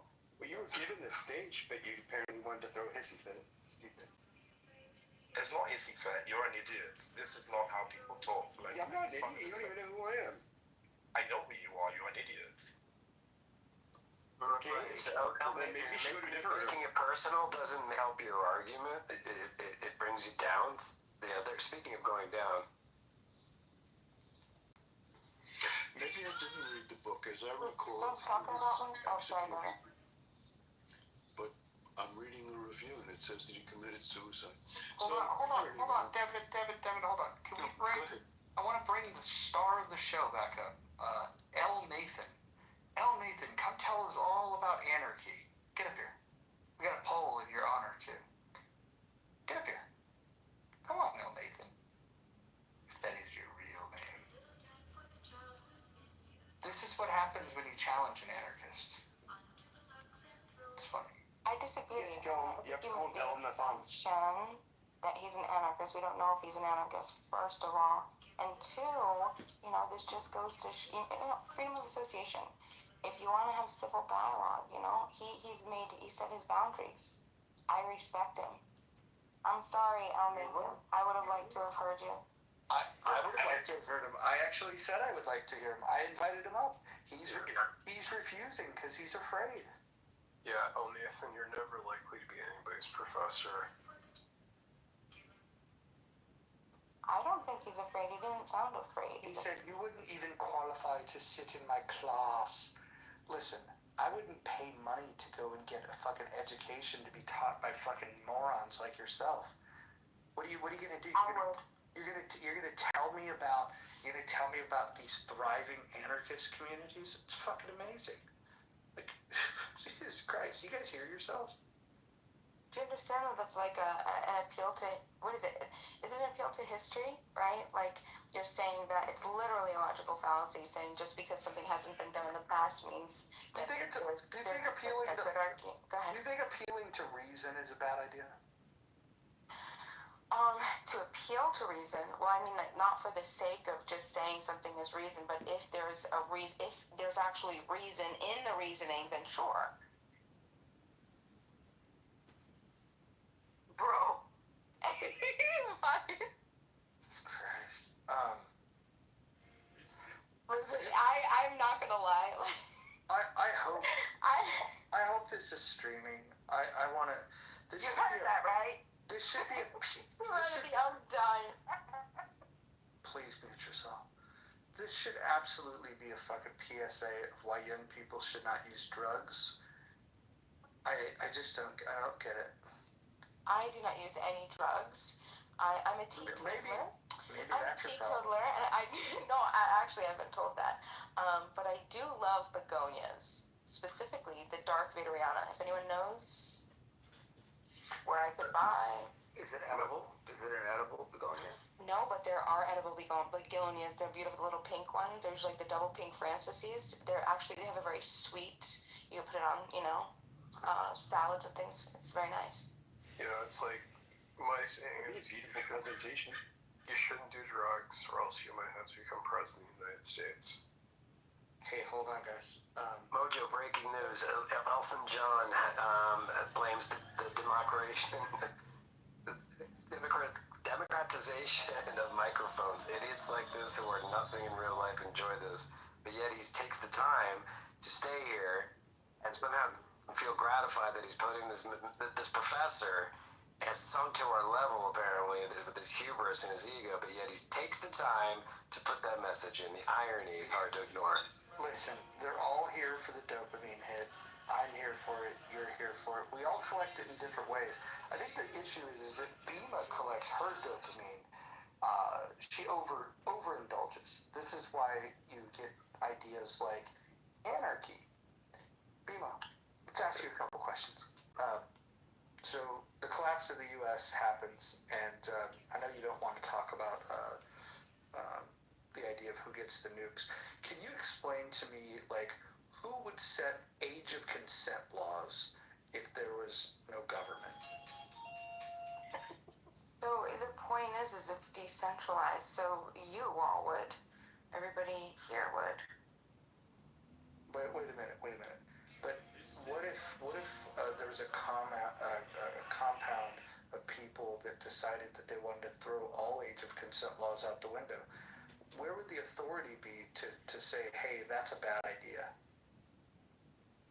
Well, you had talked about appealing to reason, and I think that's a good, I actually, if you want to use the appeal to reason, okay, we've gotten to the point where we have a great structure. We understand the psychological damage that, like the Erik Erikson model of, psychology, the children's psychology and how they grow and how their brains develop. So, obviously there's limits, and we can use, great with our science eyes and objectivity to incorporate. And so there are going to be better ideas. There's going to be lesser known ideas, or take a breath. Take a breath. Take a breath. Better and lesser. Take a breath. I'm trying to help you. Take a breath. You gotta break a record, Mojo. Let her go. Listen, I just want her to breathe. Do I sound like I'm not breathing? Correct. Yeah, you sound like you're so hungry. Oh my God! Wait, I sound hungry? Did you take any nitrous? Wait, hold on. Why do you keep saying that, Moose? That is such a it's a weird thing. Can we talk about how you know about this nitrous stuff?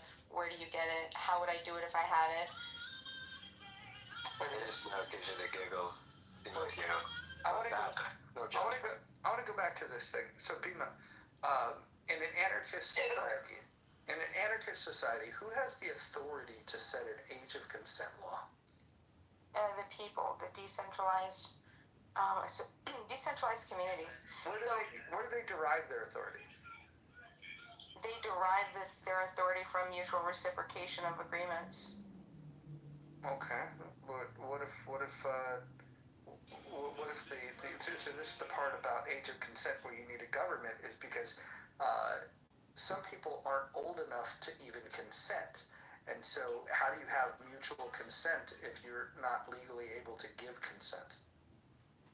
Well, that's a good question, and voluntarism or anarchism. What you're asking me is things that we don't even have figured out right now, and all that voluntarism is saying is that we're decentralizing the power to say if age of consent, if there's a community where they have children that are 10 years old and they are able to take full accountability of their successes and failures, they're fully self-sustainable, raising in their own themselves and are able to fulfill contracts, right? Who's to say that they shouldn't be able to be a part of the moral calculus, right? That's all that is. But I think for the most part, we already have a lot of great structure that we can agree to, and that we would say using reason. Yeah, that's a reasonable thing to do. Can you pause right there? And I don't even, I'm not even going to interject. I'll let you continue. Take your deep breath. I'll let. So I just want to ask the people that were listening to that. Was there anything within that resembled a point that you pulled out of it? I'd love to hear from the people in the chat if that made sense to anybody. And then we'll give it about 30 seconds, and then Bima, you can go ahead and talk more about how age of consent laws are just going to be, I guess, decided based on mutual respect with no authority. Amazing. Go ahead, Bima. I actually liked your exercise. I wanted to hear from the crowd. Bima, can I ask you a question? Can you just re-summarize what you said maybe in like 3 sentences? Thanks, Bima.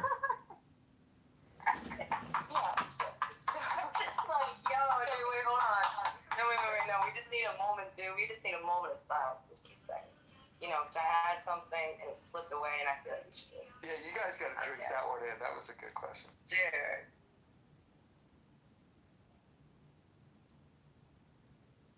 Okay, Bima, you didn't like the question, so let me give you a different one. Okay, so if you have no government, and let's say you have these different territories, you have your little compound, I've got mine, how would an interstate highway get built cooperatively? Oh, what the fuck? Do you think that is there demand? Do you think that there would be demand for something like that? No, there very well could be demand, but I'm guessing who would organize it and who would gather the resources, and what happens along this path if there was some old codger that said, "You're not going to put this road through my yard," would you just have to build the road around his house? I mean, like, if you believe in private property, you want to be consistent, right? Yeah, of course. I do. I do. You have to make it. That's why I'm asking. That's why I'm asking you, in an anarchist society, how would these decisions get made?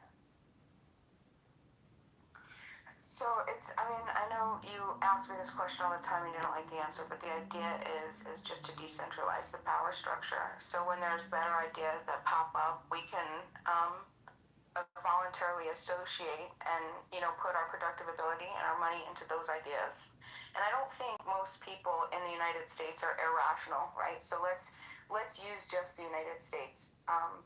If you think they are, that's interesting, because there's still people that vote, and so that would kind of dissolve your argument that, you know, there's a system of control by the people that you think are irrational. So what do you think that the average American is irrational? Just out of curiosity.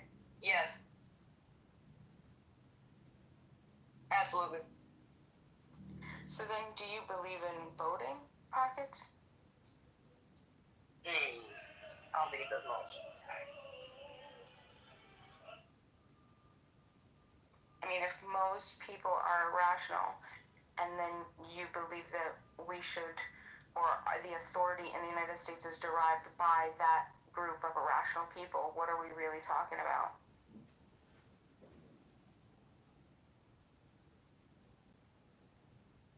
I don't know, I think we just like solved the puzzle right now. That since irrational people are voting, of course the government's going to be trash. So.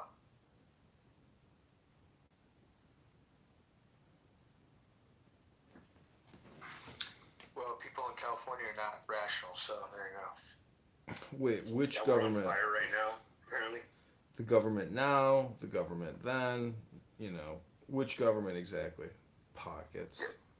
Well, hold on. Before pockets goes, I want to ask Bima to take a look at the question of the room. What would be preferable to the U.S. government? Reducing government, eliminating government, or more authoritarianism? What's your option? As always, eliminating government. Always. That's always the answer.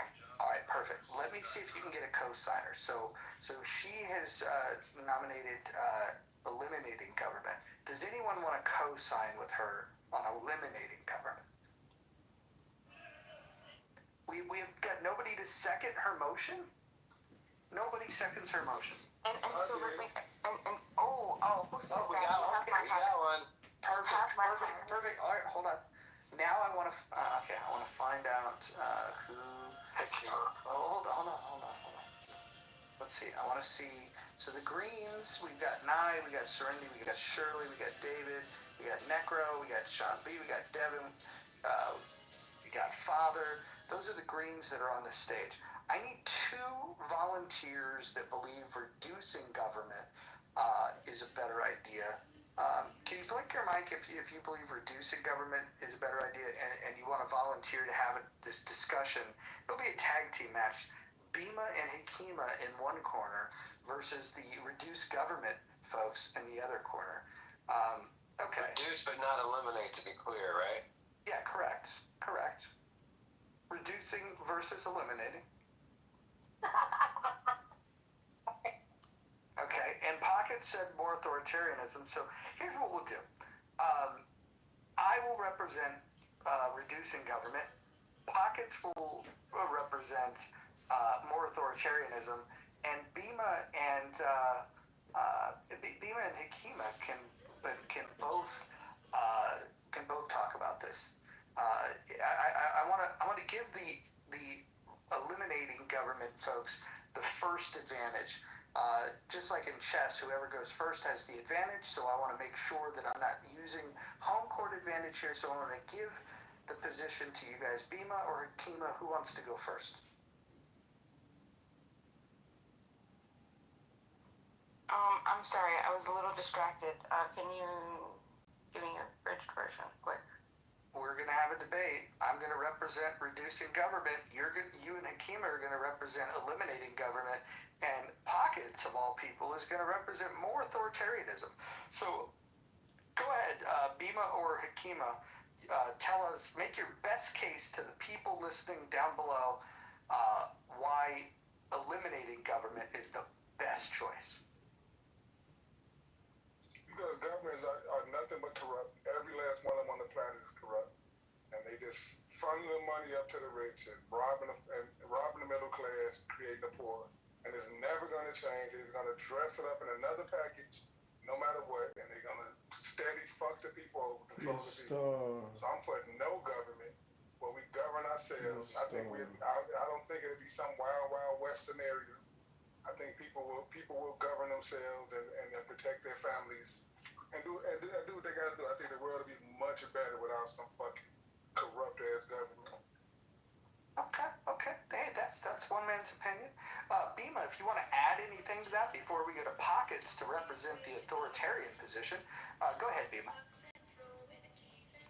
I love what Hakeem is saying. I think that we, as human beings, have an incredible ability to innovate, create, and work things out. And I think the idea that, government is the necessary evil, I think that's honestly been a scam that a lot of people bought into, right? It was, I think most of the time it's actually the government and violent backed force and coercion against our will that causes the biggest atrocities, the wars, this collectivist diseased mentality, and the idea that there are people that have a moral authority over you is insane. I don't think that anyone in this room actually believes that, and that's why I would appeal to your better judgment and your true sensibilities to say, if you believe that you are the arbiter, the writer, the author of your life, that you should be able to make the decisions for what you do, for what you could deem moral and immoral, and what you'd like to, where you'd like to put your productive ability, I'd like to invite you to understand that coercive government, which is a federal constitutional republic, although not the worst, it's still a coercive institution that enslaves, that robs this of you. And if we were to decentralize this authority and allow us to freely associate without violent backed coercion, we would live a more peaceful, a more creative, and I just think an overall better life. Thank you. Okay. We just heard from Bima about the virtues of eliminating government.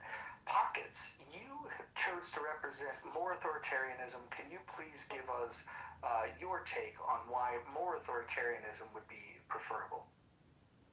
So I feel like, as Americans, we have a lot of freedom, a little too much freedom to where we become violent, we become desperate, we become just a completely different type of person. So I feel like we need to crunch down on shit. I feel like we need to start respecting law and order, and law and order should be respecting us as well. I don't believe in getting rid of the police. I actually believe in supporting them. And I believe that people just need to, crack down. There's so much fraud, so much freedom to do whatever we want. Like, we're literally frauding federal aid, we're frauding we're frauding the most needed things in our country, and it's because we have that freedom to do so. And I feel like we just, things just need to be cracked down on. People are wild.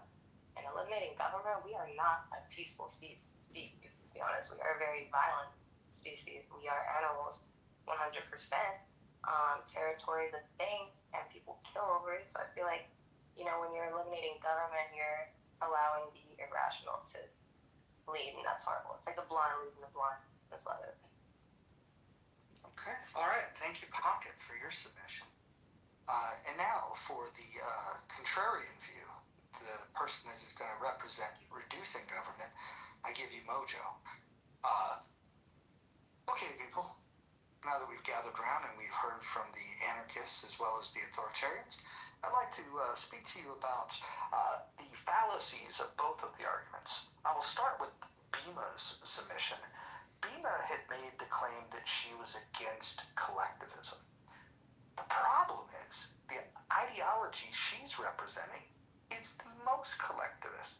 In fact, left-leaning anarchy was born on the left, born out of the idea of collectivism. In fact, anarchists believe, and if you look globally, there are different versions of anarchists. There's the anarcho-capitalist, which is a very small number of people globally, although it's more popular here in the U.S. But from a global perspective, the majority of anarchists are left-leaning collectivists. They're actually communists. They're anarcho-communists. This is the majority of the school of thought. It's where it was born, is out of communism. So this idea that she rejects collectivism but wants to give you a system in which there's no checks on the power that her collective would have over you. I would submit to you that the best system of government is one where we limit power, where we have a standard, and that standard is individual rights. I would like to talk to you about John Stuart Mill, who wrote in On Liberty, the harm principle. You should be free to do what you want to do, provided that you don't harm anyone else. In order to do this, you have to allow for a lot of freedom. That being said, you need to curtail it when it comes to doing harm. And in order to curtail it, you have to have an authority that can make decisions. You have a legislative branch that can make laws.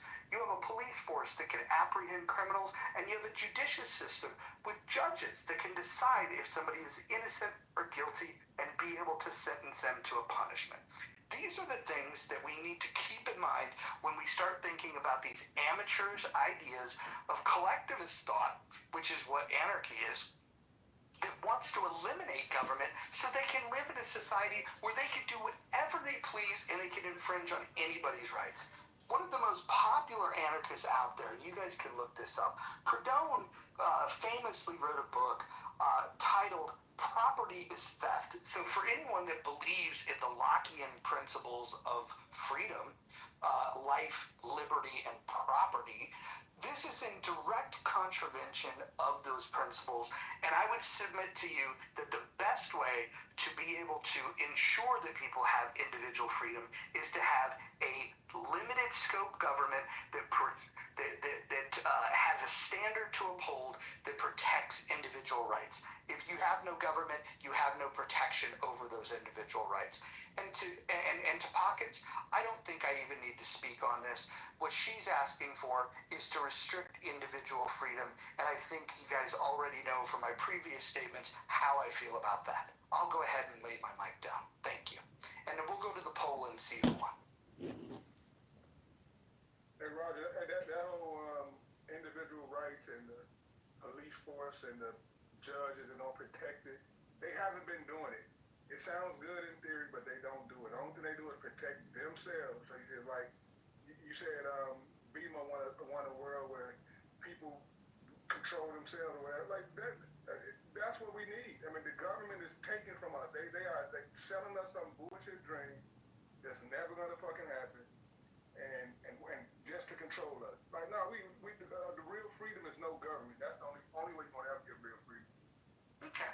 And I guess my question to you is, when you look across the Americas and you see groups that maximize freedom, we could look to some of those groups. Is there a particular reason why you haven't decided to become Amish? Yeah, that's a few reasons I can think of. What would those be? I mean, they've found a way to get out of paying taxes. Many of the taxes that you and I pay, the Amish don't have to because they claim a religious exemption. So they have thrown the yoke of government off of them. They have figured out how to live in a society that has a government and to live with the government having minimal intrusion in their life. So my question is, if you guys are so committed to being anarchists, why don't you move to Amish country? I'm working on my own country, Roger. Don't worry about it. I have my own. I'm not gonna become Amish. Where you going, Liberia? No, right here where my ancestors come from. Right here. I'm not leaving. Okay. Pockets, did you want to weigh in on this? No, I'm good. All right. Well, I guess the last thing that I would say is that we have to look at the threats realistically. There's countries that are adversarial to us, countries that have armies, countries that can organize. And in order to be able to defend against foreign foes, we need to have a military. We need to have a well-armed military. We need to have an organized, coordinated effort to be able to bring together the Army, the Navy, Air Force, and Marines. I don't believe that in an anarchist society, these small little militias led by Hakima and Bima would be any match for a sophisticated army that decides that they want to battle us. I actually think that their ideas on this disregard the very freedoms that we're granted because of our military protecting us. Yes, we have these oceans that is a huge advantage, but we also have brave fighting men and women that will protect our freedom from tyranny. And the political ideology that they're giving you is only going to work until somebody with enough guns comes over and takes all of your freedom. And so for that reason, I remain firmly in the camp of reducing government, improving government, not eliminating government. This is not some... Just take your ball. Going in there saying that he's the leader of the African Americans. Follow him. I used to be friends with the sewer rat. But then I was like, no, I don't really want to be friends with this scumbag anymore. Actually, I blocked him when I stopped being his campaign manager. Campaign manager? For 2032. Oh, yeah, I haven't. I think maybe he stopped following me because I don't. No, I blocked him. No, me. I'm saying I don't think he's. I haven't seen him in the hallway. You know, you see people's things in the hallway. You're not missing out much, are you? No. It is funny though. If it's an African American room and he's in there, I'll go in. Thing.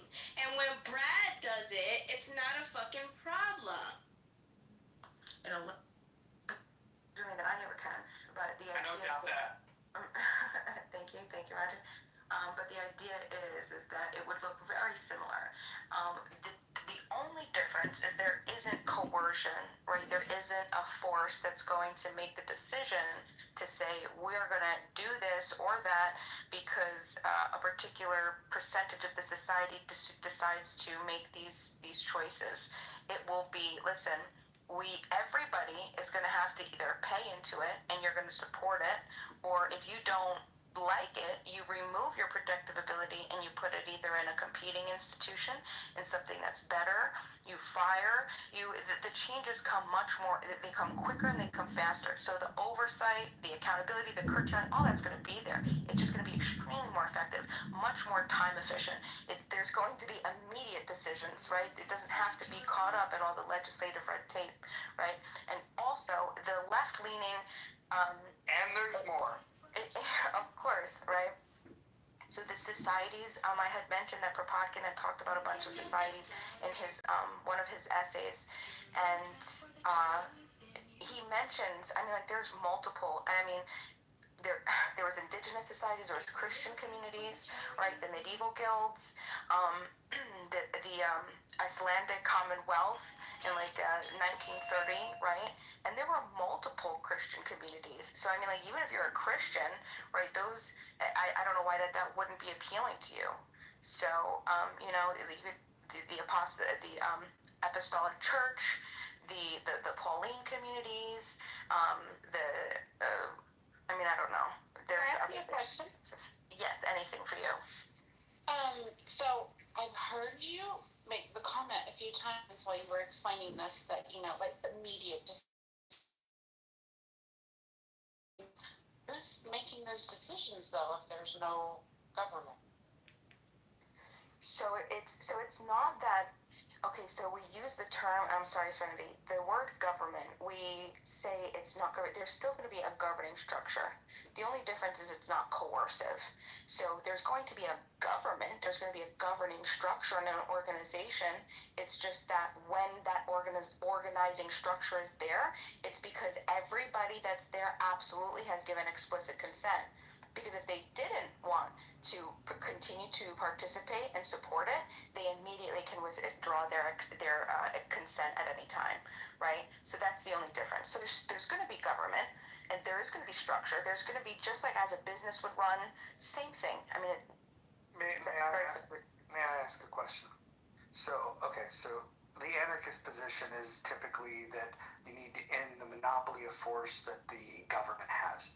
And the answer to that is essentially the democratization of force, where everybody can initiate force should they choose to. Now, my question for you is, in this society where you indicated you had this vision where you believed that if it made sense, we would just keep the military intact because that would be in everybody's rational best interest. I think that's what you meant to say. My question for you would be, what about these anarchists that believe that they would be safer if they had their own little community of defense folks, and they decided, well, in order to best defend ourselves, we need a nuclear weapon. Do you think in your society that you and your family and maybe your neighborhood, maybe you've got like a little neighborhood watch, a little cul-de-sac somewhere like in Alabama or something like that. I don't know where you live, but let's just picture that it's in Alabama. It helps for people with a visual. And you're in a cul-de-sac and you and your neighbors are anarchists. If you decide that you want a nuclear weapon, what's the authority that would tell you that, no, Bima, you can't have a nuclear weapon?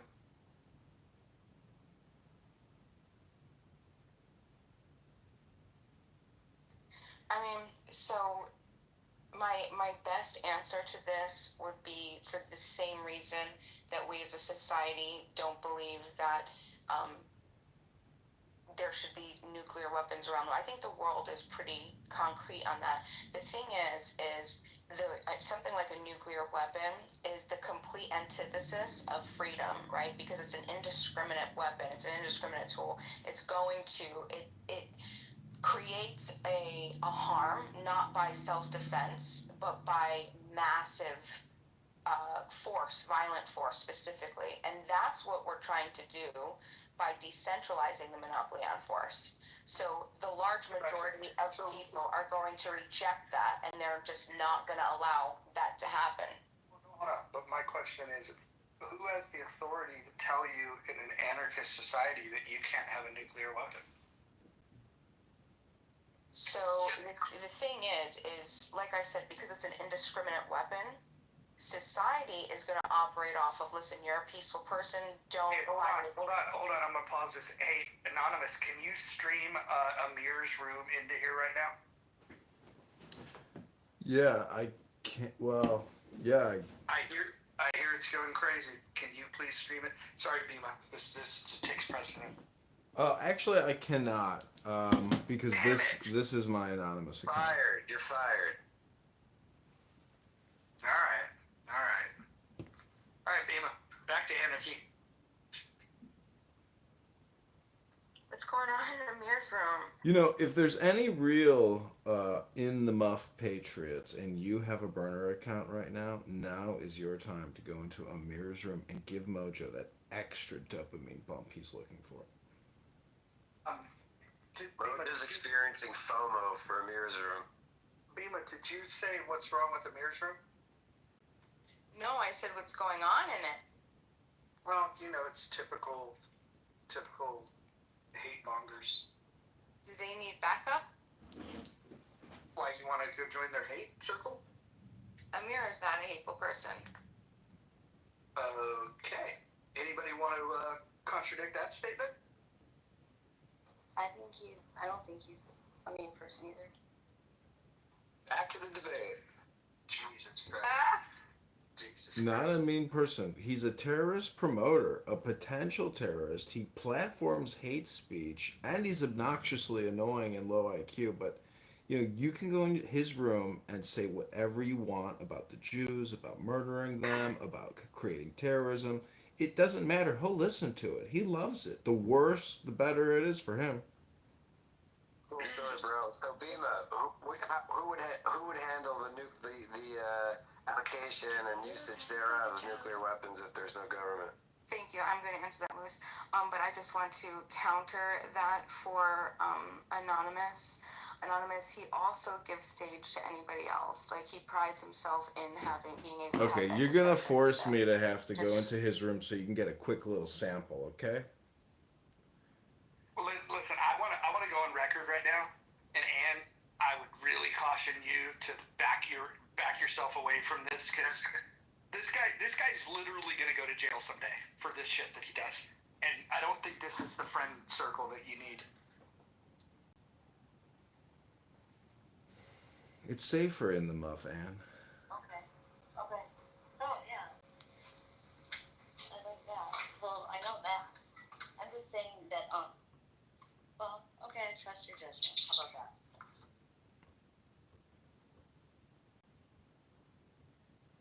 Yeah, I'm not going to be able to pipe it in here because this is the only account I can listen to it on because he's blocked me from all my other accounts. Yeah, I'm really surprised that I'm not surprised that Bima would support the terrorist Amir, but that's pretty shocking. I didn't say that I supported him. I said that he wasn't a mean person. Well, he wasn't. He's an incredibly hateful person. He literally calls for the genocide of Jews, Anne. Can I get a clip on that? I have not saying that you haven't heard him say that. I haven't heard him say that. But I do. I've never heard him say that. I've been in his room a lot. He's an IRG operative, for Christ's sake. What does that mean? I don't know what that means. You don't know what the IRGC is? It's the fucking it's tyrannical government in Iran that allows men to marry 8-year-old girls and supports terror cells around the fucking globe to kill Jews. That's who they are. He gets his room titles every day. I didn't know what it stood for. You guys fucking, oh my god. This is crazy. I wish Norm wasn't here because I wish Norm was in here too, because Norm's the one that texted me and said the terrorist Amir is talking all kinds of crazy shit. Oh. And well, Norm would be able to tell you that what I've done in that room. What could anybody do in that room other than turn those people in to the fucking authorities? I mean, like, honestly, like, this is fucking crazy. You terror sympathizers are fucking something else. Well, hold on a second, Mojo. Let's do a quick diagnostic here. And I'm going to give you a very simple diagnostic question to see if you're tracking. What is 100 times 1,000?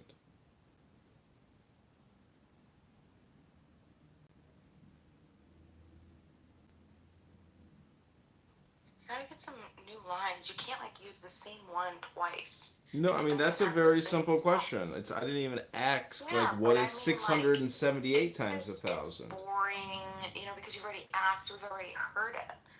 I You just, have to, see, level, listen, Mojo, I'm not happy with my level of free stuff, and I really Bima, think that you should Bima, what I'm upgrade trying to your demonstrate. expired jokes. See, you don't Expired, understand. I'm reverse engineering a expired problem. jokes. Bima, I'm reverse engineering a future problem here that people get angry over what people say here, but then when you ask a simple diagnostic like what is 100 times 1,000 and they can't answer that, you have to question yourself, why am I getting ticked off about this person who can't even answer a simple multiplication, problem? Is it a me problem or is it a you problem? So, I think if that math problem was too complicated for Bima because there was too many numbers, Bima, we could try a different one. How about the square root of 25? 5! Well, she got that one. We're gonna have to work up to 100 times 1,000.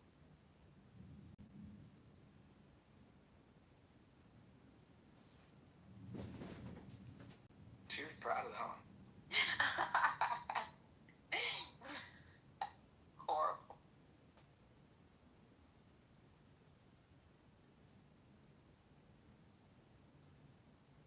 No, I like Amir. I think that he's very reasonable. Of course you think that, because you hate fucking Jews and so does he. Do you know what though, Roger? I think maybe you have a big mic because when there's like an ear popping thing that goes on, and my ear just like pop. When you go over in a mountain, you know what I mean? Oof. Does it turn you on?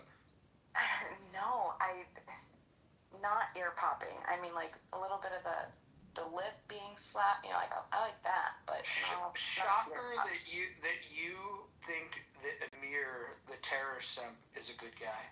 Shocker. Do you know he's never given me a reason to believe otherwise. I also really appreciate his dedication to providing source material.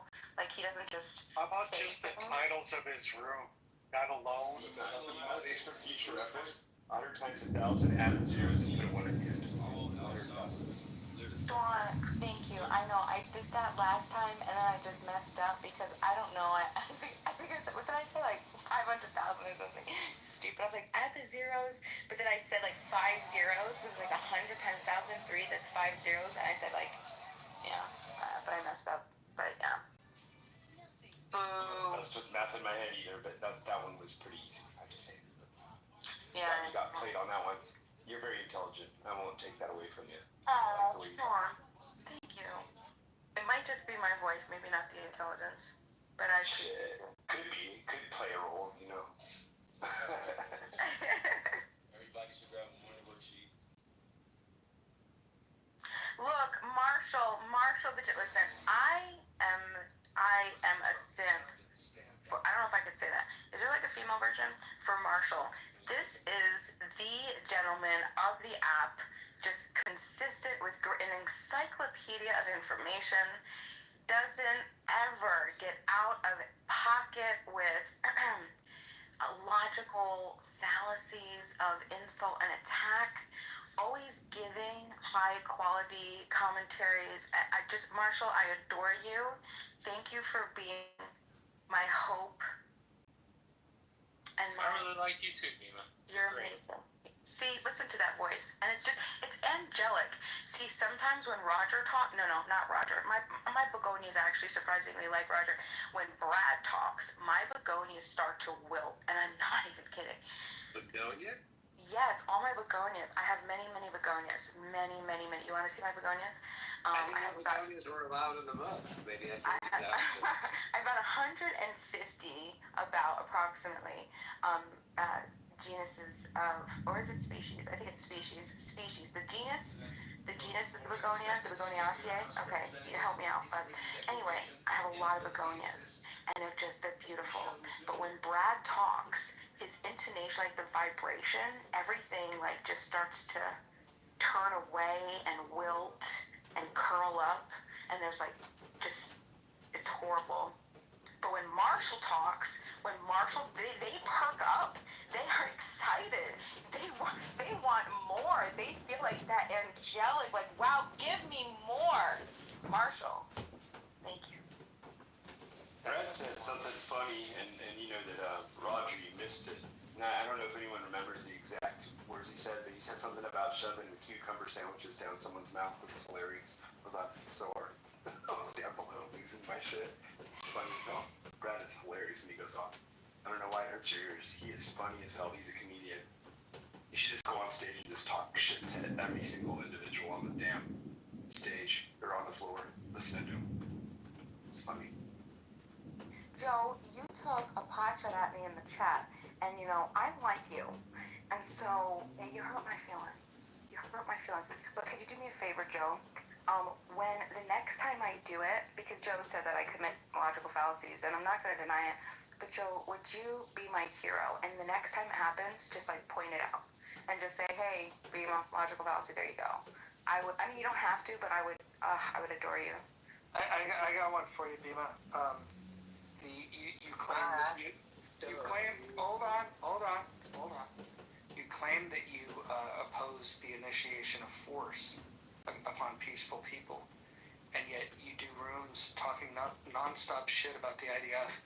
When's the last time you did a room where you condemned Hamas for initiating force against Israel?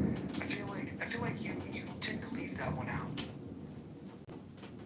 So I'm going to be honest, and I probably shouldn't be honest and vulnerable in this room because usually that's taken and weaponized against me. No, do you know what? I'm just going to save it. That's fine. I think people know who you are. Norm, tell us about Amir's room. Norm, tell us about Amir's room. I have my audio. It's good, but before you do, just understand that Bima and Ann here were saying that would have swell felt. But go ahead. No, well, that's not true.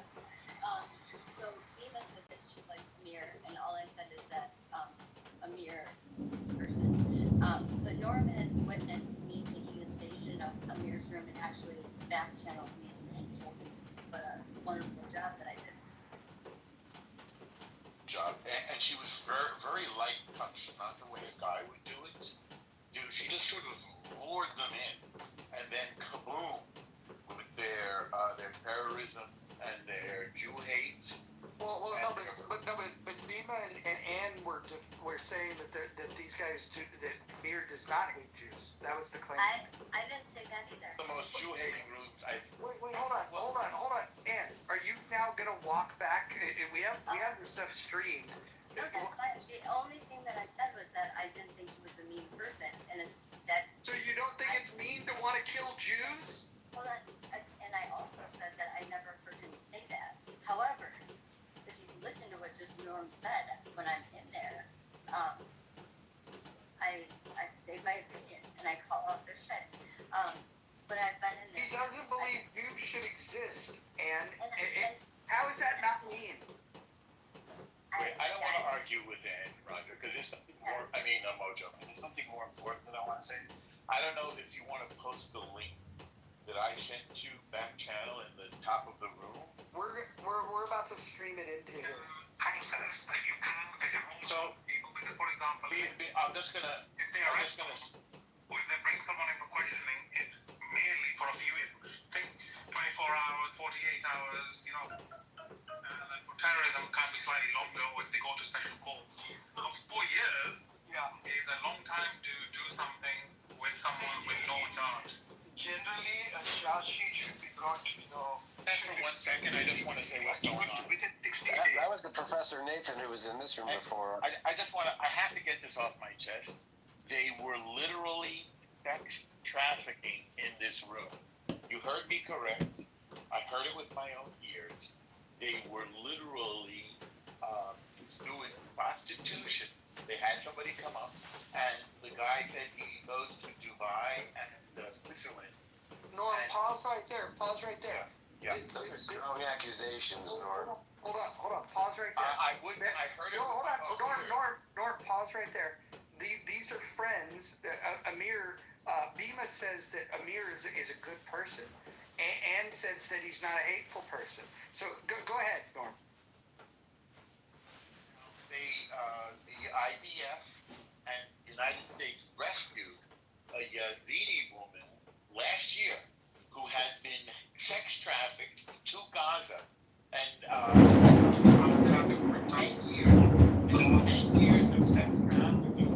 They arrested IDF and USA rescued last year. I sent you the link to the BBC and Al Jazeera articles, back channels. Well, now I heard it with my own ears. And I'll swear on a stack of Torahs, these guys were literally discussing their sex trafficking. And then the fellow said, and then when I wanted to get rid of her, I told her that I was Jewish so that she would spit on me. This is what they, and then, again, sorry to have to report this, then Edward said, well, you should have paid her at least. This is what, I mean, it's... Did you report this to Clubhouse? Yeah, I did. I don't even know what to say. I'm Why doesn't everybody just report that room right now? Everybody in this room report that room.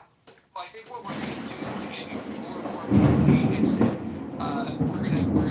we're gonna have the recording, and we're gonna go ahead and we're gonna send it not only to Clubhouse, but we'll send it to the FBI, and we might even send a note that says that they're friends with certain people.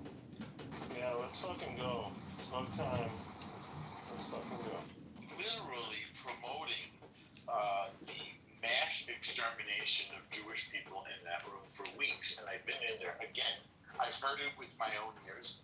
We're gonna fry you like Hitler did. You're gonna go in the ovens, on and on like this. But this is the first night tonight that I heard them actually sex trafficking. And honestly, I've never heard sex trafficking before in my life. I'm speechless. I am absolutely speechless. There were other people that were there that heard that could confirm this. Was full. I didn't even take a picture of the room, but